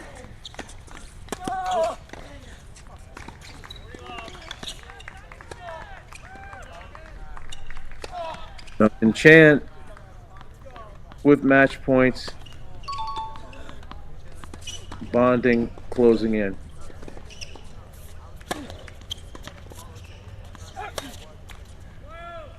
Yeah, it's tough. Tough when you can't get the serve +1 established. It's just hard. Hard to hold serve in this day and age.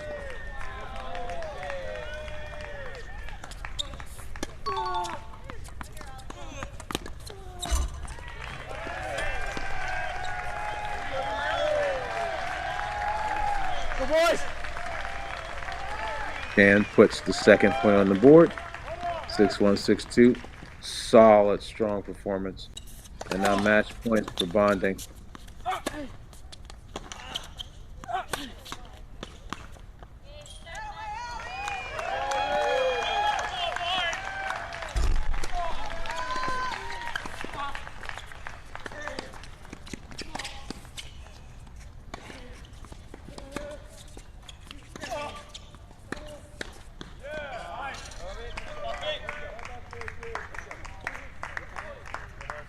And bonding's over the finish line. 6-1, 6-3. So TCU now, 3-love, looking for one more to seal the deal.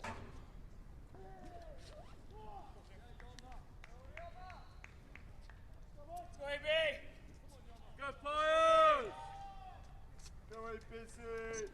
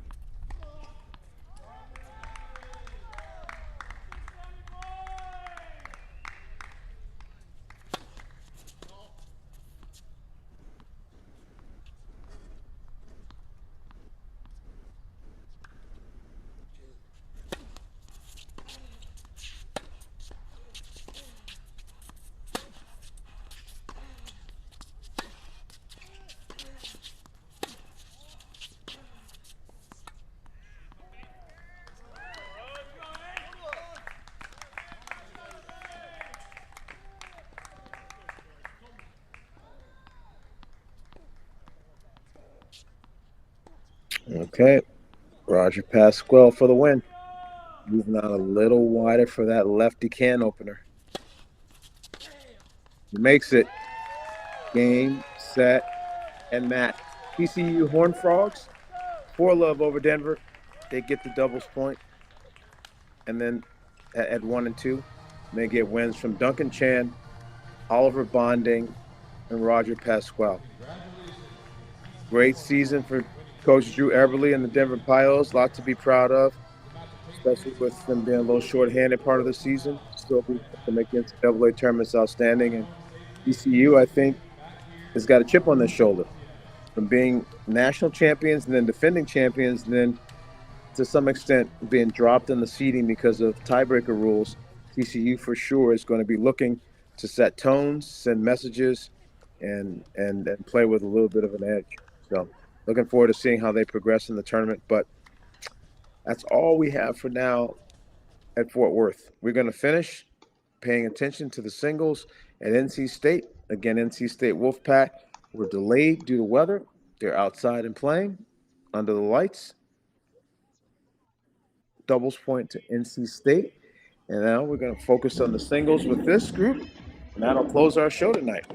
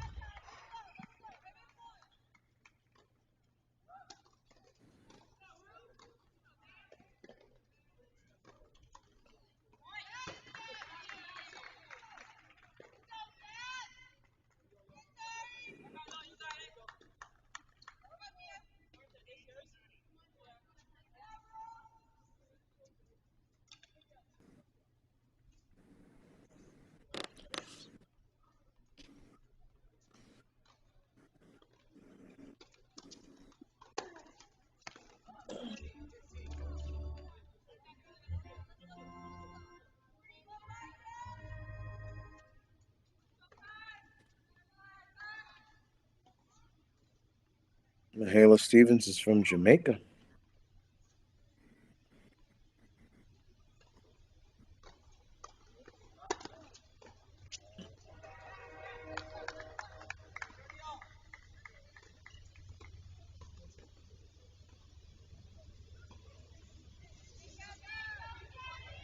Mm.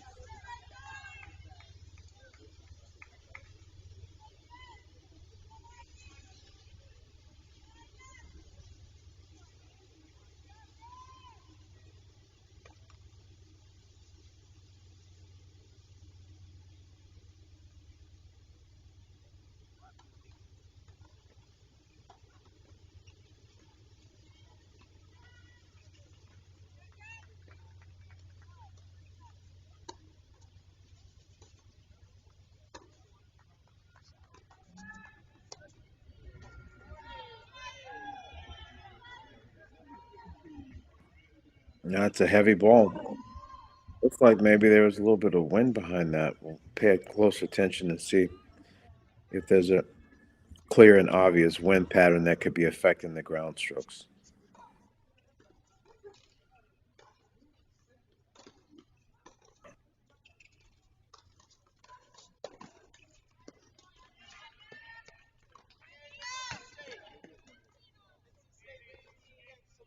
Outstanding serve +1, taking a little bit of pace off, creating some space, and then cutting the court off with the forehand. Well executed, well coached play.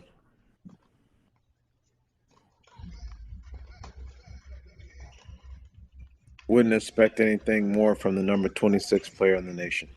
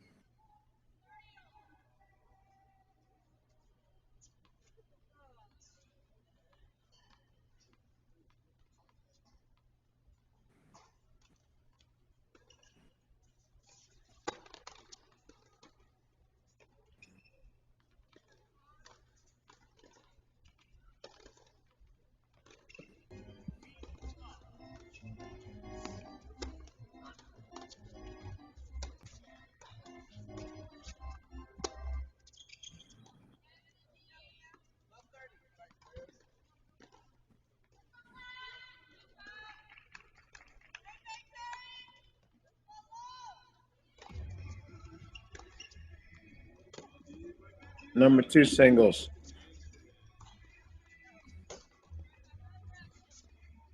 Julia Jeffrey, Anna Zaranova. Zaranova, 46 in the nation.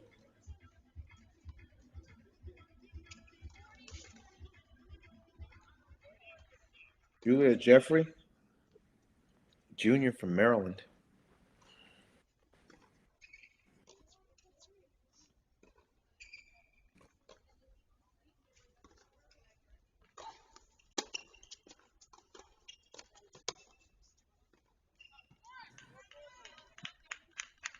Wolfpack, coached by Simon Earnshaw and David Secker.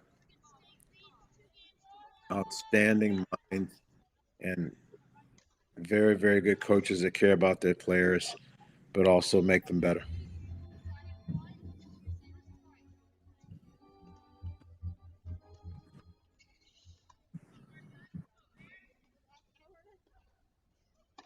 Number 3 singles. Maria Sarah Carls against Gabriella Broadfoot.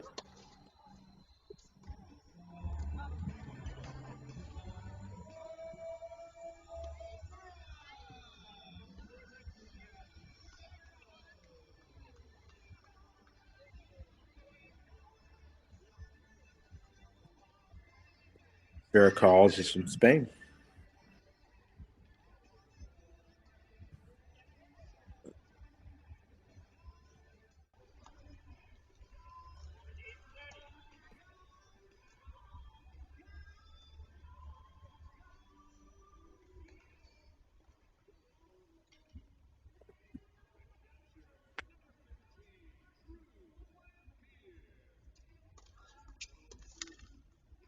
Number 4, Tyler Williams. And number 66 in the nation, Lavinia Tanasi.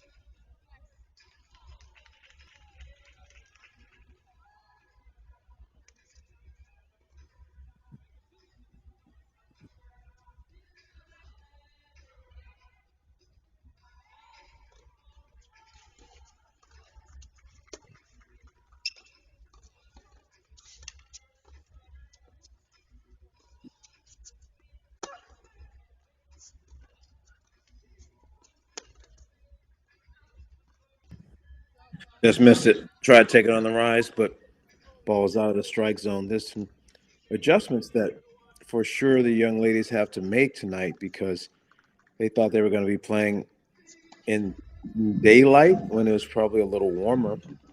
And now this match is, because of delays, pushed into the night. And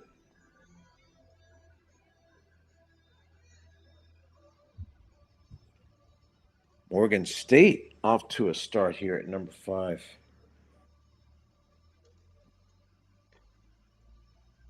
I'm sorry, NC State, Oswego, up 5-love. 3-love on Lauren Hall. Oswego, Florida. Lauren Hall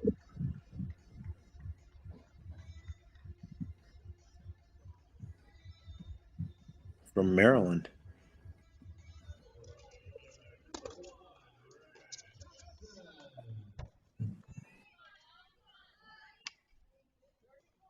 Super pure backhand on Oswego.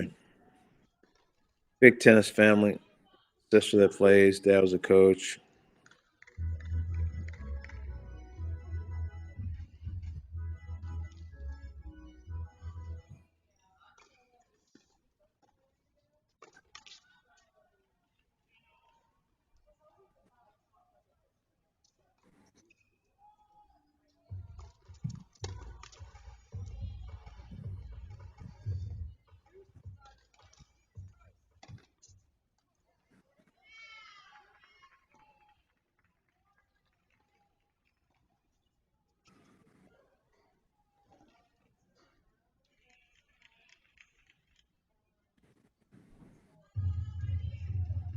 Starting point.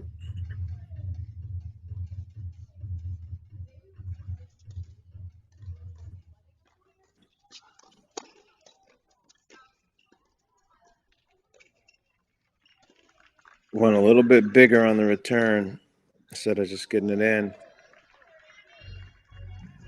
Not faulting the target, but in a deuce no ass situation with the possibility of going up 4-love, I want that execution.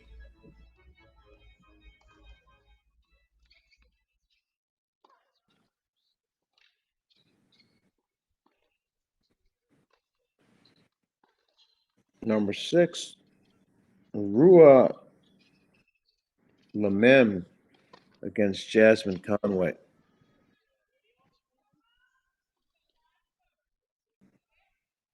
And Jasmine Conway quickly off to a solid start.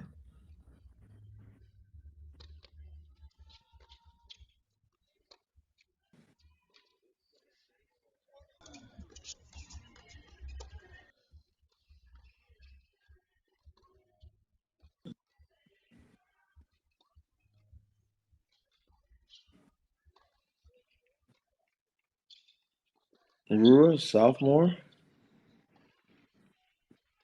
from, my goodness, Habib Bagorba Madia. Wow. I know I can't find that place on the map. Gonna have to do some homework and research to get back to you.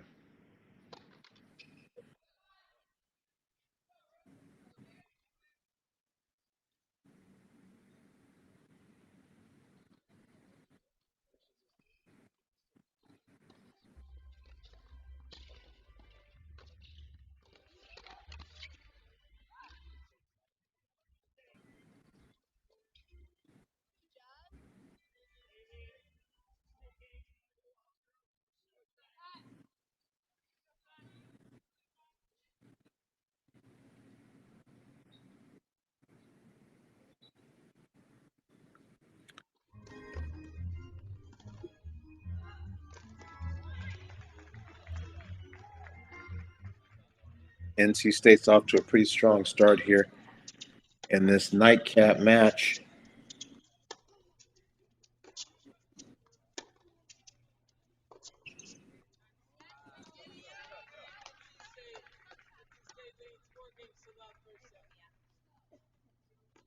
Things are a little closer at positions 2 and 3, but 1, 4, 5, 6 are already starting to show a little bit of separation.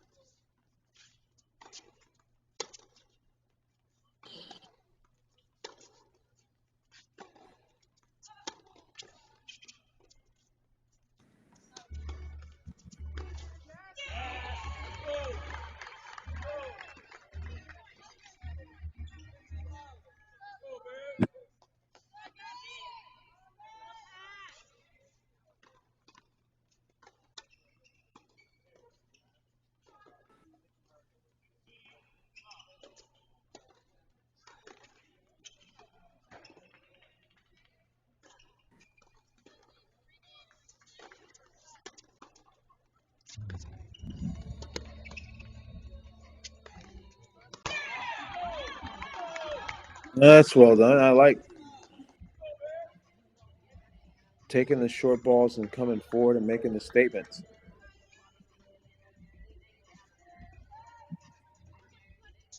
When you're in an underdog role in the match, you have to try to take any opportunity you can to send messages.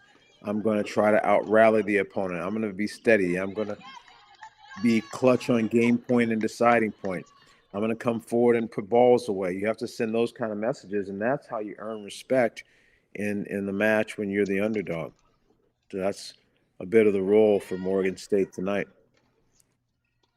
Send messages that earn respect.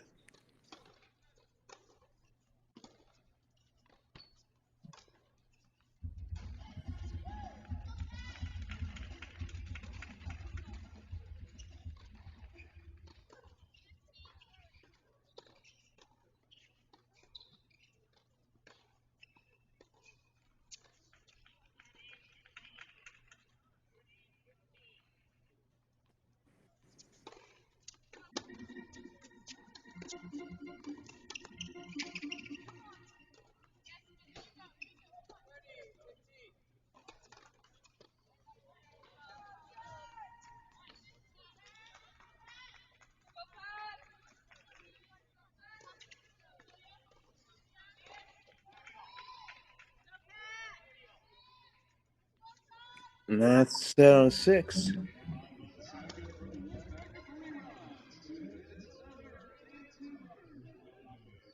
Conway on 1.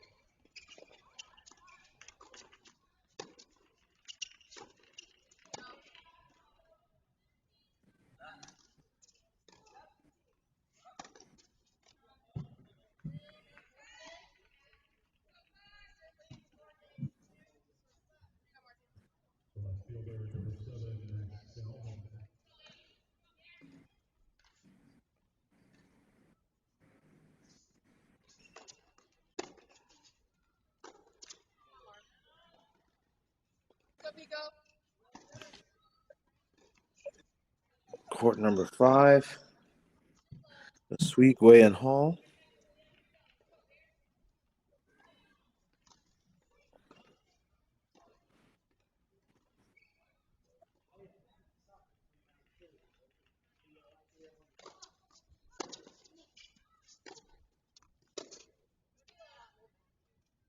It's strong, difficult when the basic cross courts are so deep and so penetrating.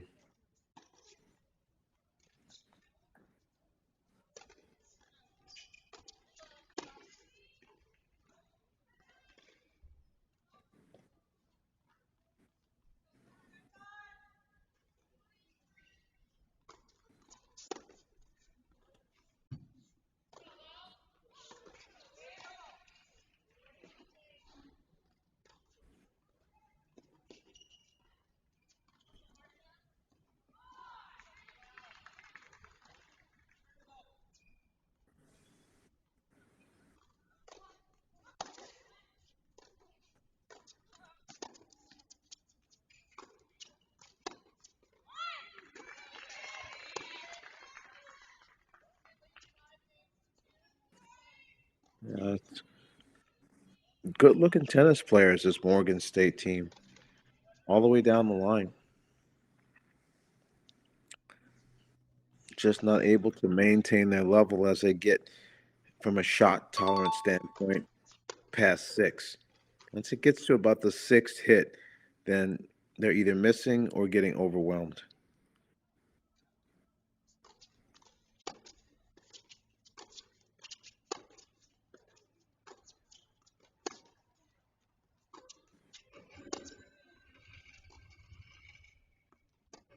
And there it is. That was about the 6th ball, and she made an unforced error.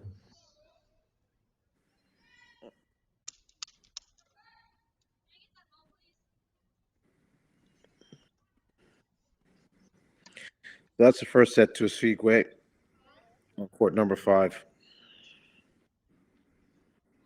Oh, oops.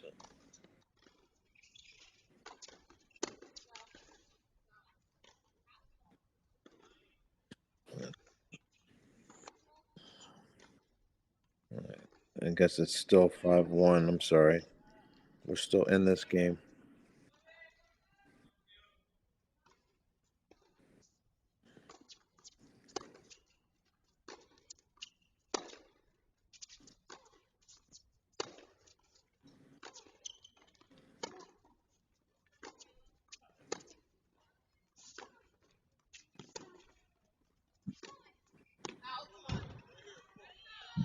Okay. That's better. Ended up making 7 balls and then a Sweetway miss. So that's part of the role, I think, of the underdog player, to just find ways to extend points and test the patience, especially when someone else has a substantial lead. Just being an antagonist and not allowing them to have an easy route to ends of games, ends of sets, is the way you can work your way into a match.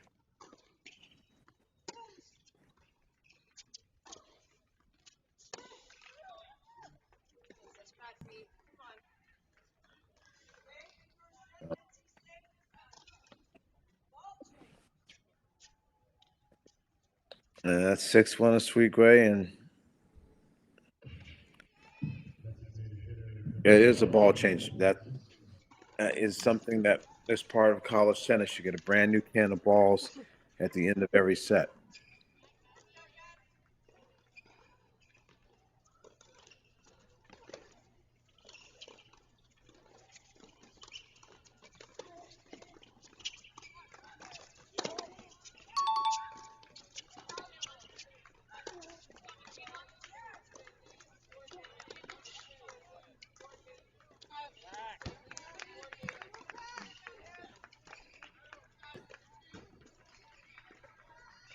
That's a set for Broadfoot on 3.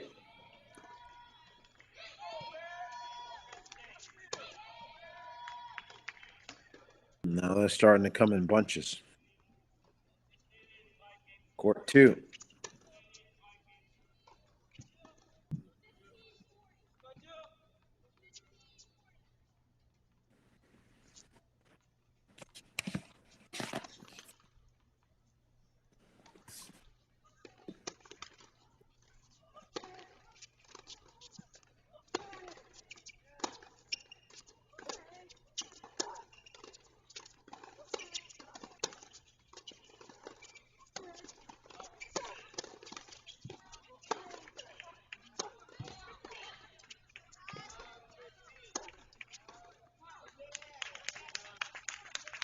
That's well played.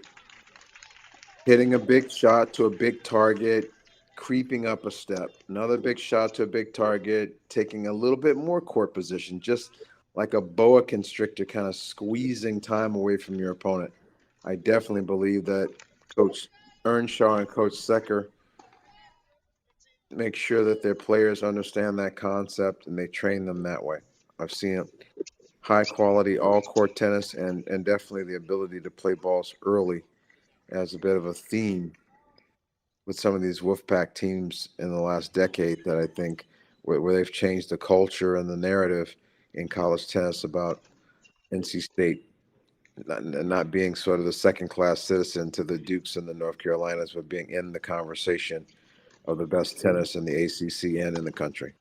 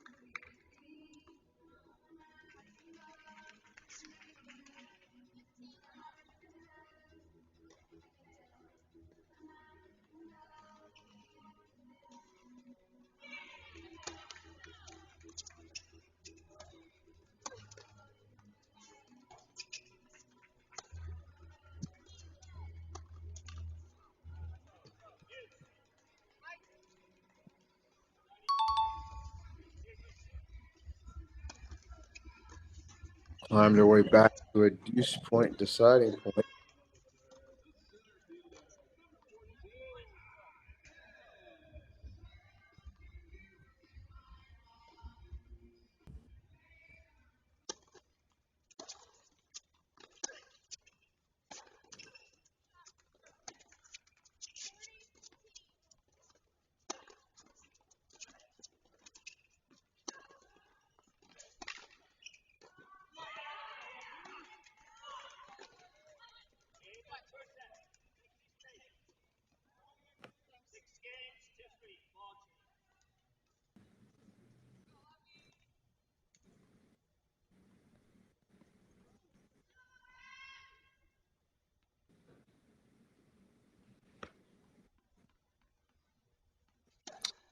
Three, court four.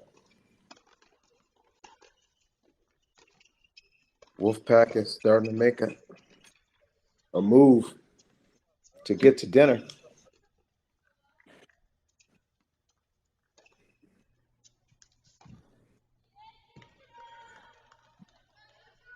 Already 3 first sets.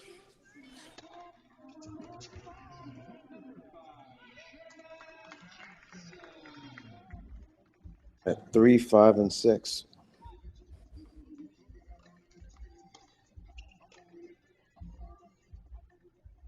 Or 3 at number 1. Michaela Stevens and Mia Salama has been the closest matchup thus far.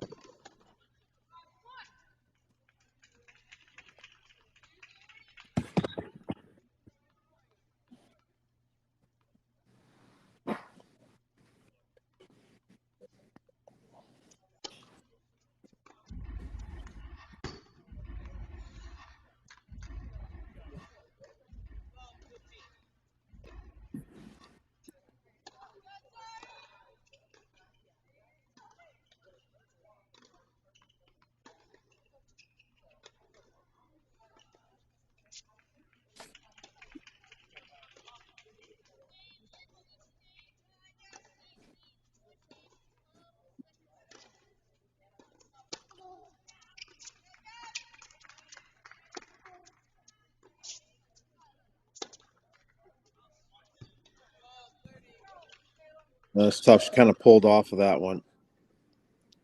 Didn't transfer her weight through the shot. It was just tentative enough.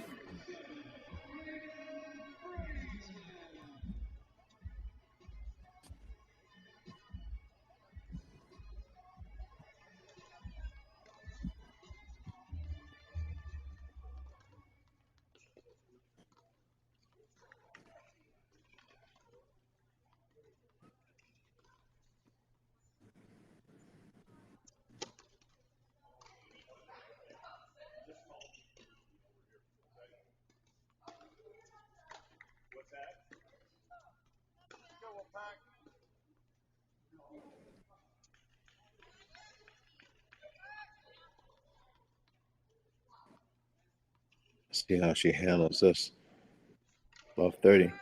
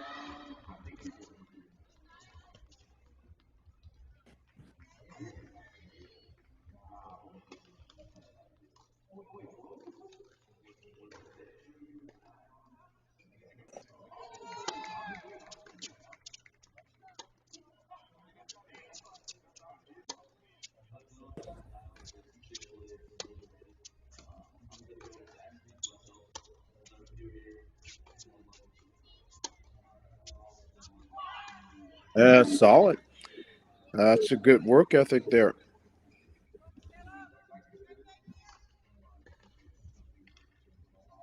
Michaela Stevens is doing a combination, I think, of running the balls down out of the corners well, and also getting some balls up and out of the strike zone of Slama. It's a little bit of a combination right now off the baseline game aspect of this match.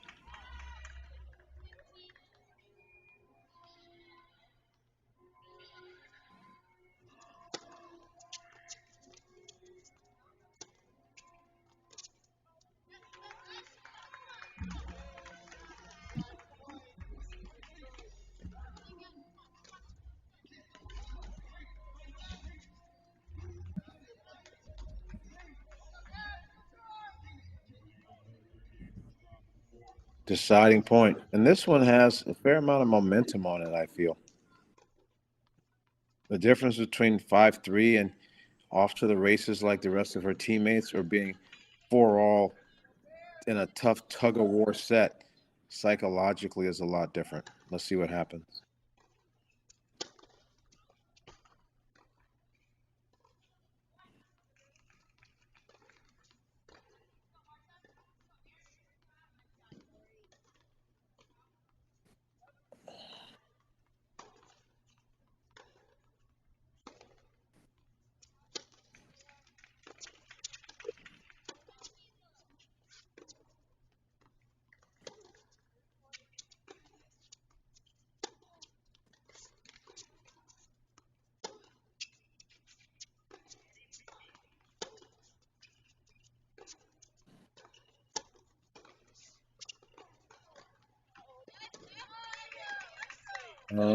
I'm surprised there. I thought Michaela was doing exactly what she wanted to do there, extending the point, and she chose to take a little bit of a risk to try to get the ball out of the strike zone to the backhand, and the wind took it wide. So I think she'd have been better served making Slama put a ball away there than to make the unforced error. That was a key moment in this matchup because I thought Stevens was starting to get some momentum and earn some respect psychologically, like I talked about on the outset.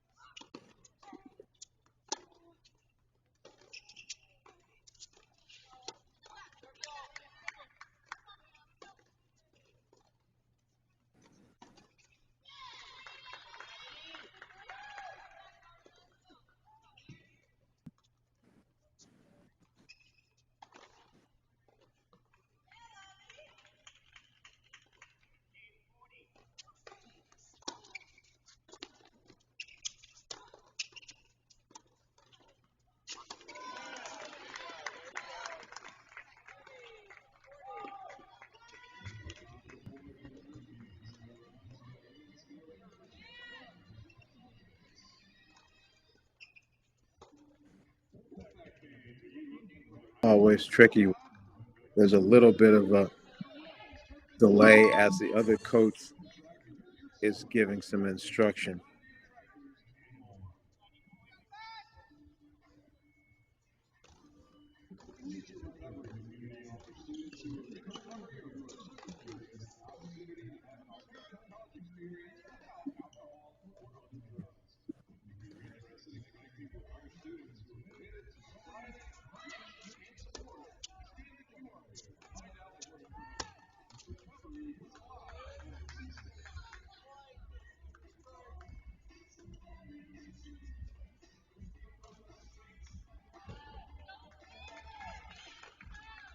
Okay. Another deciding point here. This set has been momentum shifts really associated with pressure points. Here we go. Game point or set point?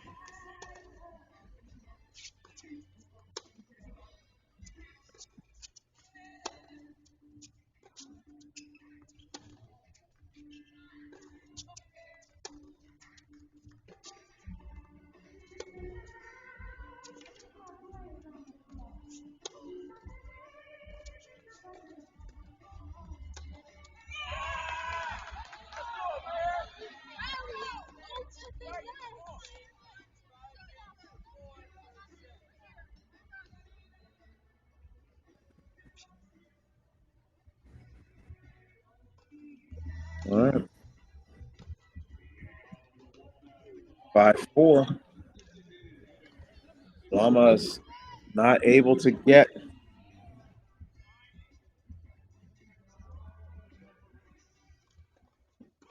into the set record books like the rest of her teammates. 5 first sets to NC State, and they're still battling there at number 1. Zeranova, 6-2 to love. He just goes about the business.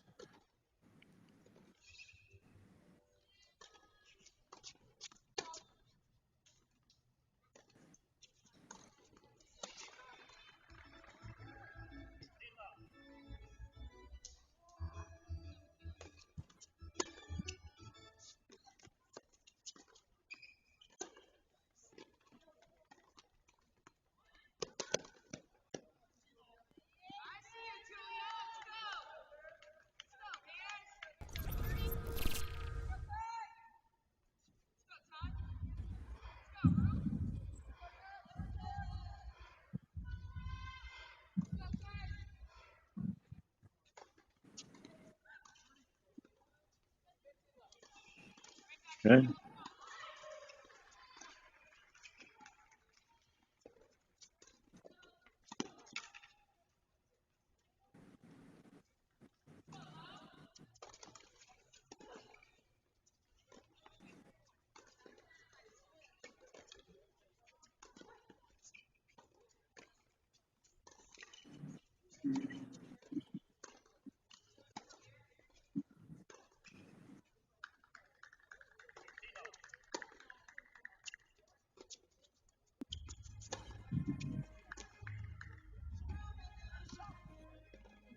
It's getting a little disappointed in herself because when you're winning and you have this mentality that you should just get the job done, you sometimes overplay trying to thread the needle on shots. You have to let the and the opportunities come a little bit more natural. Sometimes forcing it can be how you litter up the unforced error sheet like that. There's still some residual mentally from the last mistake, and that carried on. So now it's 2-all.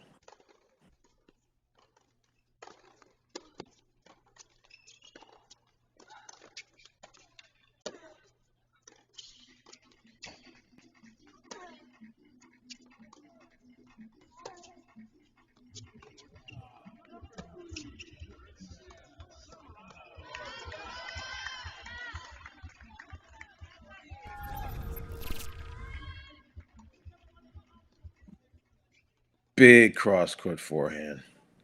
and then swing volley cutting the court off. A thing of beauty. And after losing that last game, shows some resilience and gets right out here. Makes the first serve, hits a big +1, and gets the set in her pocket. Because winning a set is something tangible towards a victory. It is significant. It is important. And NC State has 6 of them. And they only need 3 of those to turn into full match win to move on to the second round.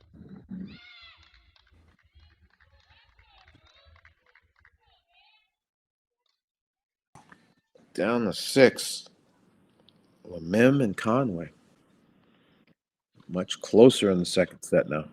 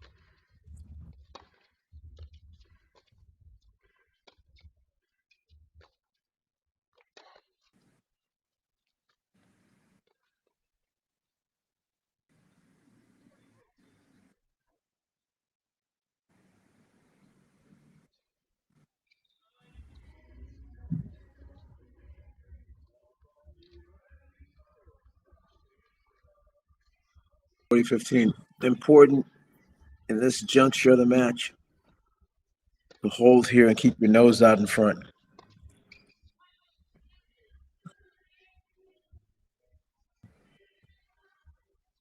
That's very good.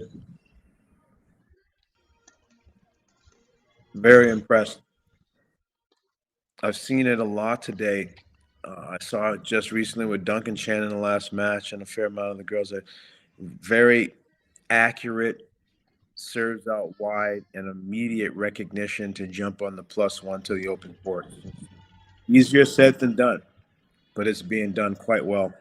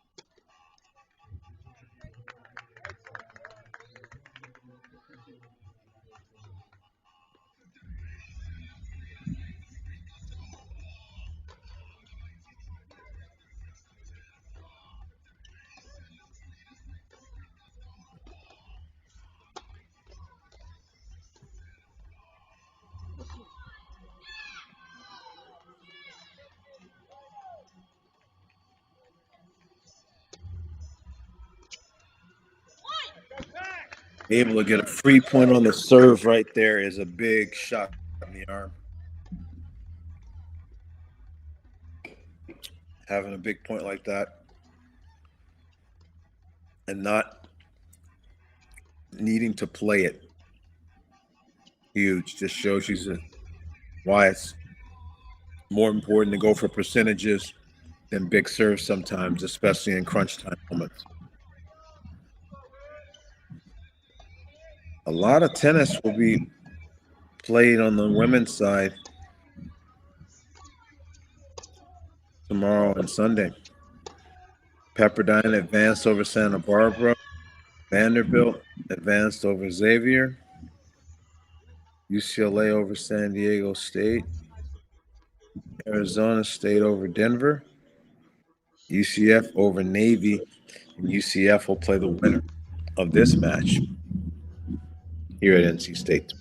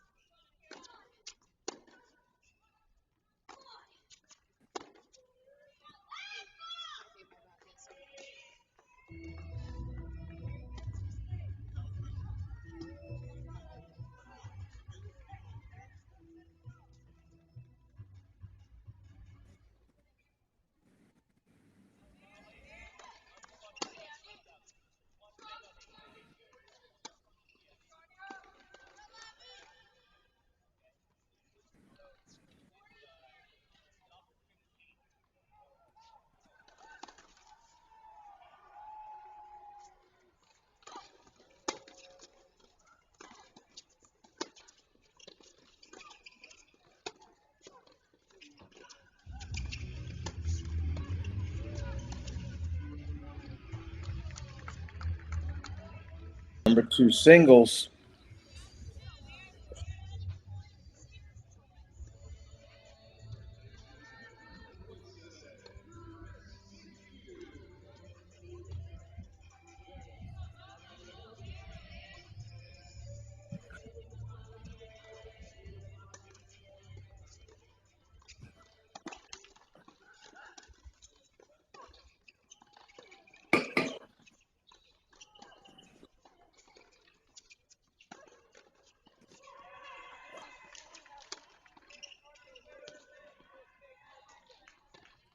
Middle of the lineup starting to make a move. Oswego setting 5-2 here.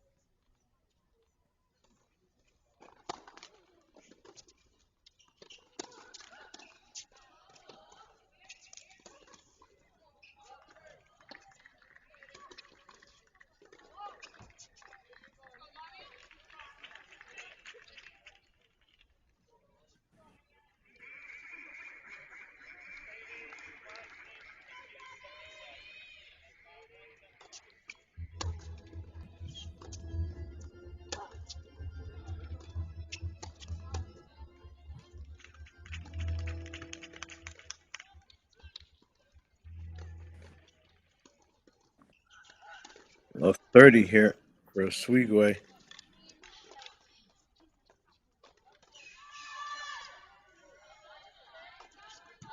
He's settled down, playing in a little bit of a rush, and that's when things like double fault miscues occur.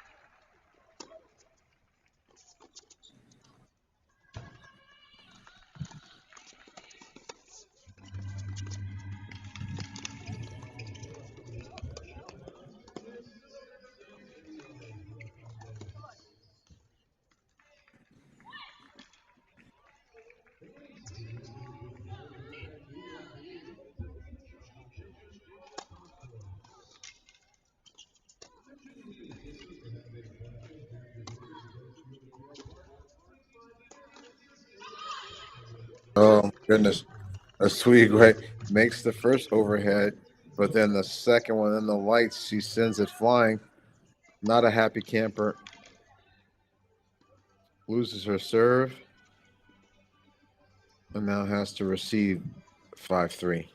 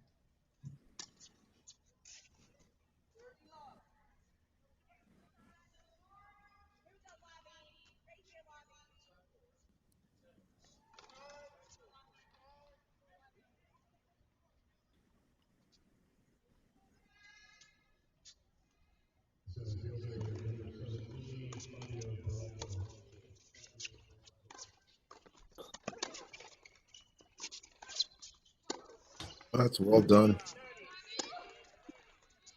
Just a smothering style.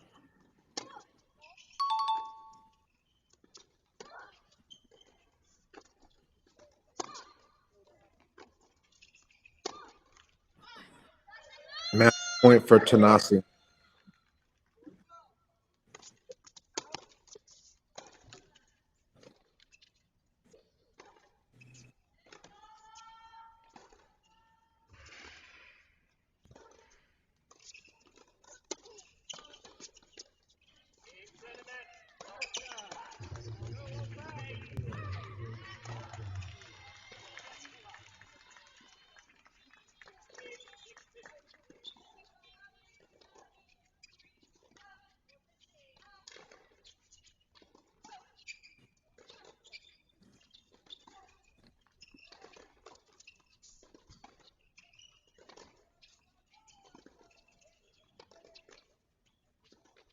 Definitely a little bit of momentum going on. But there's a victory for Tanasi there at 4. But Oswego not being able to hold in that 5-2 game has been a bit of a momentum shift here. And she's lost 2 games in a row. She needs to have a quality changeover and try to right the ship.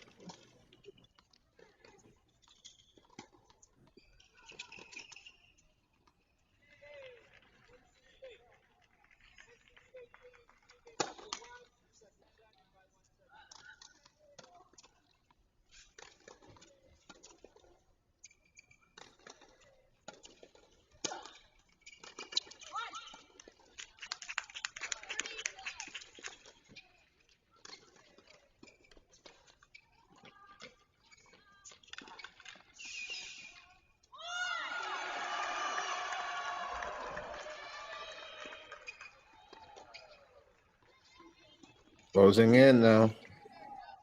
Match game. And they start synergizing off of each other as they get close. They can feel it. They can hear it. And with a big scoreboard, it's tough not to look up there and know what's going on. And the kids know. And it's also a bit of a badge of honor to be the person that clinches for the team.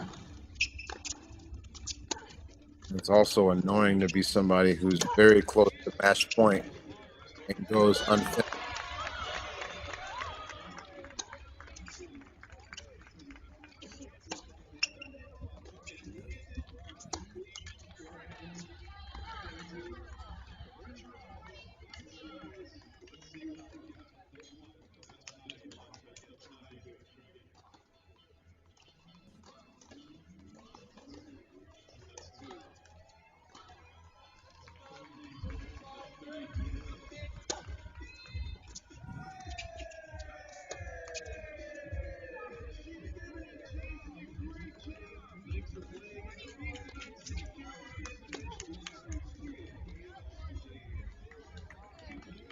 Okay.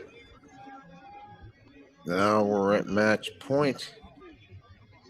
We're closing in across 3 different positions. It's a race.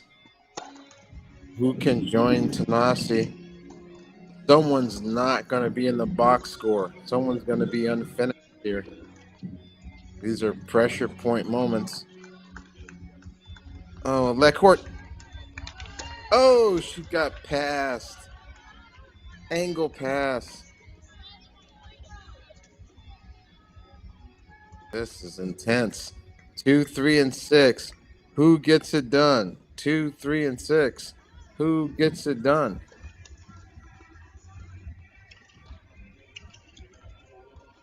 And if you're in Morgan State, you don't want it to be you.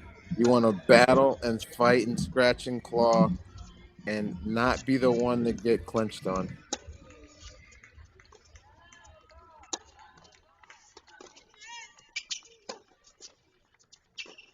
Number 6 in the books.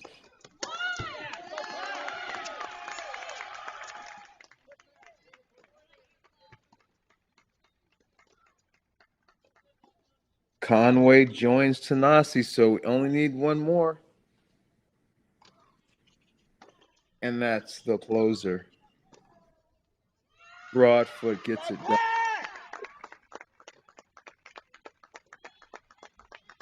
Conway, Broadfoot, Tanasi. And that's all she wrote. The pack. After the doubles point and a couple hours of a delay, as you see Coach David Secker very calmly going around. He's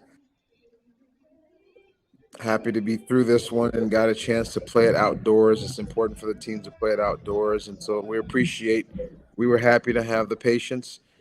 Happy you guys had the patience to stick with us tonight, support the team.